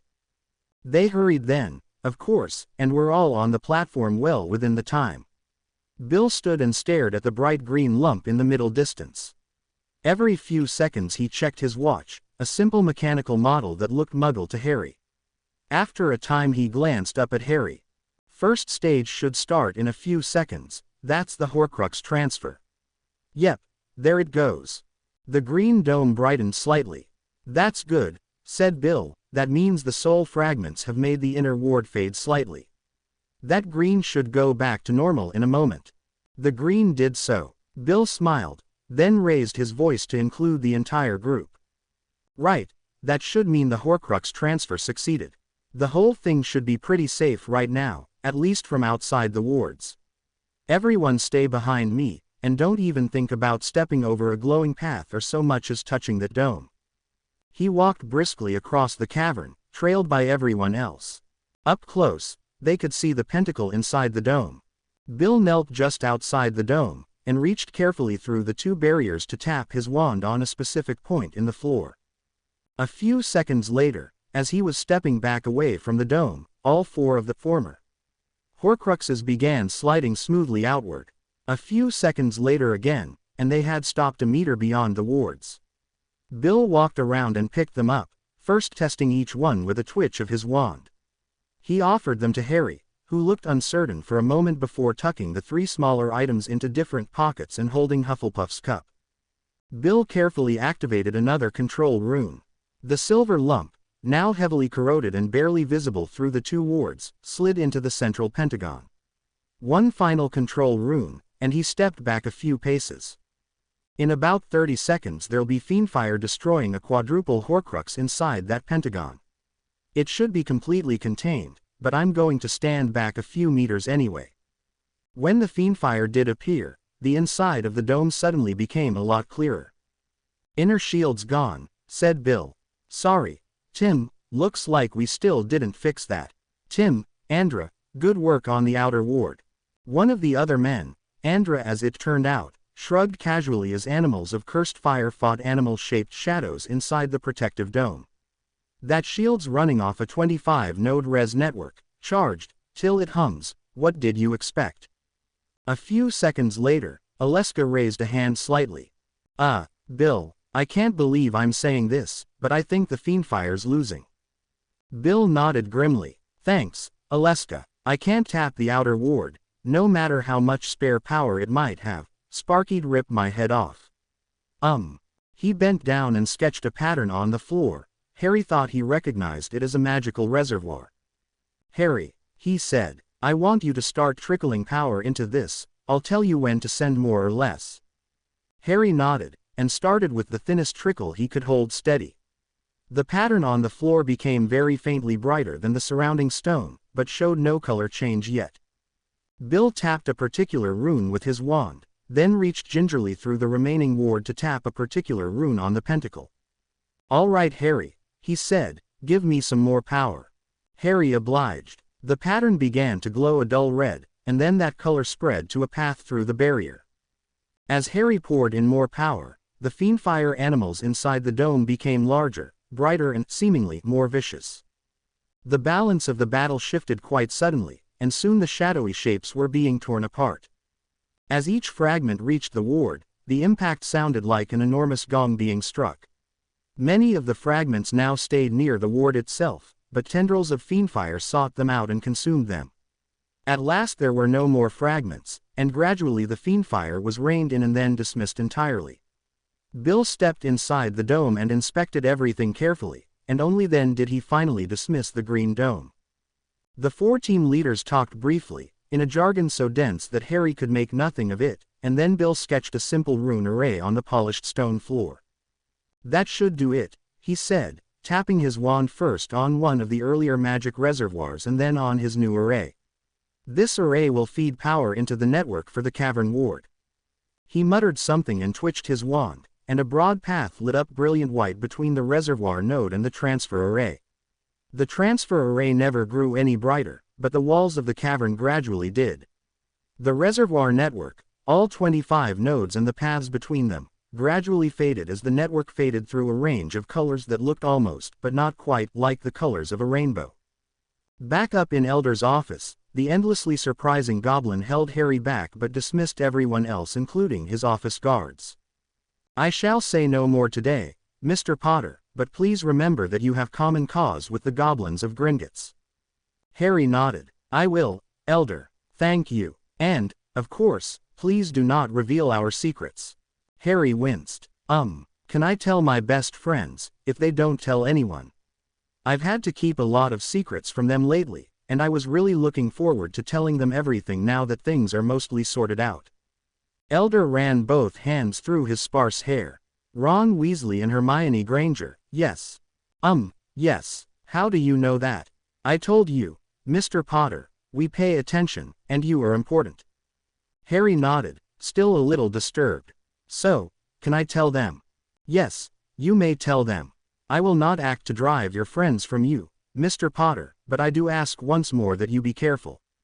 Of course, Elder Carob, said Harry quietly, and the enormous stone gargoyles lumbered grudgingly aside to let him pass. He stepped onto the stone staircase, and was somehow carried upward on the rotating helix. As he reached the top, the door swung open and he walked straight into Albus Dumbledore's office. What progress? Asked the headmaster eagerly. Harry grinned and laid the 4x Horcruxes side by side on the old man's desk. No more Horcruxes. May I ask after the process employed in their purification? Harry nodded. A star shape and lots of runes, in a huge chamber with some very strong protections. Albus nodded. Can you tell me how it is that they were able to preserve the items intact? They transferred the soul fragments to a lump of metal, then destroyed that with fiendfire after they'd given these back to me. Albus looked intrigued. An object with 4 soul fragments is completely new in this world, and before today I knew of no way to transfer such a fragment from one object to another. Tell me, who wielded the fiendfire? Harry shrugged. No one. It was created by runes, it was inside the shield, and we were all outside. Beyond this Harry pled ignorance of any and all details about the procedure. The only useful information he conceded was that Bill Weasley had indeed been involved. Soon enough Albus noticed the pattern and changed tack somewhat. What do you feel you learned at Gringotts, Harry? Harry paused. Respect, Headmaster. I learned a great deal of respect for the goblins. They actually took safety seriously, and they sorted this out very efficiently. I was impressed. Dumbledore nodded. Now that we have a little more time, Harry, Are you feeling all right, after everything you've had to do lately? Harry nodded slowly, then smiled. I wouldn't turn down a good night's sleep, but other than that I feel fantastic. Honestly, it's such a relief to know that he's not coming back now. That pretty much removes all the things that have made my life difficult so far, doesn't it? No more Dark Lord hanging over me, ever, no more Death Eaters trying to kill me, and above all no need to go back to the bloody Dursleys ever again. Plus I know that I've just saved magical Britain from a terrible Dark Lord and his followers, even if they don't know it. Maybe I'm being a bit arrogant, but I really do feel good about that. Dumbledore beamed. And rightly so, Harry, rightly so. In truth you are a hero, and I am immensely proud of you. Harry blushed and looked down, and after a moment Dumbledore went on. Have you thought about what comes next, Harry? He shrugged yet again. How should I know, sir? I suppose I can actually study and enjoy myself now, without having to worry about nearly getting killed every year. That'll be nice. Well, actually, we do also have to deal with the Death Eaters. They're standing trial quite soon, aren't they? Dumbledore nodded. Starting tomorrow, yes. Since classes have all but finished for the year, I may be able to make special arrangements there if you decide that you wish to attend the trials. Harry looked uncertain. Maybe. What about Crouch and the others? Dumbledore smiled. While you were at Gringotts, Fawkes and I paid a visit to Malfoy Manor. Barty Crouch Jr. is now in the Ministry's hands, along with Crabbe and Goyle Sr. I believe that not a single Death Eater remains at large. Except for Snape, you mean? Dumbledore winced. Severus Snape proved his true loyalties during the last war, Mr. Potter. He stood trial then, and to my knowledge he has committed no crimes since then. Harry looked skeptical at that, but let it drop. Strange question, but what happened to Mrs. Malfoy? I mean, wasn't she at Malfoy Manor all this time? Under Veritaserum, Crouch told us that Narcissa was locked in some kind of untouchable stasis in a basement at Malfoy Manor. I retrieved her and revived her, and she appears to be unharmed. We chatted only briefly, but she did tell me it was Lucius who put her under the spell, for her own protection. I myself had some difficulty reversing it. We may be assured that the Death Eaters had no opportunity to harm her. Dumbledore paused. That's a remarkably mature question, Harry. What prompted you to ask it? Harry shrugged. Draco Malfoy. I don't know what he'd do if he lost both his parents, but I needed to know before he did. Dumbledore seemed impressed by this, but didn't comment. Professor, said Harry eventually, what influence do I have in those trials? Dumbledore raised a bushy eyebrow. Why do you ask? Well, I've been thinking about Dementors. They shouldn't exist. They really shouldn't exist. I really don't want to send idiots like Crabbe and Goyle to Azkaban. Actually, I don't want anyone to be in Azkaban. Dumbledore leaned forward slightly. What would you have us do with Crouch? Kill him. The old man fell back, appalled. Murder in cold blood, Harry. I'd not have thought it of you. Harry rolled his eyes. No, Headmaster, not murder. Execution. Hasn't he done enough to warrant that? Dumbledore started to say something, but fell silent before Harry could make out any words. After another pause, Harry went on. I don't think there's any way we could ever let Crouch walk free, it wouldn't be safe. So if we care about keeping people safe, then either we lock him up for the rest of his life or we just execute him now. And if our prison is full of Dementors, then I don't know why you're more horrified by the second option. Dumbledore looked thoughtful. Right now, Harry, you have a great deal of political capital. If I were to bring you to the beginning of the first trial tomorrow morning, what would you want to say to the Wizengamot? Harry paused for quite some time, making sure his thoughts were clear before he spoke. Perhaps it's naive of me, Professor, but I think there's a pretty sharp divide in the Death Eaters. On one side are the terrifying fanatics and sadists, Crouch, Bellatrix Lestrange, the Caro twins, and maybe a few others. On the other side are the ones who are probably quite glad that Voldemort's dead now, Crabbe, Goyle, Malfoy, and probably most of the others. I think any Death Eater who can take Veritaserum and say they're glad Voldemort's gone. I just don't think there's any point putting those people in jail for being Death Eaters, or keeping them there. Check if they still want to go around hurting people for fun, of course, but other than that I think we should let them go. Dumbledore was staring at the bizarre boy in front of him. You don't want Lucius Malfoy to pay, for all he's done to you. The faint smile fell from Harry's face. Headmaster, what do you think Draco will do if we take away his father? Take away the Malfoys, political power and most of their money, of course. I'm not stupid, but I really don't see much point locking Lucius Malfoy up. I don't think he's a danger to anyone. Dumbledore frowned slightly. Crabbe, Goyle, Snape. Harry sighed. Crabbe and Goyle, senior or junior, are just brainless muscle who do what they're told. In a proper world, they're harmless.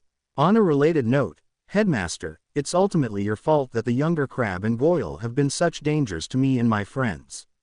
Draco Malfoy should never have been allowed to behave the way he has, and the same goes double for his henchmen.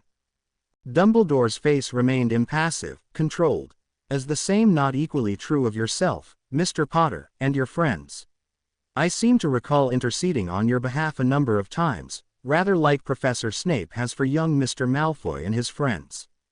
Harry growled. Yes, Headmaster, I should never have been dealing with that sort of a threat in the first place. If I hadn't had to, then of course I should have been held to the same standards I'm talking about. And don't even start on those madcap adventures I seem to have had every year so far. They all go back to you or Voldemort, sometimes both.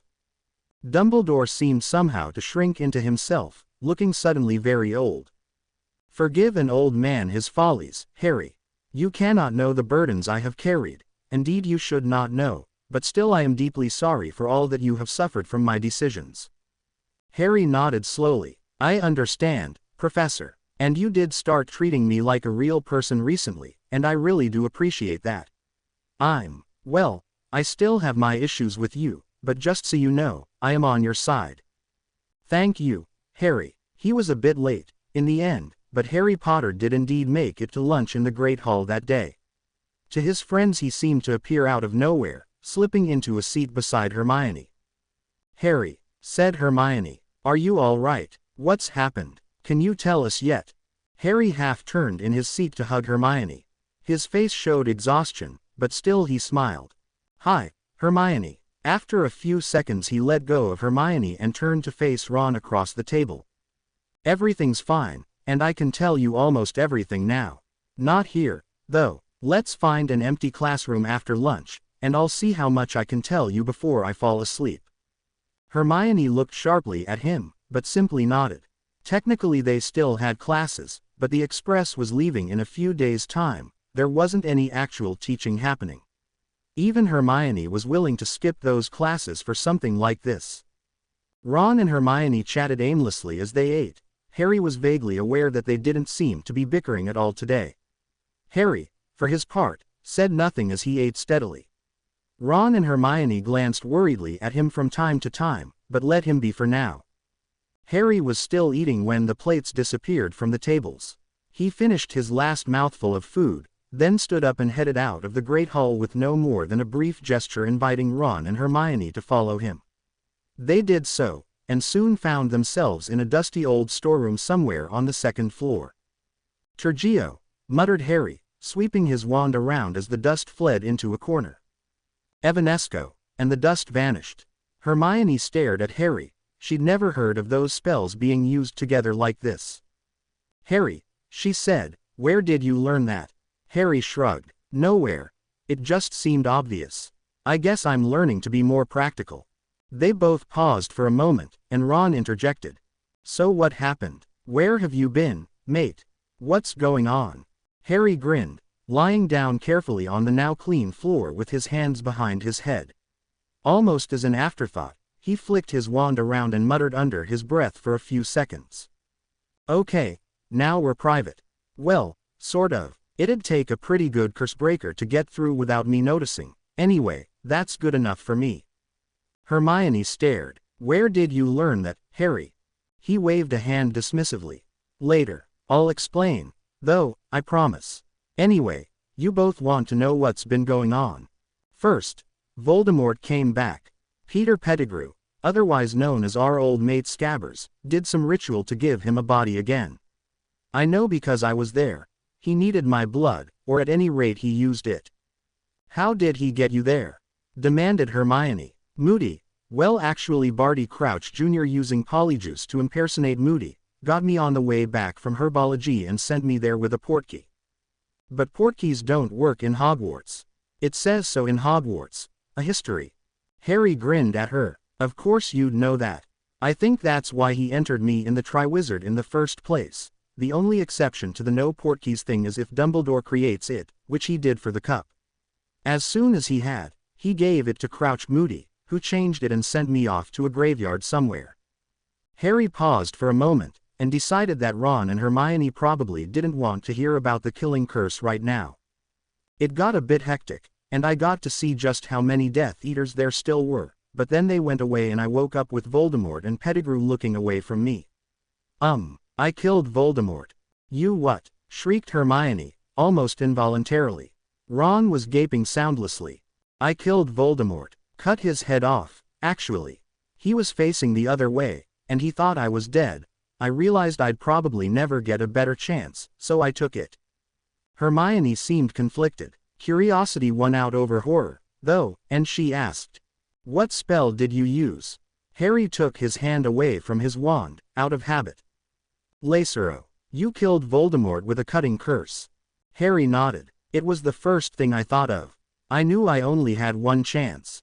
Hermione smiled oddly. Tell me, Harry, since when does the cutting curse cut someone's head off? I'm pretty sure that should have just made him bleed a little. Harry shrugged. I took my time, and put a lot of power into it. Hermione seemed quite surprised by that, but let it pass. Harry went on. I stunned Pettigrew and killed Voldemort's snake, and then I passed out. Too much magic, apparently. Dumbledore found me and brought me back to Hogwarts. The first thing I remember after the blasting curse is Dumbledore waking me up in the infirmary. What about all those Death Eaters? Said Ron. Harry smiled. All in Ministry custody. Dumbledore and Fawkes brought them in. The trials start tomorrow. What's going to happen to them? Harry shrugged. Dunno. I'm going to ask the Wizengamot to basically let most of them go free, but execute the ones that are still dangerous. Are you mental? Said Ron, glaring at his best mate. Harry noticed that Hermione looked similarly hurt and betrayed, though probably not for the same reason. He sighed. Maybe I am. Ron, maybe I am. All I know is, the future's more important than the past. Voldemort's gone, and honestly I think most of the Death Eaters will be happy to hear that. The war's finished, and I want it to stay finished. Ron was still staring. You really mean that, Harry? You'd really let them go free, let them live with normal people? Harry nodded. The ones that don't want to hurt anyone now, yeah.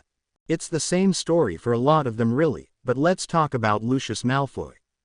If we chuck him in Azkaban, he'll suffer. Remember the Dementors last year, Ron? He'd suffer that, but more, and all the time. It'd drive him insane, or kill him, or maybe make him think it'd be a brilliant idea for him to go around killing people once he got out. I don't know, but it wouldn't be good. Meanwhile, what's going to happen to his son? I know you don't like Draco, neither do I, can't stand the smarmy git. But if we destroy Lucius Malfoy, then Draco is our enemy for life. Destroy Lucius Malfoy, and Draco will be a Death Eater or something like it when he grows up. Same with Crabbe and Goyle and their fathers, and all the other kids here whose fathers are Death Eaters. This needs to stop here, or our grandkids will still be fighting and dying over the same old thing. Let them go free, maybe with some sort of suspended sentence hanging over them, and none of that has to happen. Ron, still glaring, shot back, and what if they lie? I mean, of course they'll bloody lie, you know that. Nah. Never wanted to serve old Snakeface, of course I'm glad he's gone, thank you very much, and then carry on doing whatever they want. Veritaserum, Ron, of course I'm not going to trust Death Eaters not to lie to get out of punishment. But this is the Wizengamot we're talking about, they can use Veritaserum to make sure. Ron still didn't look happy, but he did shut up. Hermione took that as her cue. Harry, capital punishment is barbaric. And can you really live with yourself with that much blood on your hands? Harry groaned. Hermione, a few days ago I cut Voldemort's head off. I've had that responsibility hanging over me since I was a baby, even if I didn't know about it until pretty recently. Look, I'd like to have stayed out of all this, and just let the adults take care of it. I never had that choice, though. It was always me. I was the only one who could get rid of Voldemort, and now apparently I'm the only one who can clean up the mess he left behind. I have to do this because, if I don't, who will? And if someone like Bellatrix Lestrange or Barty Crouch Jr. is completely mental and still wants to torture and murder people, then what am I supposed to do? What's the Wizengamot supposed to do, or the Ministry? Azkaban is torture. It should be shut down. We're never going to let these people free, so how exactly is killing them cleanly more barbaric than torturing them to death over however many years it takes them to actually die? Hermione's voice shook slightly, but she would not back down. Harry, by that policy Sirius would be dead. Well, obviously we're not going to punish anyone without a trial. That's wrong with or without the death penalty. Given a trial under Veritaserum, Sirius would never have gone to Azkaban in the first place. But what if we get it wrong? Said Hermione. Harry shrugged. We have Veritaserum, plus ways of reading someone's mind. This isn't the Muggle world, Hermione. So the penalty for any crime is either death or nothing. What? Said Harry. No, of course not. I'm only talking about the Death Eaters that are in the Ministry's cells right now, and the ones in Azkaban. We have prison cells that don't torture anyone, and we can build a whole new prison if we need to, again, one that doesn't torture people. Hermione still didn't look happy, but she was struggling to think of any more arguments against executing Death Eaters. Instead she changed tack. Hang on, what makes you think the Wizengamot will do what you say? Harry shrugged. I'm the boy who lived, and Dumbledore's giving me a lot of the credit for arresting all these Death Eaters. Madame Bones knows about Voldemort coming back, and knows I killed him. She'll support me. So will Dumbledore, of course. Fudge should support me, because it makes him look good and because he really wants me to like him. Malfoy and his lot, or whoever's voting for them, will support me because it keeps the Death Eaters with power alive and out of prison. Hermione seemed to struggle with that, but she was nothing if not stubborn. And what about all the people that the Death Eaters hurt? How do you think they're going to feel about this? Harry looked thoughtful. Good point, actually. I probably should give an interview tomorrow so I can explain my reasons. Once I've explained it, though, I don't really care too much about anyone who wants their own revenge more than they want their grandkids to live in peace. Hermione paused. Harry, you do realize that there's no going back after this. By choosing to step into the public eye, you're making yourself a player in an adult game. Harry nodded. Yeah, I know. Hermione, I know how you feel about authority, but, honestly, the adults running this country are a bit useless. I can't trust them to get it right, and I have this boy who lived thing that means they'll listen to me, so I'm the one that has to do something. Hermione fell silent, staring thoughtfully at Harry. You're a strange young man, Harry. The strange young man in question was talking privately with Amelia Bones on the morning of the first Death Eater trials. He shrugged. I hear that a lot. She smiled faintly. I see why Albus always talked about your love as some sort of great power. It takes an unusual person to suffer as you have, and still offer mercy. Harry shrugged again. I just don't want anyone else to have to go through this. Amelia paused. That's where we have a problem or two. Problems. She nodded. First, your plan as it stands is all but guaranteed to throw magical Britain into chaos. The people will be outraged, the pardoned Death Eaters will be free to do as they please, and frankly you'd be better off if the Death Eaters caught you rather than the mob. Second, the wizarding justice system really shouldn't have the power to execute people. Look at Sirius Black, for one. Harry glared at her. Sirius was sent to Azkaban without a trial. If he'd had a fair trial, he wouldn't have had a problem. Amelia sighed. We can build safeguards, but we can't guarantee a fair trial for every accused criminal 50 years from now. Imprisonment can at least be cut short. Unjust execution is unrecoverable. After a long pause, she went on. Harry, you're right about some things. If we throw the book at every Death Eater, they're all going to rot in Azkaban. You're right that we'd be creating another generation of enemies, and that your grandchildren would still be fighting this war. You just need a more realistic plan. Do you really think that a large number of repentant Death Eaters couldn't be talked into forming a new gang and terrorizing our society again? Harry hung his head. After another pause, Amelia spoke more kindly. Harry, you should still be proud of what you'd planned. You have the potential to lead this stupid society into a worthwhile future, and that future won't work without mercy. Harry looked at her sharply, and took a few deliberate breaths before he spoke again. Is this the part where you tell me what I should do? Amelia Bones didn't flinch, but even for her it was an effort. No, Harry, I have no wish to rule from behind the scenes. Nor for that matter do I wish to rule at all. That, Harry Potter, is your job. I'm just trying to make sure you don't destroy my country before you have a chance to learn better. There are problems with your plan. You tell me how you will fix them. Harry closed his eyes and leaned against a wall, thinking furiously. Amelia watched him intently, but let him think in peace. Finally Harry's eyes snapped open. Thank you, Madam Bones. You've done me a big favor, I won't forget it. Have you fixed your plan? She asked briskly. He nodded. I have. Thanks again for making me think it through properly. Aren't you going to tell me your new plan? No, sorry, but I need to do this myself. Director Bones smiled more broadly. You're learning. Good luck today, Harry. Thank you. The esteemed members of the Wizengamot were quite surprised to see Harry Potter, dressed in fine black robes, enter the hall with Chief Warlock Dumbledore. The old man and the young man, for their part, ignored the susurrus as they sat down behind the Chief Warlock's podium. You are quite certain of this? Asked Dumbledore quietly. I am, said Harry. Sir, I have to do this. You know that. Dumbledore nodded slowly, a strange regret twisting his face. I know. I only wish that I could spare you this, at least for now. But then, that is no more than the foolish sentiment of an old man.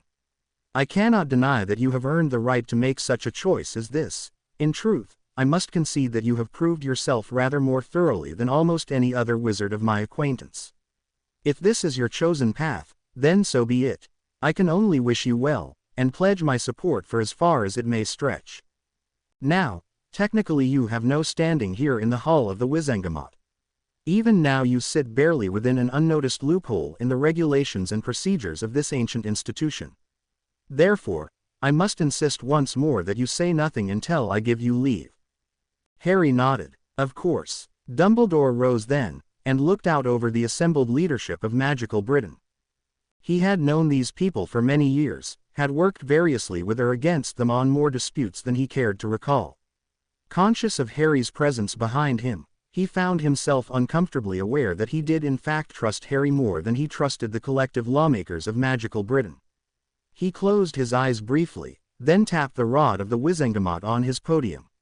All conversations cut off abruptly, and the sea of robes became a sea of upturned faces. Welcome, esteemed witches and wizards of the Wizengamot. We meet today to conduct a number of criminal trials.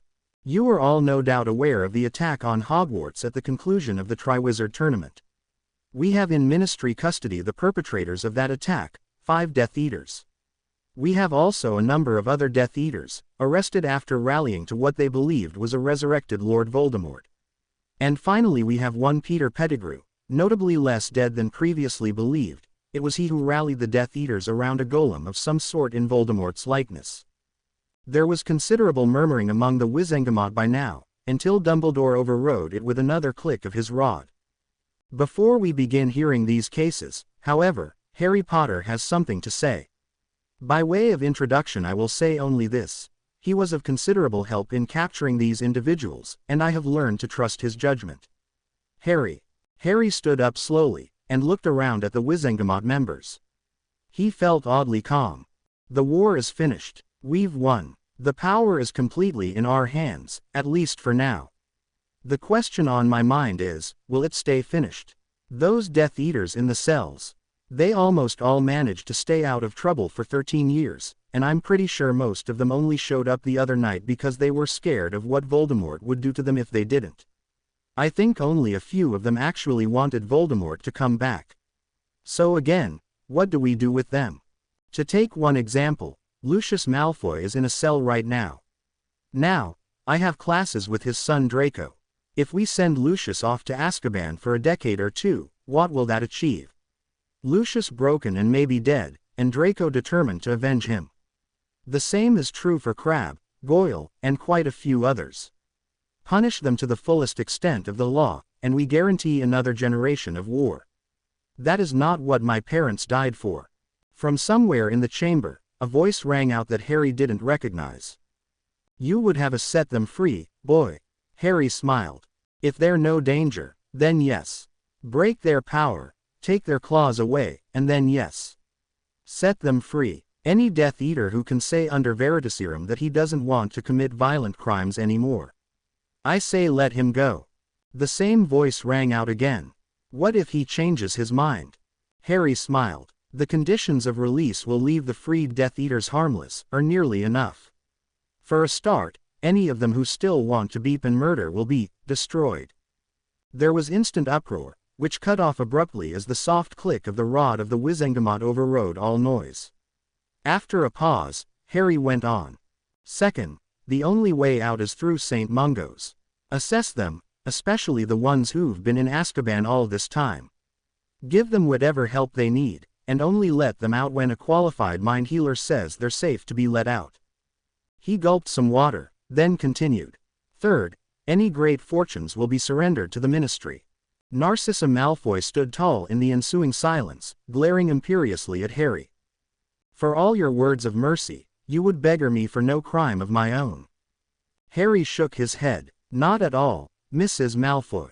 If I get my way, I'll make sure every family still has enough to live comfortably. I just don't want anyone buying their way out of trouble in the future. Oh, and obviously they can't hold office or give money to anyone who does. Harry very carefully avoided looking at Minister Fudge, but he saw many other heads turning in that direction. He went on. Any former Death Eaters who already don't have enough to live decently, I want the ministry to provide for. We'll have all these spare galleons, after all, and the last thing we want is desperate Death Eaters doing whatever they have to survive. Also, every Death Eater who goes free gets a trace put on his wand. Keep a record of every spell he casts with that wand, and destroy him if he gets another wand without the trace. There was a general murmuring as the Wizengamot at large digested this. Harry and Albus sat in companionable silence. Finally Amelia Bones rose to her feet, slowly, thoughtfully. Dumbledore acknowledged her, and seated her the floor. My niece Susan has classes with Mr. Potter here, and with Draco Malfoy, and Gregory Goyle, and all the rest. I am quite certain that Mr. Potter is correct when he predicts that harsh punishment of the Death Eaters would all but assure us of another war in a few years' time. Yes, we would win that war, but good people would die for it. I stand with Mr. Potter. Although as director of the Department of Magical Law Enforcement I declare that the conditions of Mr. Potter's proposal are not up for debate. Augusta Longbottom stood abruptly, and glared at Dumbledore until he ceded the floor to her. She then turned a withering glare on her old comrade Amelia Bones. Have you gone quite mad, Amelia? She demanded imperiously. Have you forgotten what horrors these monsters wrought upon our society? My Frank's torturers will not walk free while I draw breath, Amelia. Mark my words. Amelia's voice grew deceptively mild. I forget nothing, Augusta. Your Frank was my Frank also, one of the best oars I ever commanded, and a good friend besides. And have you perhaps forgotten Edgar? My own brother, Augusta? No, I have not forgotten. But, Augusta, answer me this. You demand vengeance for your Frank, but would you sacrifice your Neville's future to that end? My own answer, for Edgar and for Susan, is no. For the first time that Harry could remember, and indeed for the first time that many among the assembled Wizengamot could remember, Augusta Longbottom was utterly lost for words. She seemed somehow to deflate, as if the righteous fury which sustained her had simply bled away. There was a long pause before she was able to form words. No, she whispered hoarsely, not Neville. Not even for Frank. Amelia, experienced in the ways of the Wizengamot, stood tall and stared around. I trust my point is made. Our grudges and our hatreds count for precious little against the future of our children. I would give my life for that, without a second thought, and I know I am far from alone in that. How hard can it be for us to master our grudges and spare some lives instead, for the sake of our world? Harry stood calmly beside Dumbledore, and wisely said nothing. Once it became clear that the Wizengamot as a whole had been swayed, Dumbledore called the vote. It passed unanimously, having for various reasons the full support of every faction present. To Harry's surprise, the motion included almost no detail. It effectively gave the Chief Warlock complete freedom to determine those details as he saw fit. Several days later, Lucius Malfoy was the last Death Eater to be brought into the hull of the Wizengamot. He sat rumpled and unshaven in the chair, but his eyes were fully alert as he openly assessed the mood of his jurors. He looked up as the Chief Warlock silenced the hull with a tap of the rod. "Lucius Malfoy," said Dumbledore, "you stand accused of answering Voldemort's call, when it was falsely sent by Peter Pettigrew from the graveyard at Little Hangleton. That you were knowingly an accomplice, both before and after the fact, to the attempted murder of Harry Potter by means of the killing curse from the supposed Voldemort's wand. There is more, far more, but you know as well as I that those charges alone are enough to see you in Azkaban for life. You will note that a number of your former allies are absent from proceedings today, Jugson, Nott, and so on. They have been convicted of treason, admittedly a decade or more too late, and their seats have been abolished. They cannot help you today. Please understand, Mr. Malfoy, that your own family's seat on the Wizengamot will most certainly be abolished today. You confessed to treasonous conspiracy and actions in 1981, and your recent actions in answering Voldemort's call have invalidated your previous defense." Lucius stared in shock, wondering how and when the old fool had learned this sort of ruthless competence. Dumbledore continued, "We are aware of your occlumency skills, Mr. Malfoy, but we have consistent testimony against you from a number of other Death Eaters under Veritaserum. The facts of the matter are not in question. The question remaining is that of your fate. You have a choice to make." Lucius stared. After a few seconds, Albus went on. "You stand to cheat Azkaban today, Mr. Malfoy. You may find this difficult to believe, but it is by the efforts of Harry Potter that you might walk free today.